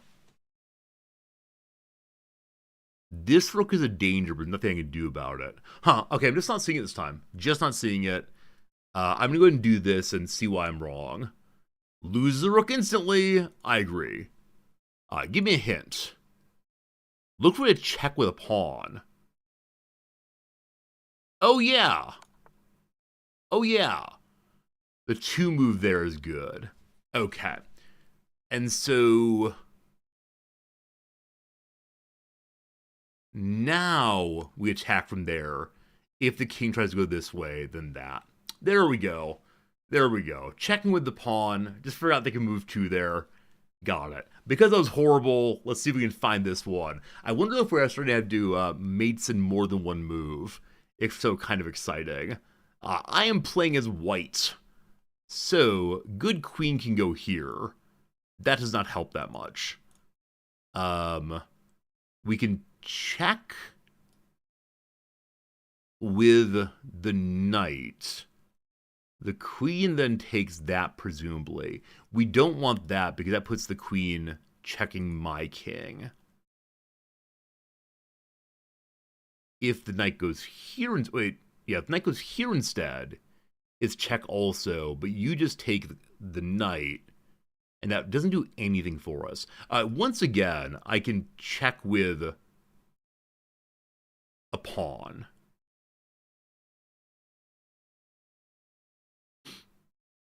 The king then takes the pawn.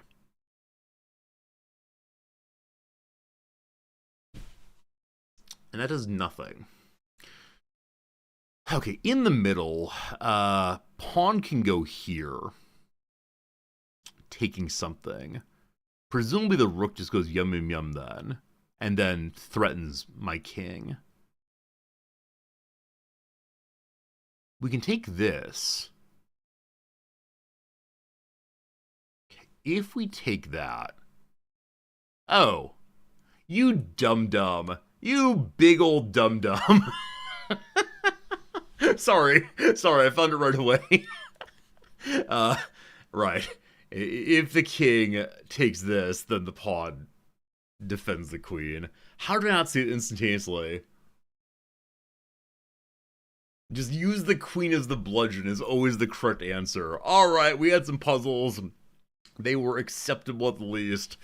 Friends, we're at 341 ELO. approximately 1/4 of average player, but man, we're trying our best. Here we go, the 5-10 Rapid. We have time for probably 1 or 2 matches today. This person's the champion division. They're in India. I think I may have played them yesterday, and they may have been very aggressive with their bishops, possibly. Okay. This is their F pawn. Wait.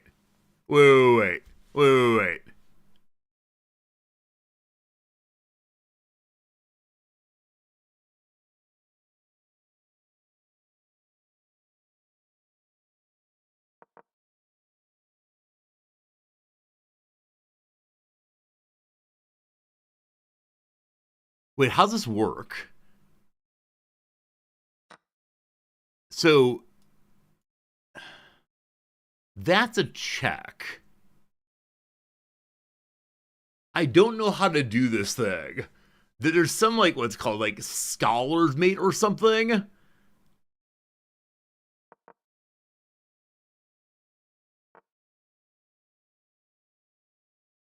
This pawn, though, can block.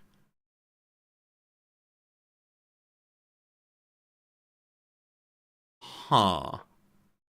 I just need to remember that this is open right now.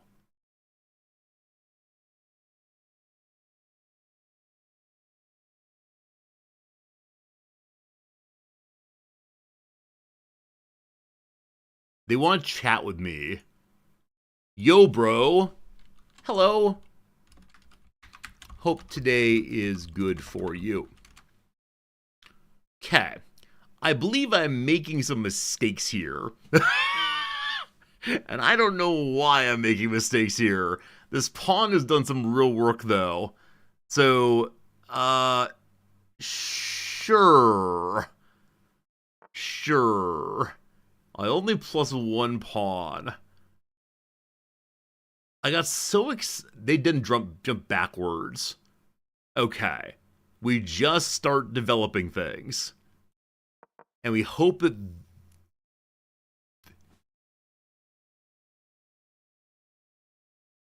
How is this done? Okay. They're moving things onto the board. If I can get a piece here to make you come here, that'd be pretty cool. I'd like that a lot. Okay. This blocks out a bishop. So we said earlier, maybe I should be more aggressive with my bishops. This, okay. I want to set my trap. This attacks the queen. And they can't block it with a pawn anymore.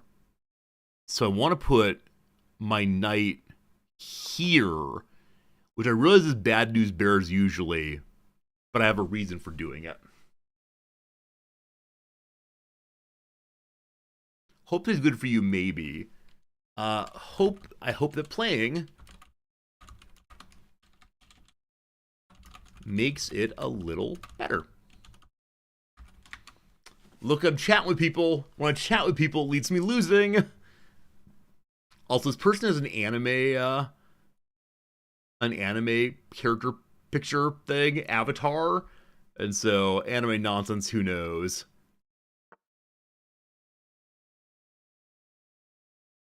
Don't... Okay. So, things have changed. Because the queen came forward 1 spot, that means that if I attack from here, she can now go to here, blocking out my desired scholar thing. Would I choose India or Pakistan? I prefer not to choose. Global politics should be more subtle than us versus them. This person's from India. They want me to say India, not Pakistan. Sorry, gotta play the video game. I feel like I'm trying to save certain things too much right now. And I don't know what that means exactly. I'm trying to save certain moves. So you go forward to allow my dark bishop to go do things. Oh, I just realized the queen's attacking here also. So this queen's gonna come eat the pawn. I should have noticed that and protected it. I'm so focused on this side right now that lead me to say, yeah, exactly right. Exactly right, exactly right. So right. Right. Right. we knew it was gonna happen. Right. I believe that moving my queen forward one is a good idea because I can't move without check. And that's unfortunate. This has not been a good opening for me. It has really been just like a bunch of kind of random moves. Anything about why that is? I mean, they started their pawn from a position I didn't expect. And that wasn't great. That wasn't great. And there's been like, I think I missed pawn movements. And do you know I already visited Japan? Cool. I hope you enjoyed your visit. I haven't been to India, but my wife has. Conversation lobby happening. Okay. Okay. So because the queen moved forward, she can no longer mad dash to block out the king. Also, the king has placed the moves now. So we need to discuss what happens there. Okay. I could move my queen back. That doesn't seem wise. So what's a position in which she is stronger? Because I want to free this bishop very much. Or I can move this bishop, allowing castling to happen. But this bishop is useful where? Kind of sort of nowhere right now. Except this does pin the pawn. And is protected by the knight. Or we can be super aggro. We can be super aggro and do this, which requires the queen to then move to here. And does that do anything for me past that?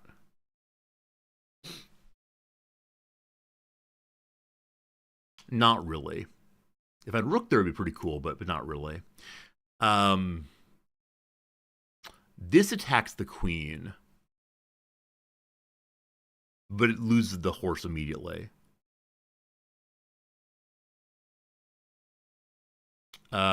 Here comes a bishop. It pins a pawn, and not much past that.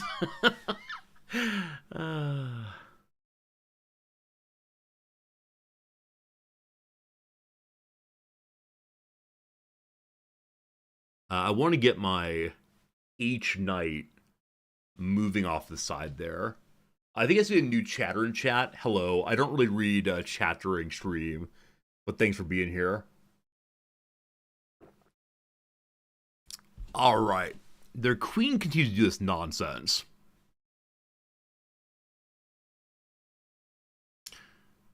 She's not trapped.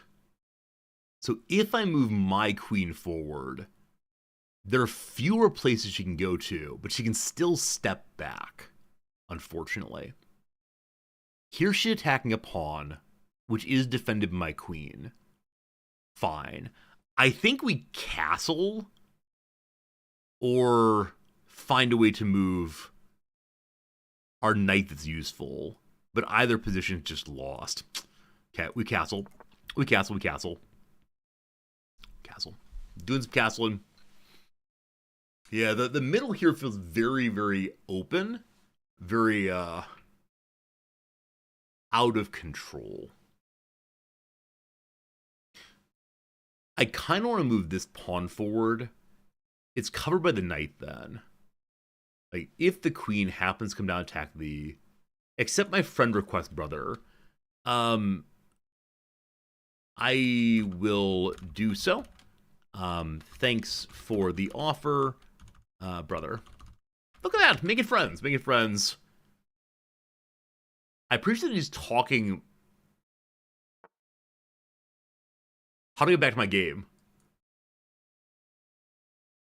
Okay, we're good. So he moved a bishop forward. That bishop is attacking a pawn and nothing. Fair.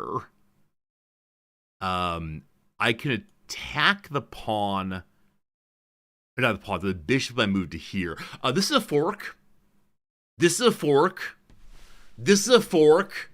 This is a fork. It allows me to get a double pawn after he pulls his queen back. Yeah?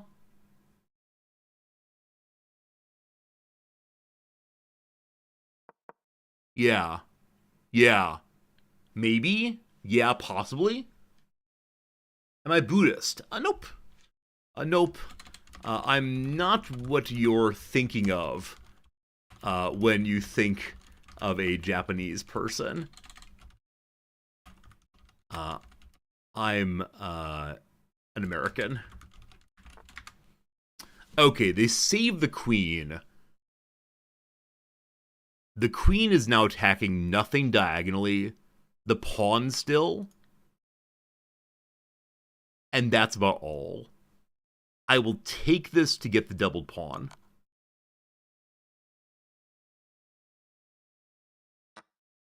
Fine. Fine. Good. I wonder if that could have been done in a better way. I'm not sure. Okay, if my queen steps to here, she's attacking this. Or better yet, my bishop comes back. Attacking that. Does that get us anything? No. No. Am I really American? Yep.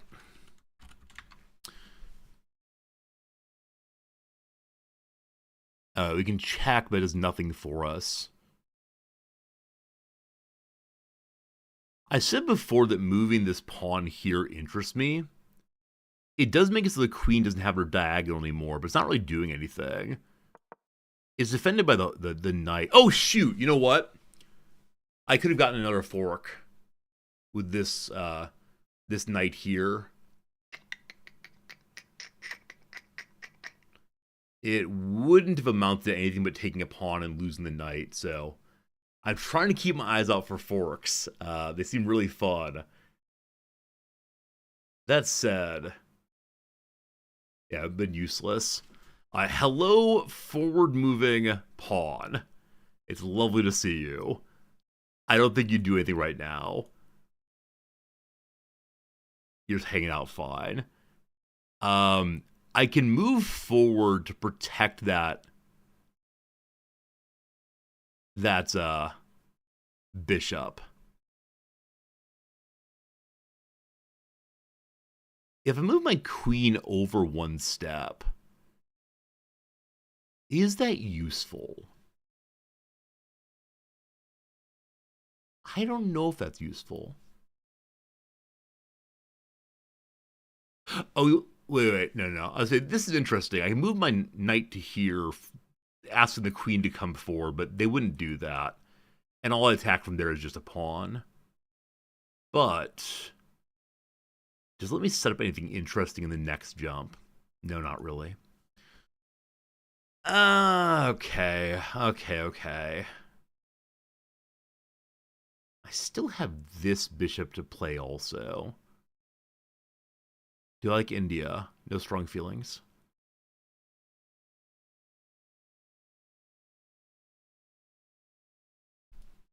I mean, we can just bully his queen, I guess. Or can I find a way of bullying his queen that pins her?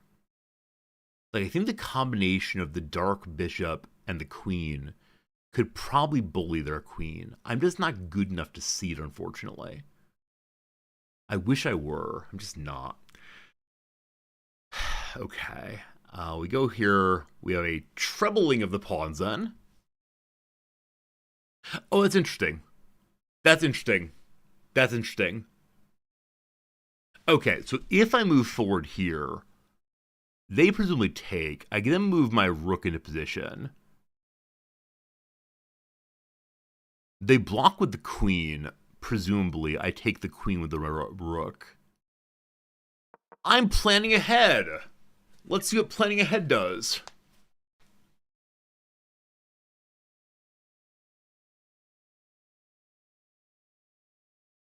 Will you take trebled? You will. You will. You will.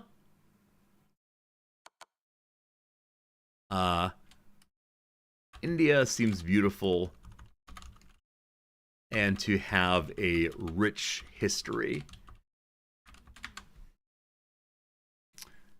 Does that actually work out? Okay, they didn't block with the queen as I desired them to do so. Fine. Someone's a little bit too greedy. Someone has good ideas. That's a treble pawn I like to see. My first ever treble pawn there. I gotta get some pieces off the board, obviously. This rook, knight is now protecting this pawn. So that seems delightful, but no. If we push on the queen, we get nothing. That said, also the knight's protecting that spot now. I wonder if maybe they might get an even stronger position by doing that. Not sure. Why is my queen hanging out here? She's got to do something better. Oh, you know what? Wait. If I push forward, the knight can't do anything because the rook pins him. What if I go here and then move the pawn forward?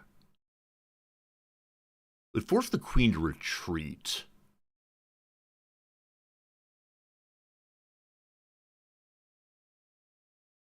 This doesn't really strengthen our position, but currently the queen's doing nothing, so we'll see what happens here. They're a +3. I think I've been giving up pawns, like sacrificing pawns in an unnecessary kind of way. Like I've had some cute ideas, which is like I think something I'm doing better than before. Previously, I would never ever give up a piece. I was playing so defensively. I'm glad now that I'm trying things. They're not working out, but I am trying them anyway. And that seems like fun. Seems like a good time.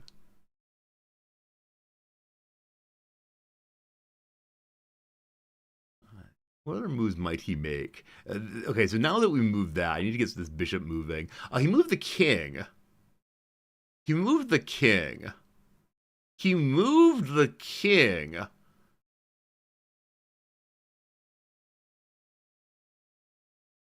So the king is no longer pinned by the knight is no longer pinned, and so it can jump out to take the pawn. Interesting. Interesting. Huh. That's a really nice like response to what I was thinking, at least. Okay. That means that this bishop is no longer doing the thing it was doing previously of pinning. What a really interesting to change the game as the king moves there. Like that did something I didn't expect it to do. And I kind of like that. If bishop goes to here to attack the queen, there's no substantial follow-up. So I think I want to move this bishop out of the way, just and only to allow the rooks to see each other, and then to have the one on the right do something. But where would I go? The rook... this over here is killing me. Oh, you know what? Wait. I said this earlier. But now, it's a check on the king. This is a check on the king. Probably the king just moves. Okay. Probably the king just moves. I then go forward attacking the queen. And the queen just moves?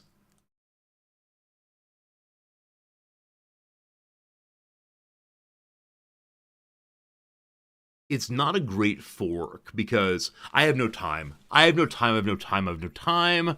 I have no time. I have no time. I have no time. Friends, I have no time.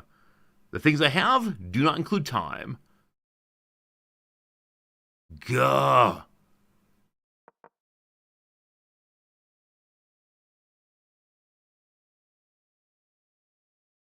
I need to get pieces off the board. No, but I'm live on Twitch right now. Okay, the knight came forward for reasons I don't know, except to block the pawn, maybe. Kind of surprising there. If I mad dash here, they just take. If I move the queen over, the knight can come back. Nothing happens.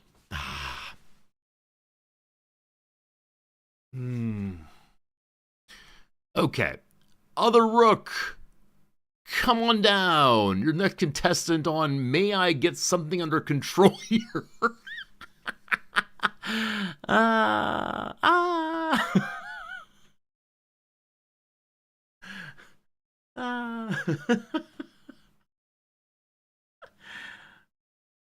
Okay, so I can use this rook to begin bashing through this line. I could take one and threaten the... Okay, he's defending. What's nice about this... never mind. I guess I can go take the pawn now with the bishop, but the knight is still protecting that. So this weakens his back end in some measure, but not enough.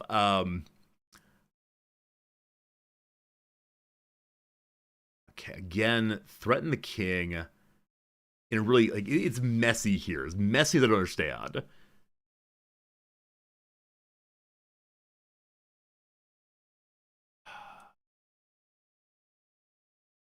Threaten the horse. Threaten the horse. Horse goes here is taken. Here goes taken. They're marginalized. They're just retreat.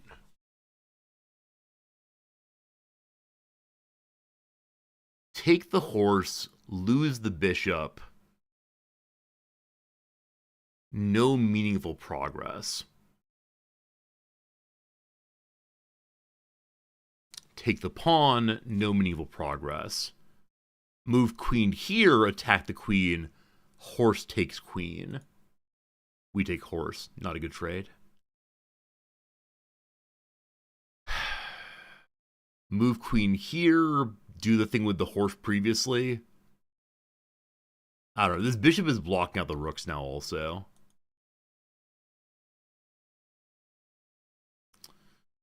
I feel like I've really screwed this one up, team. I only have 2 minutes left. There must be something I'm not seeing. There must be.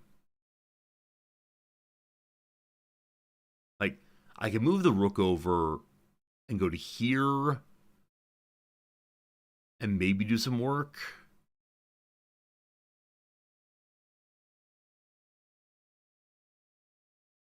The check forces him to take a turn to move his king.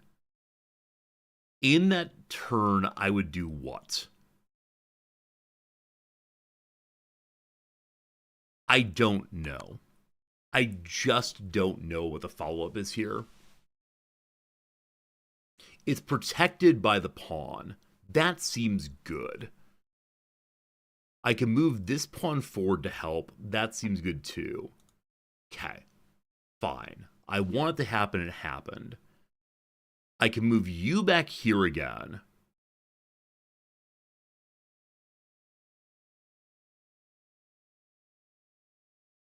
Fine. Fine. Fine. If the bishop goes here, it's a check that forces, I think, the queen to help out. Or you to go back to there.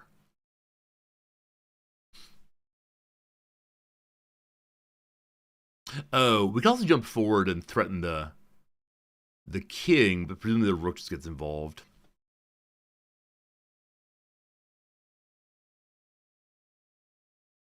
I'm considering piling my rook and my queen together. Queen goes rushing in, or maybe rook goes rushing in.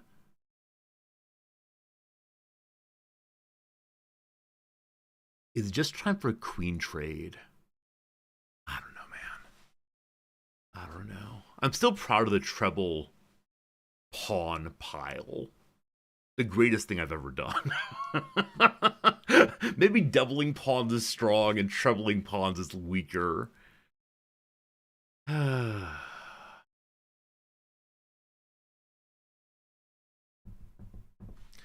Birds opening Frum's Gambit, Schlechter Gambit is the story told in this one, in the opening. Yeah, I've had a few 2.5 minute things here. And 15-10, that's just not going to work out. They moved the king out of the way. Interesting.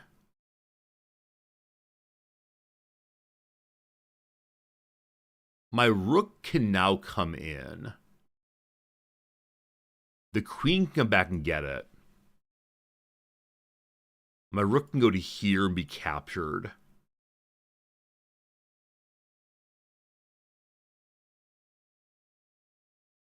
I'm just not good enough as game team. I mean, maybe no one is, but... Oh, man.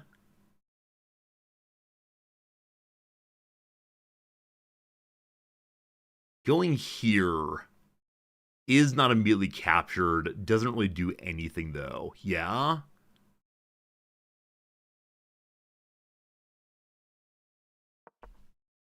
I'm going to lose on time, friends. I just could not discover the mystery of how to fix this thing, unfortunately. Cool. Hello. Hello.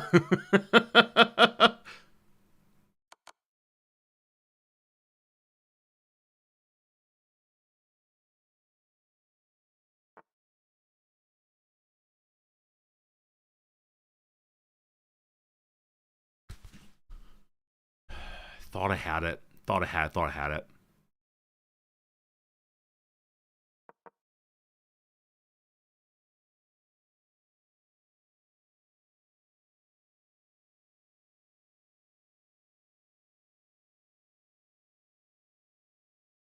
Suspect this is the part where they take the rook.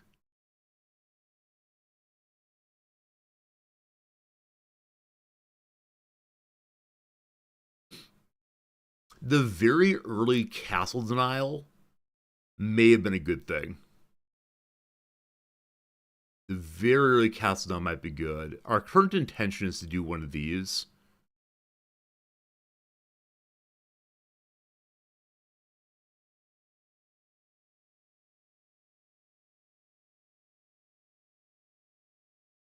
I guess moving this pawn forward might help also. Okay.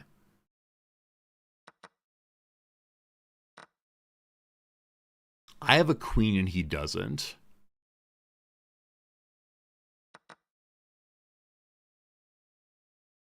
I have a queen and he doesn't. I have 35 seconds. Bro, how you get the time? I have no idea, man.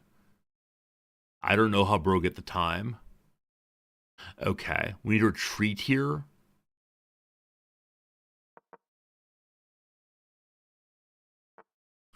I want to attack this, I believe. He's trying to exchange rooks. I believe this is the way to go. Maybe. And he keep making moves in fewer than 10 seconds. If his rook comes down, my queen just takes whatever. Okay. It's interesting he moved there. He knows what I'm trying to do. There's no reason not to take his rook now. Good. Very, very good. Very good.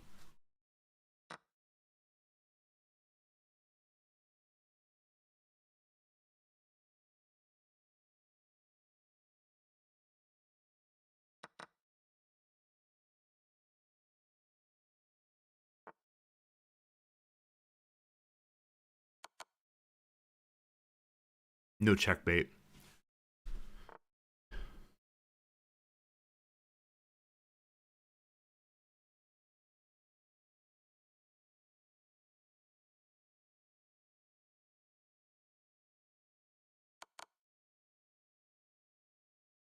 Incidentally, I don't know how to close out games. Just so you're aware. Oh, you know, I could take his rook there. I should take his rook. Maybe not. But he should be taking my rook with his rook. I completely missed that. That's probably why he moved the horse earlier.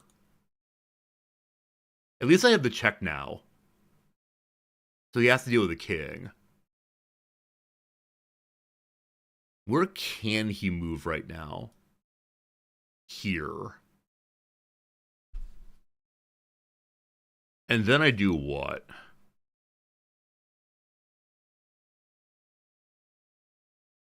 Cat. So currently, he can move here. He can't move their queen. He can move here. So this bishop is covering the same territory as the queen. So I bring my queen over one more.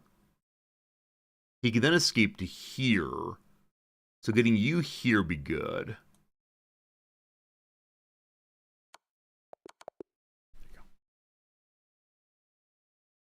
Whoo-wee!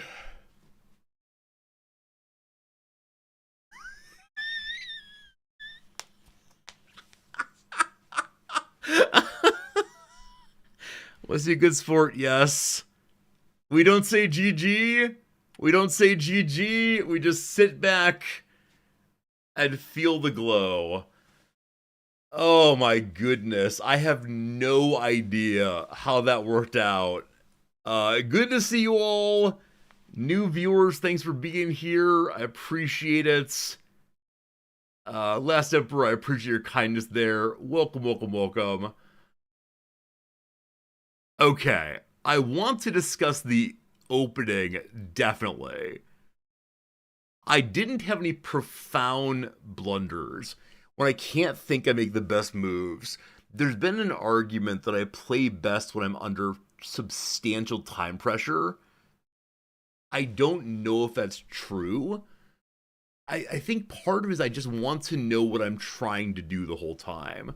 So I had no idea I was ahead here. I felt so behind until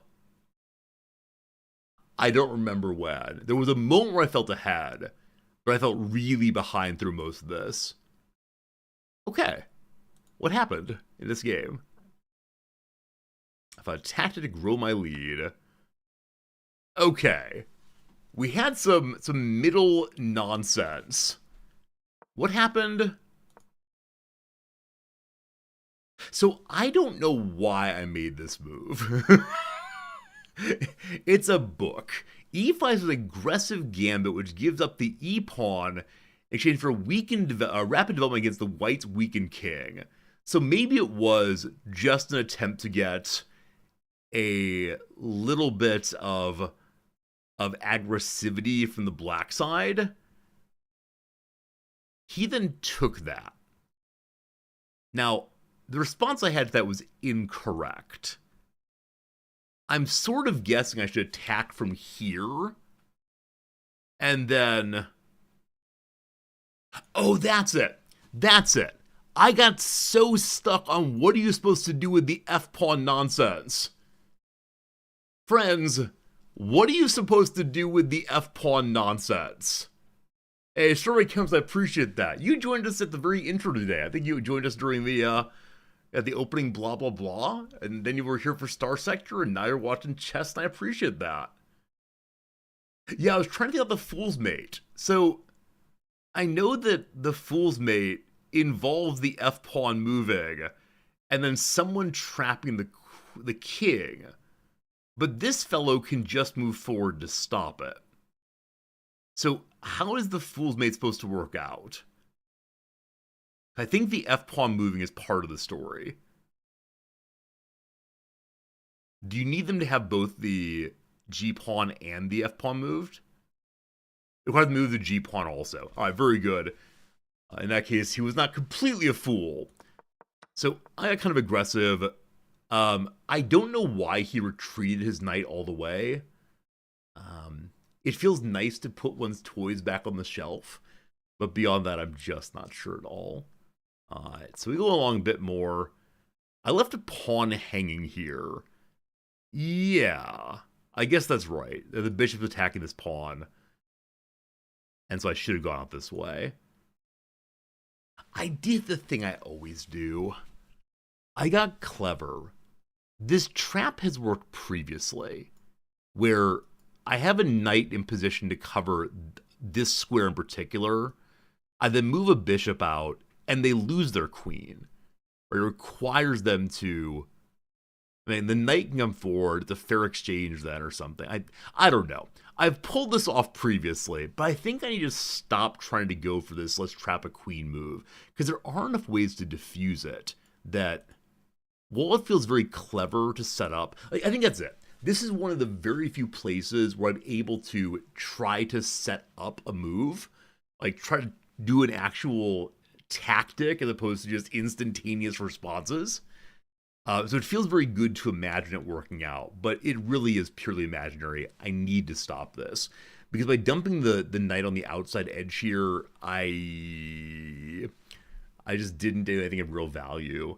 And also, I think simultaneously trying to set up a queen rush in and a bishop rush in is just stupid. It's just really, really dumb of me. So... yeah, the decision to put the knight on the outside instead of the inside was just a poor one. It kind of came back to bite us as he lived there for the majority of the match. Anyway, on we go. Yeah, so they didn't notice the free pawn. I don't know why they moved their queen out one step. Like, she controls the white diagonals, but that was the decision. They then went ahead and captured the pawn, which could have been done earlier, but they went and grabbed it. Yeah, bad choice. When advancing pawns, I gotta remember to protect them. I just forget. Okay, so they missed an idea here. The idea they should have taken, apparently, is to move the queen to this location, so she's attacking multiple pieces at once, it looks like. She ran away. I don't exactly know why. Okay, on we go. They missed a chance to pin a knight, and I'm threatening the queen in some way.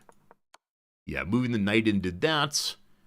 We then bounced it in. I then said, haha, I have found a knight pin. And they moved their king away. No, they captured. Right, sorry. I found the pin after capturing something. Yes, I captured a bishop here. And I said, okay, free trade, no problem. And this is the part where we had the doubled pawns, and that was the goal. That was the entire thing the knights existed for. I was fine with that trade. It's what I wanted. Then,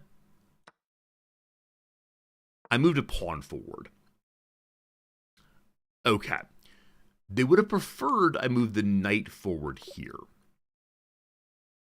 And then what happens after that? I guess I said before, the queen has to move. Right, this is the question for me. Going here, the queen just moves in some way. And so I assume the king does, or the knight does this thing, but is then just captured. And that didn't seem like a good exchange for me. So what's the exchange that they thought I should do?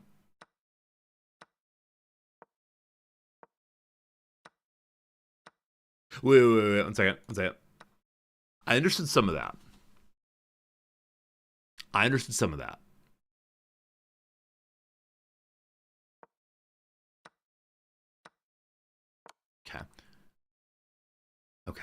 Okay, let's try it again.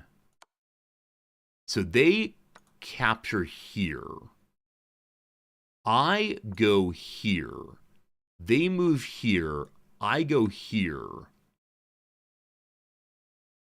Okay.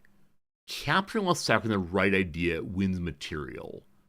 It wins a pawn. You go here. We move the rook in. This pins the queen. Okay. This is the part where I don't know why they make this move. Team, why is the king gonna move here? Because I agree, that does just give up the queen. But why is king move the correct thing here?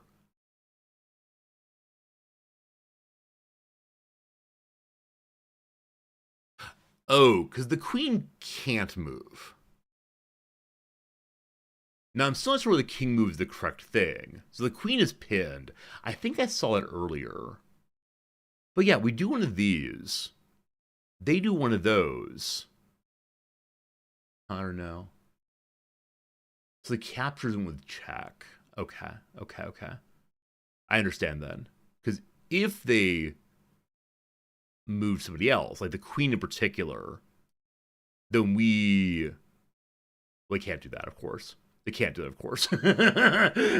Got it. And this pawn is pinned also. This pawn's pinned because of the rook. So if it were to happen that way, I'd go here. Yeah, okay. So at some point, the king needs to move. We have multiple pins. Understood. That makes sense now. So this way, and then, haha, got your rook or queen. Haha, you got my rook. Fine. I see how it works there. Can I take the rook if the queen is doomed anyway? That's a great question. Like, so they go this way instead. Yeah, I guess so. I guess so. That is an interesting set of moves. Like, it feels super aggressive in the moment. That requires one of these. Interesting. This goes in a direction that I can see how it works. Like, it's not super surprising. But I myself would not have made those moves, obviously. But I did screw up here quite a bit by not noticing the pinning of the pawn there. Yeah, I should notice that. All right. Yeah. I lost my advantage. The position's balanced. What move did I make that lost the position?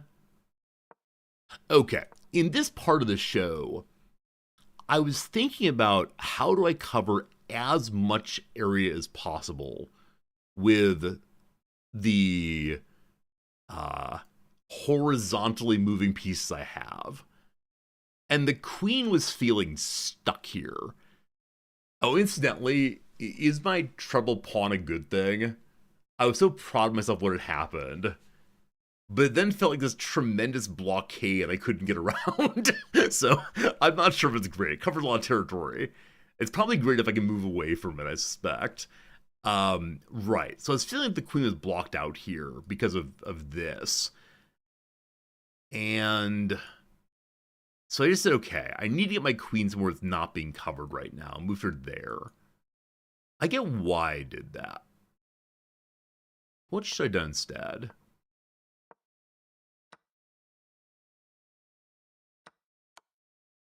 Okay. They didn't like that. They didn't like that in all. Okay, it's balanced for reasons I don't fully understand. Got it. Okay, they moved their king because they realized what I was trying to do here. They realized that my intention here was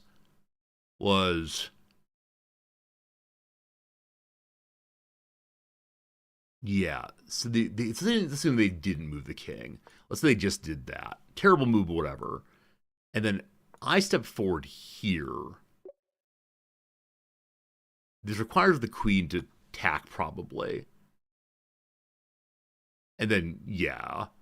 some kind of nonsense happens here. Hooray. I don't know. Putting queen or both rooks on the same file to attack their king is strong. Yeah, I saw that earlier. I saw I could do one of these, which seems great. But then I got like so confused of who I wanted in front. I really wanted the rook in front, but yeah, I don't know. Anyway, that was some awkward mid-game play. We'll just say that. Hey, R-squared, I agree with you. I agree with R-squared on that one. So, they did one of those. I don't quite know. I can follow the lines, see what optimally would happen. So Jason, I agree, but after a certain point on the optimal play, it is so far away from what I would play that I'm not learning anything on it. I think a certain amount of blue lines, I can say, okay, I see why one would do that. I could see myself possibly doing that. But after a certain point, it's like galaxy level brain that is so far away from me. Do recall I'm a 350 level player, so it's not, you're not gonna see much going on here. Okay, movement. There's a pin apparently. I think I found that pin, correct? I found the pin later, I think. I think I probably saw it and said let's not do that because I don't know how to calculate or something. I think in this area, there were many moments of there's just too much going on, and I can't figure out how it resolves because they can just move their pieces. Like I saw knight goes forward, attacking king. King just moves, so what? I can't take the pawn because hooray rook. Maybe what it is I attack king. King moves. Bishop goes in. No. I attack king. King moves.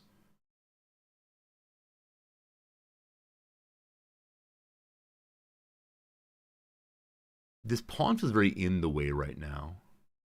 Very red. Knight g4 is very great. So I think I worried. Like, I attack here. It goes there.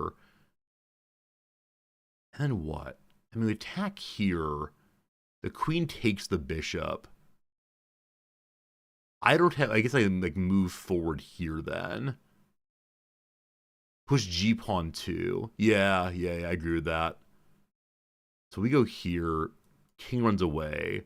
We move forward here. Possibly king takes... Sorry, queen takes knight. Maybe not, though. Yeah, it's interesting. Interesting to see how that goes. I think knowing when to move my pawns forward too, and when that seems overly aggressive, something I gotta work on. But I agree. More attacks, more good. I can't think about how it goes past that, but I think this move and then this move makes sense. I'm totally on board with that, but I got greedy somehow, I'm sure.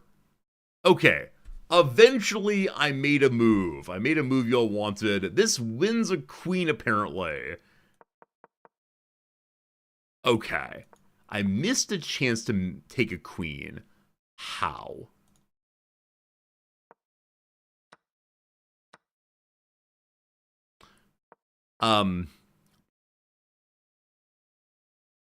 You sure?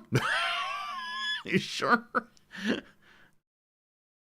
Alright, so the thought is, I do one of these. Now, why do they respond to that by jumping their knight to here?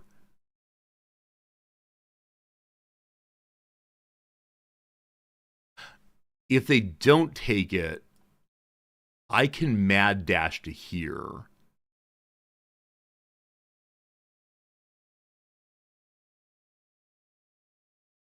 The king then moves to... Oh, the king can't move. I think I saw this. I think I remember seeing this now. That I recognize that the knight had the king pinned in. And so if I go here, that's checkmate. Yeah, okay. Right. This person was able to think along with me in a really good way.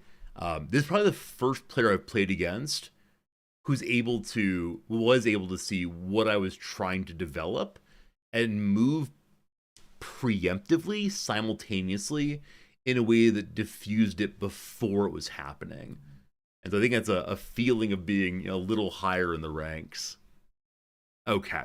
So this next part is, gosh, we're playing checkmating terribly, unfortunately. They moved there trying to attack the rook.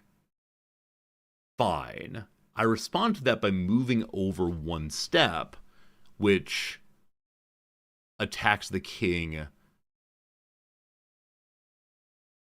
And they have to use the queen or move the king again. Okay, so good call there. They move the king. I move another rook into position. At this point, I'm on 25 seconds. Like, so starting... Yeah, I'm feeling time pressure starting a few moves ago. But we are trying to play through as we can. Fascinating. So they take the rook. So had they not done that,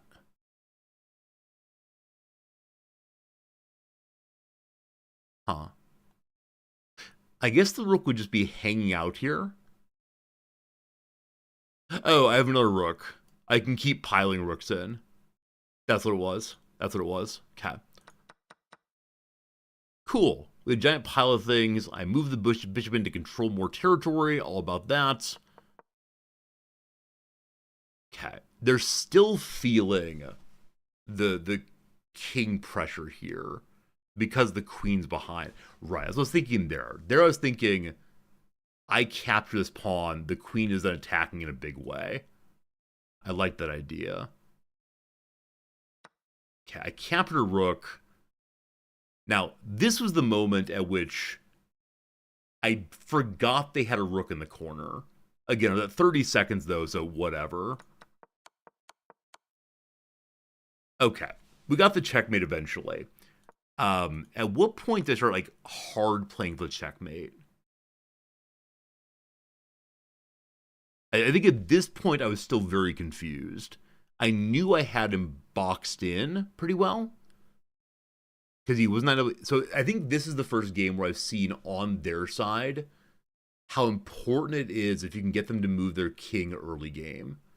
How important it is to encourage them to be unable to castle. That was really nice, or really good feeling here in later game.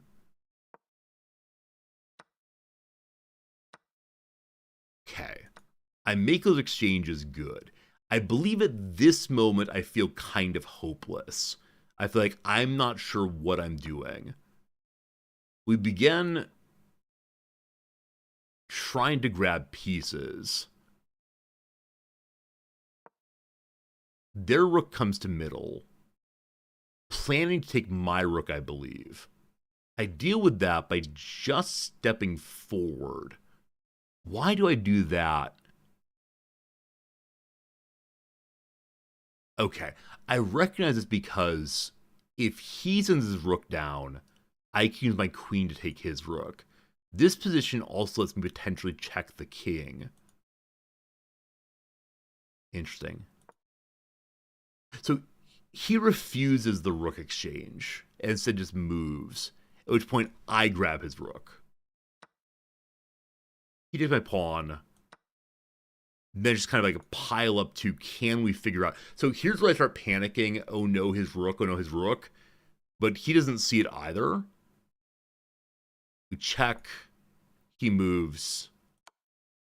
I try to get my bishops diagonally protected. That's good. And from that point forward, it really is just, I don't really know see how checkmates work, but we get one. Cool. Cool, cool, cool. Team. A win. Team, I'm supposed to go away now. 157, I leave at 2 usually. Do you want to see another game of chess? If we get at least 7 ones in chat, I'll play another game of chess. If there are fewer than 7 people actively involved right now, I'm going to go away. 7 ones, and we'll do another one. No, you can't put more than one in yourself. Can't more than one in yourself. All right, we're counting. 1, 2, 3, 4, 5, 6, over 10. Thank you very much. I'm going to play another game for you lovely 10 people. I'm going to run a quick ad so it doesn't happen in our game, and then we'll get to it. I probably should run ads during the actual review session, as it's just me. I'm mostly talking to myself in the review session, like just trying to figure out what on earth I was thinking from moment to moment, and where I should have been thinking better. But I feel like I might be improving a little bit. That's a lovely thing. During ad break, I'll do, I guess, a puzzle or two and see how we go. Finish the puzzle with a checkmate. Where is the king? There the king is. All right, so if we were to attack from here, that's not super useful. That's the wrong button. That's a misclick. Absolutely didn't mean to do that. Okay. It's interesting to see that in this puzzle, there's pressure on the king early. So the knight here is threatening a rook. If we do one of these,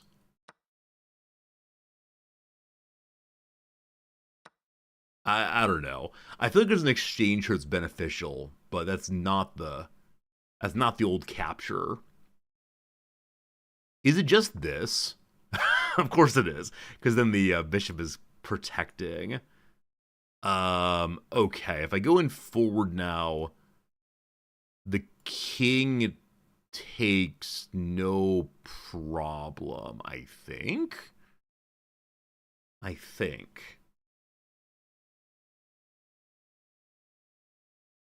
don't see any way to keep pushing there. Maybe. I want to get this pawn out of the way.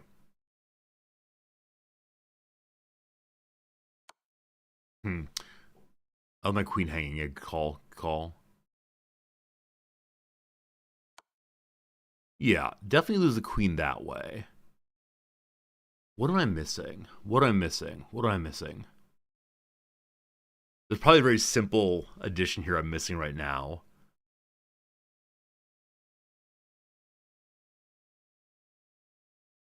I mean, I can start knocking off pawns. I see that. That is true. No problems. That's not the solution, I'm guessing. I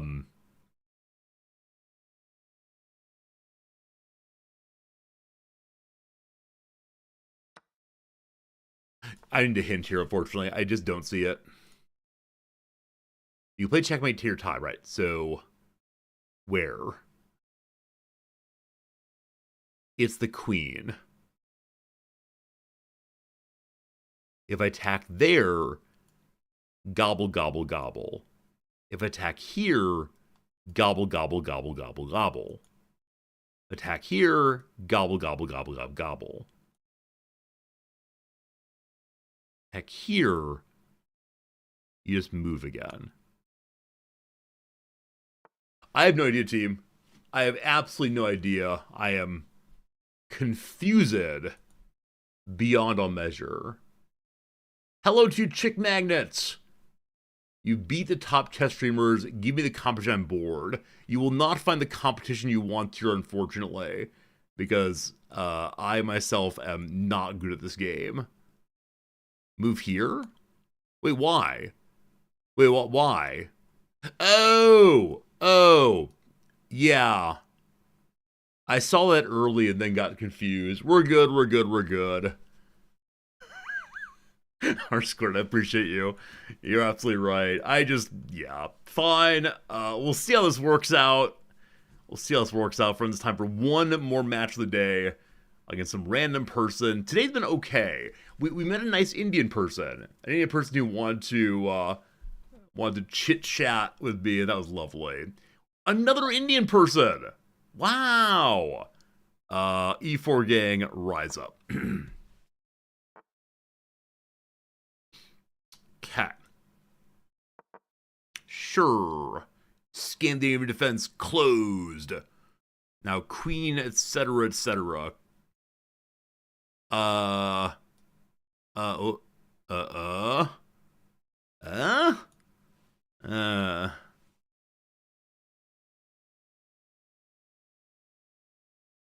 Well, welcome to I don't know what to do at this point. There are too many possibilities. I think that's where I struggle. There's a lot of possibilities right now. I need to pick one of them. So, so, so, so, so. Like, what advances our game right now?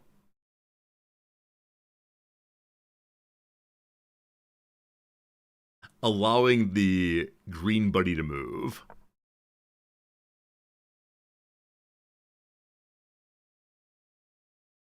Okay, I want to talk about move 3. Because, I don't know. I don't know. I think when people don't use their knights, I get a little thrown off, probably. But we're still doing things. This one is not protected currently, except by the queen, which is pretty strong protection indeed. So we're at a point now where we could like say hello to the king, of course. But the king just moves forward then. Okay. No point in sacrificing my knight right now. Considering move my knight out, or maybe move the pawn forward one.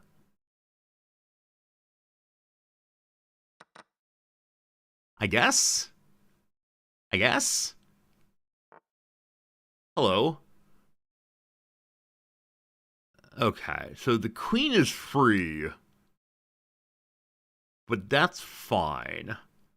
I can attack that pawn. Sure. Oh, that was dumb. That was potentially very dumb. Not the end of the world. Might end up with a queen trade. Hello.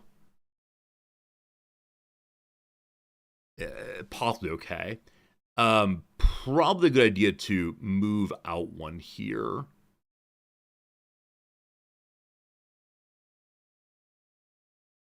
My bishops are still hanging out.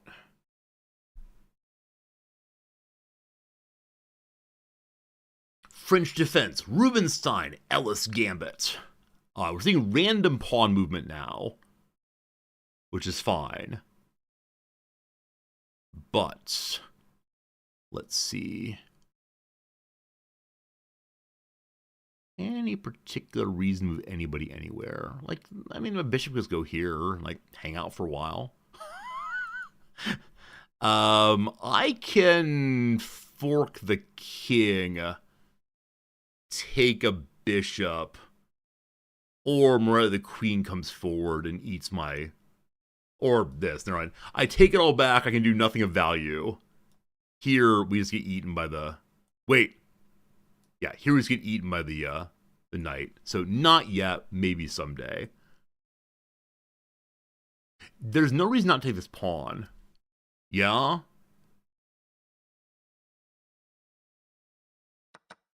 Our knights are hanging out. Got a little stable going in the middle.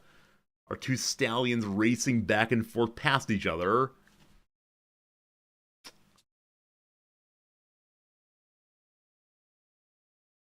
I don't know if this is strong to have my knights standing side by side with no pawn cover. It is a strange feeling, to put it mildly. Okay, so bishop here. I can move queen here to take bishop back. That'd be an even-ish exchange.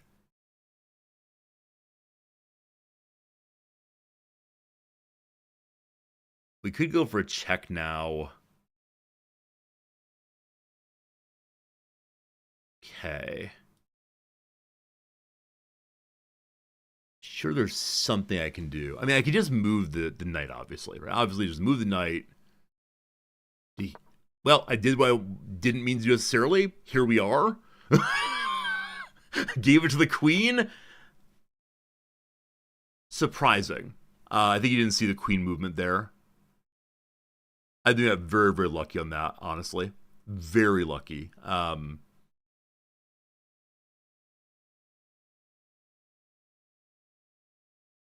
This is a pin on the queen. I take a bishop. Oh, this is a pawn fork, you dum-dum, you big old dum-dum. Yeah, this is kind of thing I struggle with often. The mismove there definitely was an error, to put it mildly. So, I think I'll take this horse, so at least I can go recapture. But then the queen comes down, and oh man, you get to choose, my friend. Which one do you want to eat? It's all fine with me. Alright, pick that one. Fine. Fine. The queen now has eyes on the poor little horsey. We go here and attack. This is undefended. If I go here, the knight's defended at least. I now feel slightly deflated, just so you know. I feel really deflated.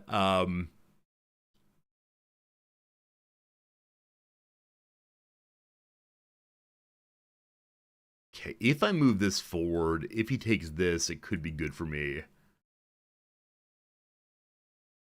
This allows the queen trade.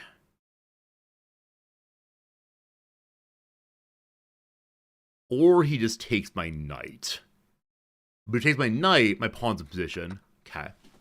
I think I'm okay with this.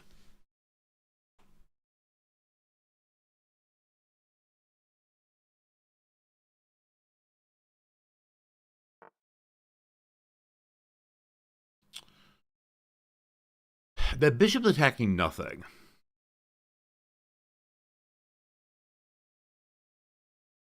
I don't know why that bishop is there, frankly. I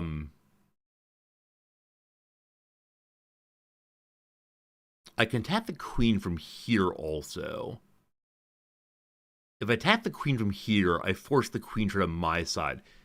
Make the king move. Make the king move. All right, no castling for you, my friend. Not this day. Got him. Got him.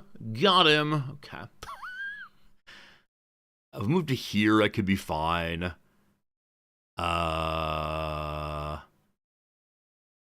Get the bishop out the way to set up the castle. Advance a pawn.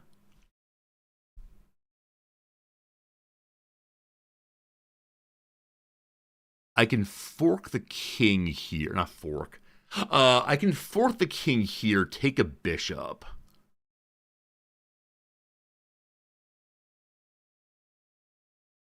Is that a good trade? He's still +1. I then have no knights. He has no bishops.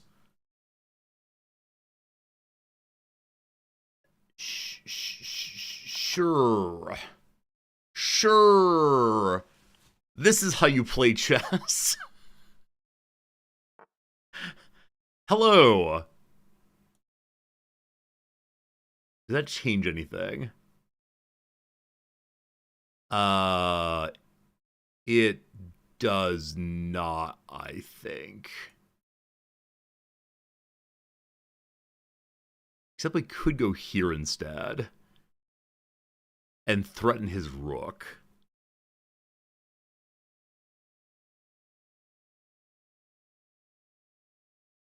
There's no reason not to do this, I believe.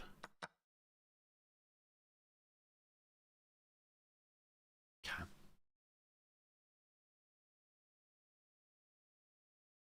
I think if he moves king more defensively, this would not be possible. Okay, he's threatening a pawn with that knight. That's fine. Presumably he goes like that. Okay, cool. Okay, cool.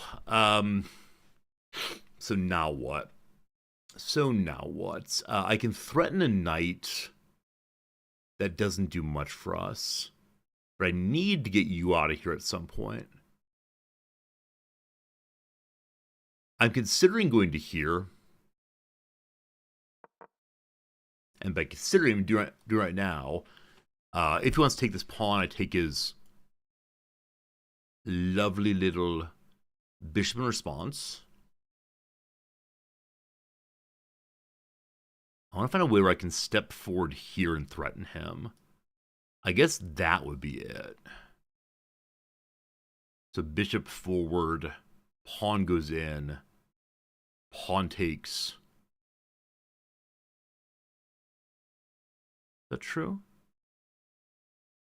Yeah, yeah. Then pawn takes the knight. We'll see what's possible. We'll see where he goes. But do not want to move the pawn on the G rank, as it is currently protecting a rook.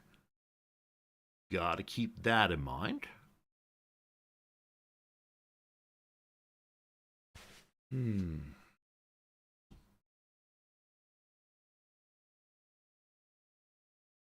I feel like I'm playing in a more free-flowing way right now than usual.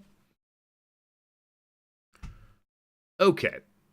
He went ahead and took a pawn.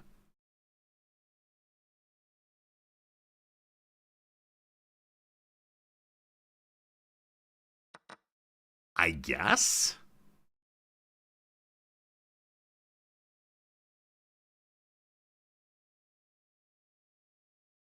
My exciting next move I'm looking forward to. I guess the only thought is if I move in this way, then yeah, if I move in that way, then he can just move his knight away. And if he moves the knight away, then when the bishop comes here, he just moves his king away then. Okay.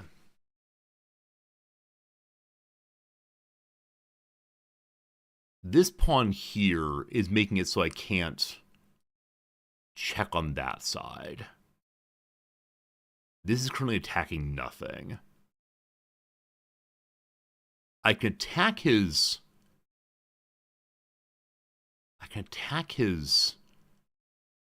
knight here. Doesn't really give me much. I'm always slow developing on my bishops, but I think in order to have, yeah, in order to have castling possibility, I'm going to do that. I need to get my rooks out, so definitely castling will help with that. This spot's covered by the rook right now, so if I advance that way, he stops me. Gotta remember still that there's a bishop threatening my rook at all times, so even if I want to move the G, do not move the G. How do we break his formation? Huh.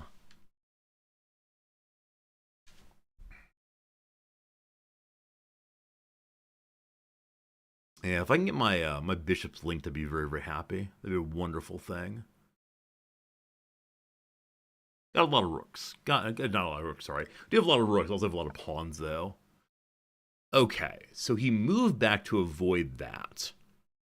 I believe that's what I wanted. So I think we just castle now. And now my H rook is safe. And my pawn can move forward if I want him to. Cat.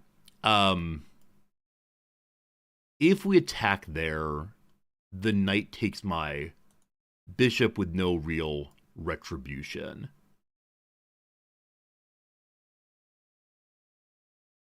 We disengage, but to where? Like, part of us wants to go here, but it just sets up the same problem as before. If I go there, it's not useful for us. You know, here, we get nothing for it. Yeah, we're gonna pull back in this direction. I guess just there for right now.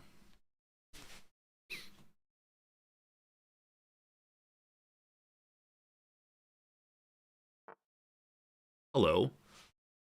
Okay, this doesn't get anything in particular, I don't believe. And maybe I'm actually okay with this threat. Yeah, if he really wants that bishop, he can have it. It's all you, fam. Your call. Hello, knight. Knight's threatening a pawn, but can't go there because of the king. I don't know what happens with that eventually. So his moving makes so this is no longer protected. If I move forward, he takes, bishop takes possibly. I'm not quite sure what the follow-up is, but I believe this is now a weakness in his formation.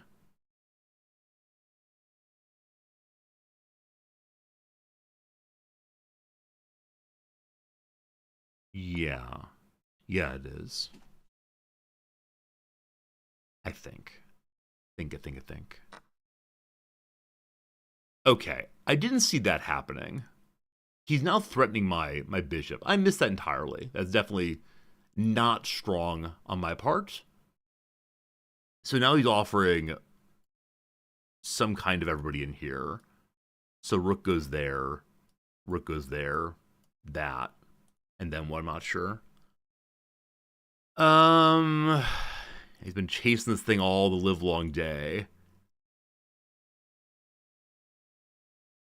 That's definitely a mistake on my part. Yeah, definitely not my strongest moment there.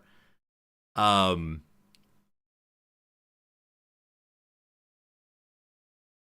huh.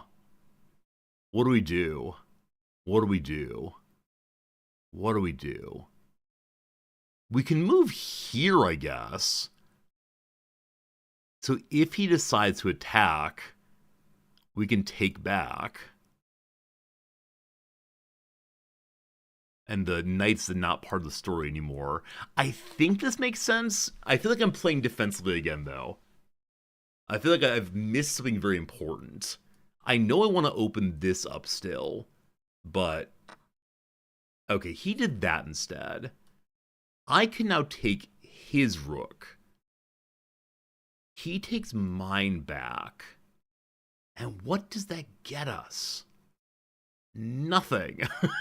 So, for the moment, I think I leave this just as is. And I check?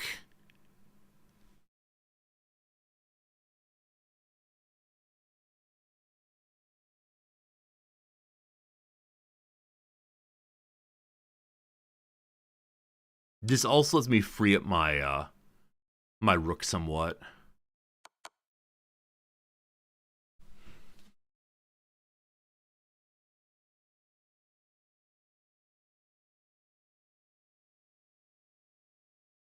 Oh, what's interesting now is if I take this rook, his king can't capture.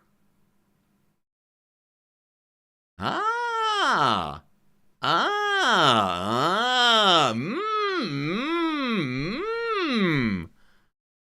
That was pretty cool. That was not the plan, but it was pretty cool anyway. Alright, the king moves that way.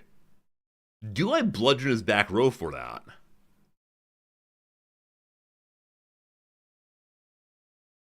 Or if we move here, what happens? He can't come back row. He can't go there. He can go there. I think it's better for me to bludgeon his back row right now. There's probably something I can do, like checkmate fun, but I don't really understand checkmate fun. So back row fun is fine too.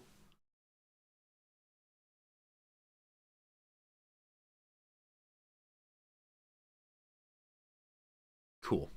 Cool. Okay. He's saving his bishop there. Fine.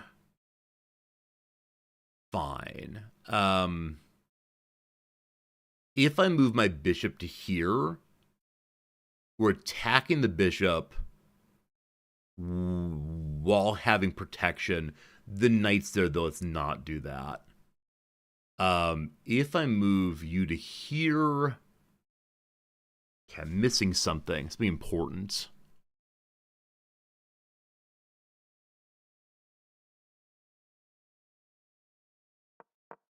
A draw was offered and I misclicked. Well, we moved. I got excited about the draw and just kind of moved randomly. I like the draw. I can't believe I did that, but I like the draw very much. I need to stop picking up pieces.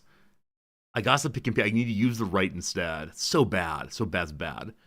We're fine, though. We're fine, though. We could move this pawn forward. Can't believe that. Probably better to move somewhere that controls more territory near the king. Maybe even go all the way here.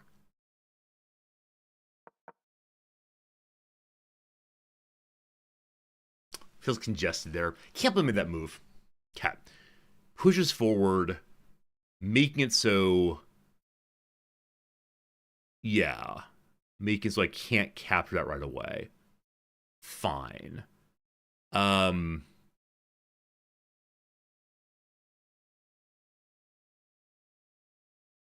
What can I do to be useful right now? Can I get a check? I mean, we can by going here, but that's not useful at all. Possibly get the other rook out and moving is a good idea. Possibly move my bishop to here. He can't move the knight then. Yeah? I think so.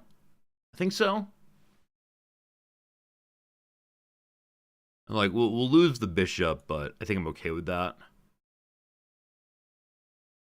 It at least pins for now. And that raises new interesting questions. Okay, hello.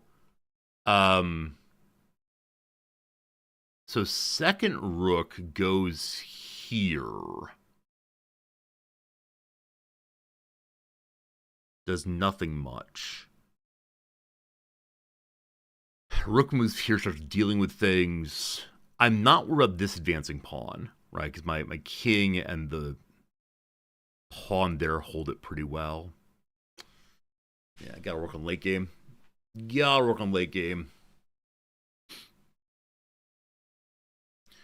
Okay, because he's locked in here, it means the places that the horse would normally be protecting, he's not able to protect.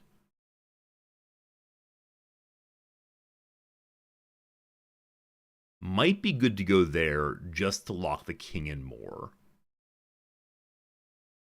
I think getting the rook involved is the most important thing. Yeah?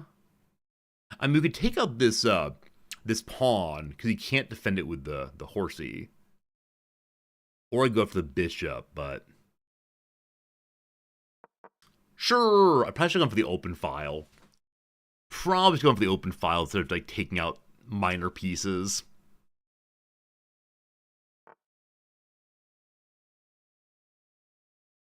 Surprising. So rook goes here.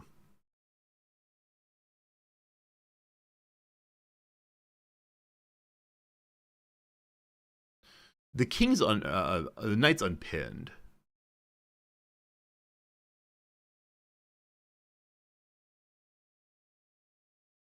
I don't know how to think about this team.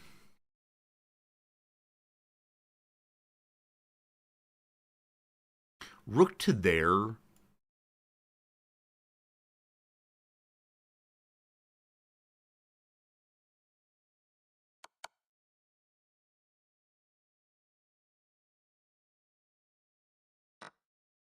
You fool. You absolute idiot. Ugh! This is how we play chess on this channel. This is how we play chess on this channel. We should accept draws.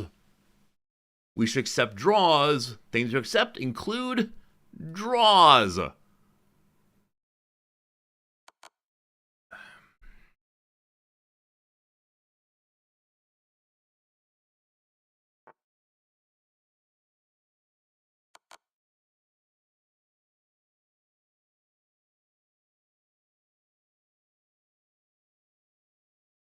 I think he has to block with the yeah,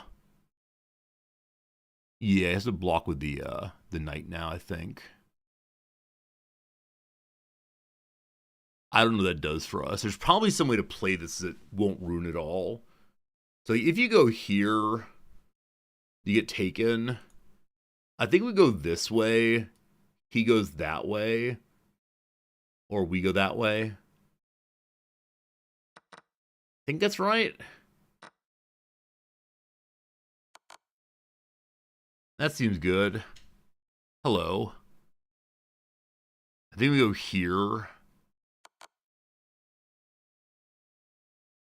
I think you gotta start marching pawns.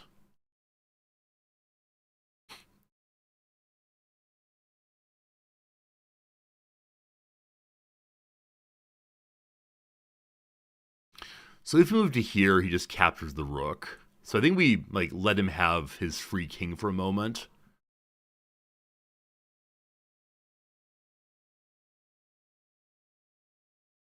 We start marching pawns. Huh, that's exciting. Didn't see that coming. You fool!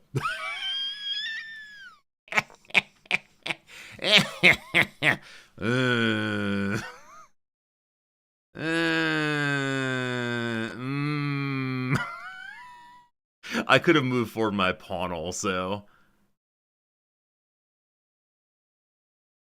I now feel like a draw would be a good idea, because I don't know what I'm doing.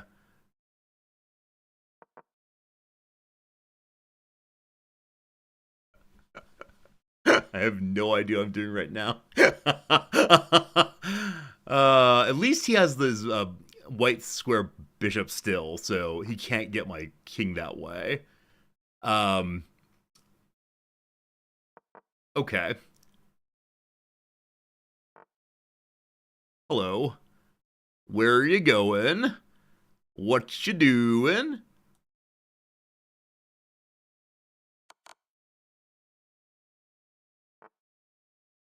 Okay.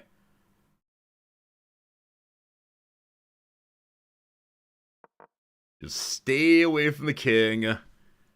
Get us a queen, and then we'll figure it out.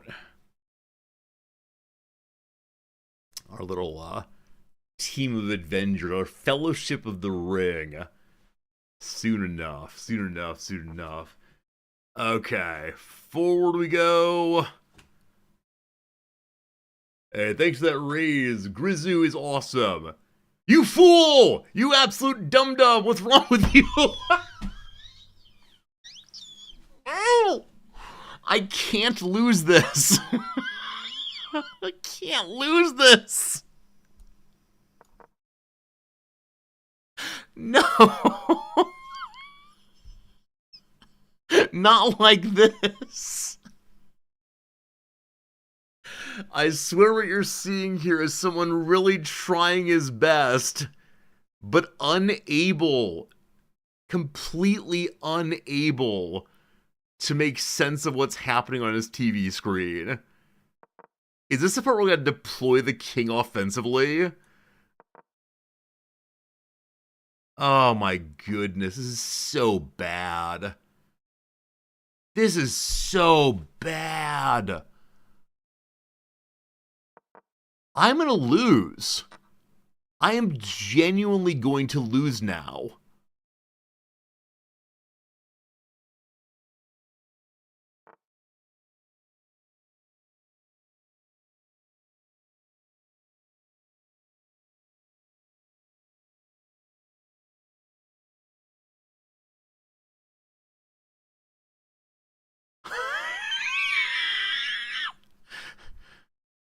I guess here comes my king. We're back to even after all of that. I was so proud of myself, team. I'm going over to help with this pawn, I guess. Hello. I can't believe I've blocked in my bishop also. So pride is a sin for a reason, my friends. Pride is a sin.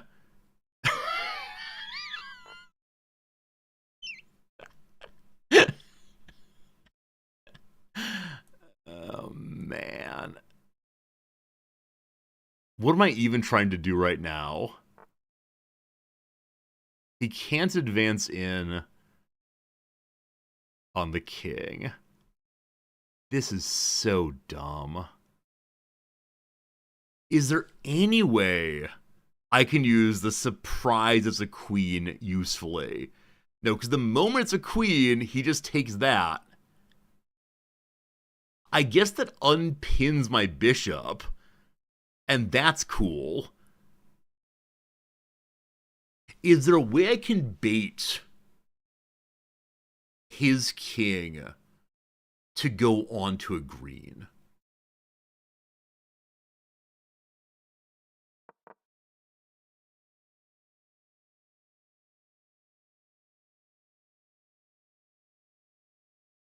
I want him right here if possible.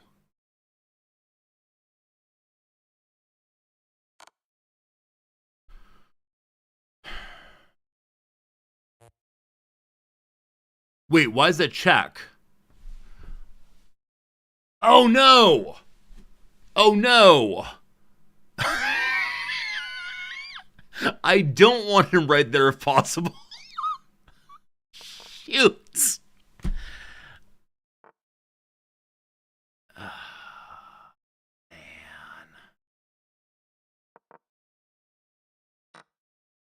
Oh, man. Oh, man. We're going for the stalemate. We're going for the stalemate. We're going for the stalemate. Going for the stalemate.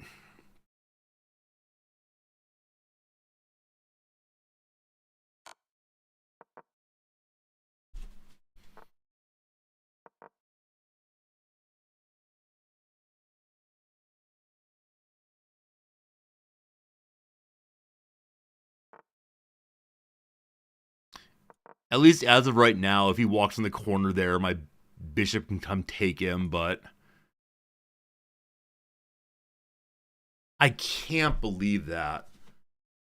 It was just not keeping an eye on the corners there. I think it was ahead by like plus 12 at one point. We're going back down to 340. Heading down to Sadville again.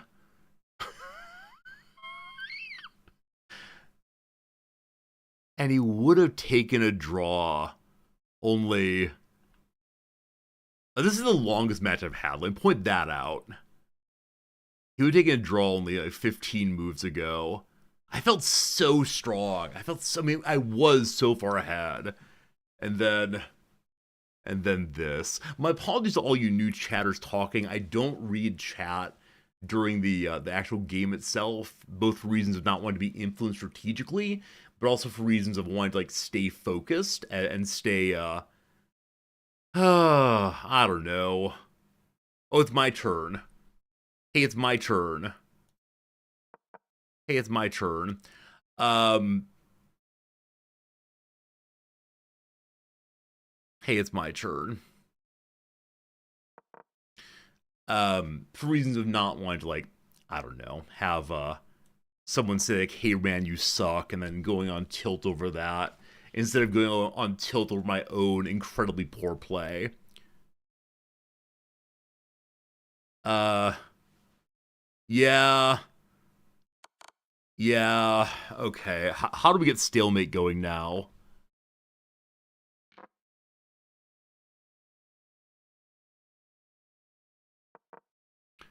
Gotta do this carefully.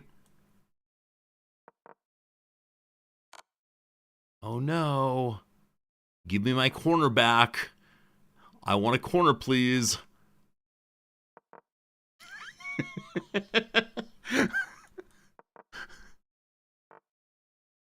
Okay, I'm almost in the corner. Almost. I love the corner. The corner's a nice place to be. It's my corner.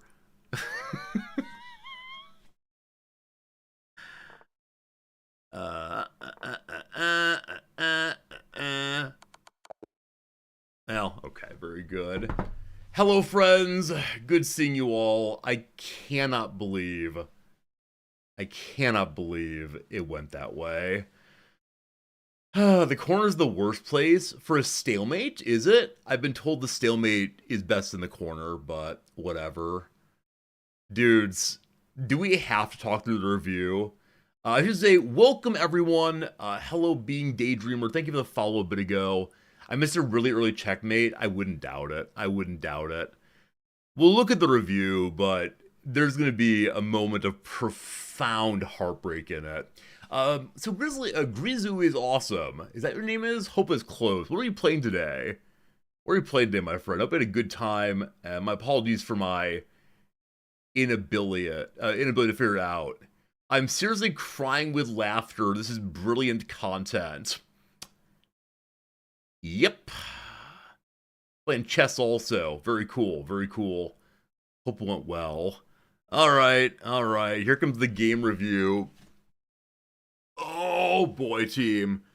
I finished a game with the French defense. That's pretty good. We both had one blunder. My opening and mid-game and end-game were apparently all good-ish. No reason to take a draw when he offered. Oh, I agree. I want to say, like, I agree. The part where he was offering a draw, I was feeling so strong. And then we had some errors. Here we go. So early apparently was pretty bookish initially. That's right, bookish. And that's okay. What came next? Yeah. And then I didn't just take immediately. Why didn't I take? Okay, I attacked instead that way. Allowed me to maintain protection of my queen. Okay, yeah, that's why. If I'd taken immediately, they would eat my queen. Fair. So, okay. They overlooked an opportunity to trade equal pieces. Yeah, so offering the, like, aren't knights fun moment. Okay. I cannot pick up a free pawn. And I did so, right? Yeah, I definitely did so. Cool. On we go. Okay. So, at this point, I didn't send my bishop out. I believe it's the case, and you'll have to correct me. At this point in the game, I was saying, like, I should only send the bishop out if I can guarantee something other than just the pawn moving forward. But maybe that is the correct thing. Go on forward, have pawn come forward, run away? Show me what you want me to do. Well, I don't know about all of that. But, okay, so I think what they're saying is, like, this is great for the check. Move this one forward. And we still have a pretty strong position. I guess it's still pretty strong. Got it. Okay, back to the main line then.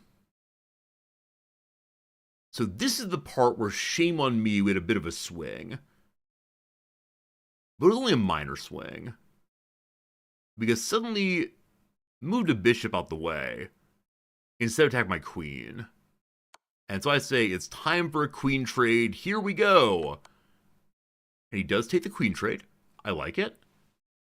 I then move my knight. So I move my knight here in order to have a... Oh, okay.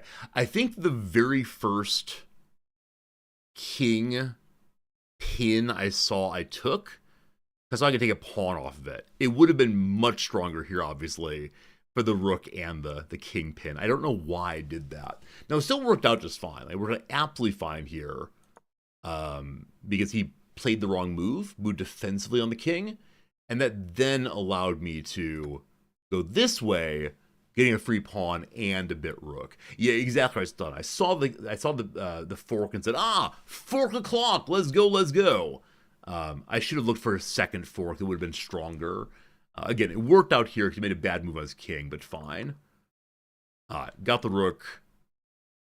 Things are looking very strong for me now. I'm feeling pretty confident. Around here, he offers a draw. Um, yeah, around here's off a draw. I'm +7. I'm now +10. Cat. Yes, this is the way. We have a number of moves, number of moves, number of moves. All very good. Cat. And now this. What on earth was I thinking? What on earth was I thinking? If anyone knows what I was thinking, I will give you so many resorty bucks. I know I was trying to escort the pawn to the end.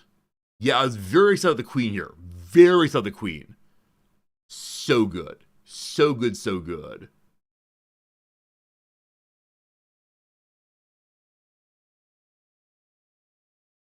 I think I was just trying to rush the queen. And, yeah, maybe there's actually no way to pull this off, given his bishop protection. So if I'd moved the rook forward, he would have done other stuff, but would have maintained this attack. And so I'd probably just like keep walking in, get my queen, and he would immediately snipe my queen. So I just didn't notice this bishop was controlling. I kind of wonder what I would have done had I noticed that. And it might have been start advancing this pawn actually and move the king along as well. But yes, the moment I said I'm gonna get a queen, I became monomaniacally focused here to the point it was just rough. Arcurious, thank you for the 100 bits. You think the actual mistake was earlier when I backed my rook off from g7 to d7? From g7 to d7. From g7 to d7. Okay. Right here. Thank you for the bits also. Yeah, if you want to tell me I've done something wrong, I love it if you give bits when you do it. So thank you for that very, very much. Okay, so why did I go to g7 in the first place? Okay, so he's attacking my rook with his king. I gotta do something. I go to g7. Being at g7 protects the rook with the bishop. He can't attack there. I'm very happy with that. He then moves forward to here.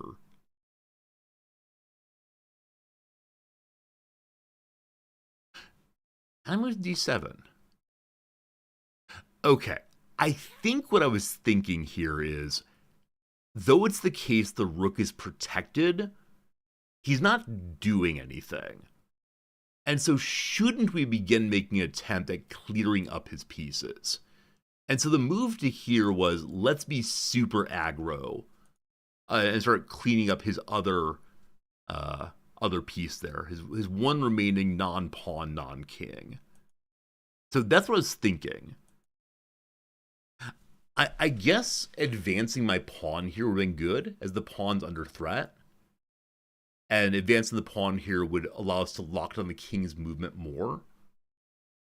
So I think that's smart. I think that's smart. May have been good to go for the pawn instead. I don't disagree with you, Stanad. I don't disagree with you. Of the two moves, advance the pawn or move the rook over, I'm not sure what I prefer by any means. Like they both seem sensible to me, at least. Now, with that said, yeah, I got excited about the possibility of taking out a bishop. I think it's all it is I saw a piece that was undefended that I could grab. But I agree there are better moves here. It was acceptable, but it couldn't better. My first puzzle today was a mate in the same configuration. Oh, was it actually? Was it a mate in 1 or a mate in 2? Yeah. I think advancing the pawn here is my favorite decision. So I advance the pawn. What on earth does he do in response to this? So I do one of these. Do you like it? Over the past couple of days, my game review's been really laggy if I do anything off of script. And I don't like that, obviously. Bums me out. So he does one of those. He can't take the rook. He can't move here. He can't move here. I don't know. Stun, you don't like advancing the pawn? Why not? If it lowers the king's possibilities of movement and doesn't, like, expose anybody, you prefer the king moving first. I mean, I don't mind my king moving. Do you think the king should go out to the side and around before the pawns move? I think the difference here is this is building towards a checkmate. Now, can I make the checkmate actually work? I don't know. I don't know if I can actually make the check work. So this probably is the best move in response.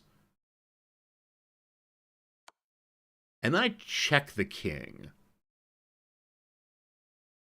I guess he goes like this in response. And then I do one of these. He can just dance around the pawn, can't he? But at this point, well, you can't do that, can you? Of course you can. I gotta move my rook.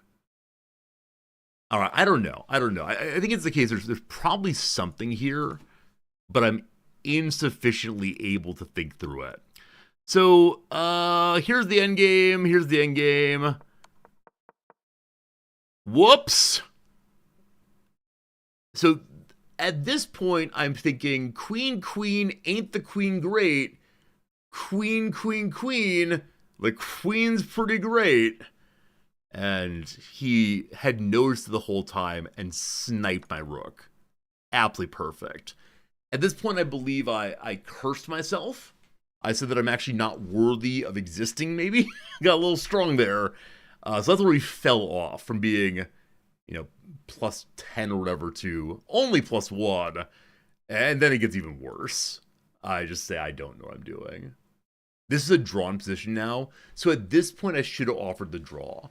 Is that what we're saying on name comment? Like, I should have offered the draw right there and said, you did a good job. The moment before. So before I screwed that up with a draw already. Why?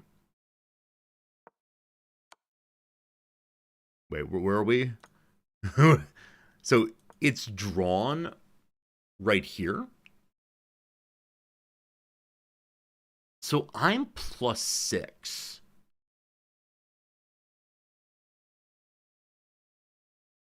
When he takes the rook. Okay. I mean, I kind of agree. I mean, I agree that at this moment, I was so frustrated with myself that I wasn't thinking anything other than we've just lost. So playing a draw here would have been good. Possibly. Is still winnable with h4. Yeah, I don't know. I never want to say it's not winnable, but I was so on tilt there that I would not be able to find a good position. So why h3? Because I was frustrated. And that's really all, unfortunately. Unfortunately, that's yeah, being up something that was rough. Disheartening to blunder a rook, absolutely. Yeah, I think that,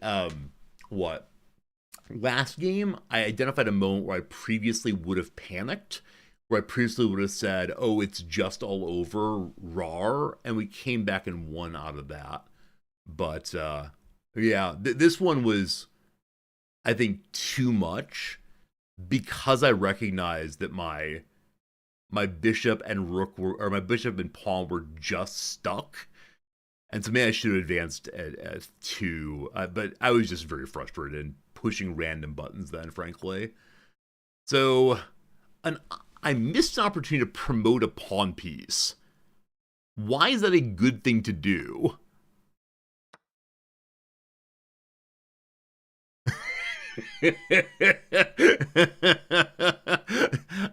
I don't believe that was a good decision, but if you say so, machine. On we go, on we go. We push some buttons here. So apparently, it was even until I started dancing my king over in this direction. I don't know. I don't know. I don't think this is winnable, frankly.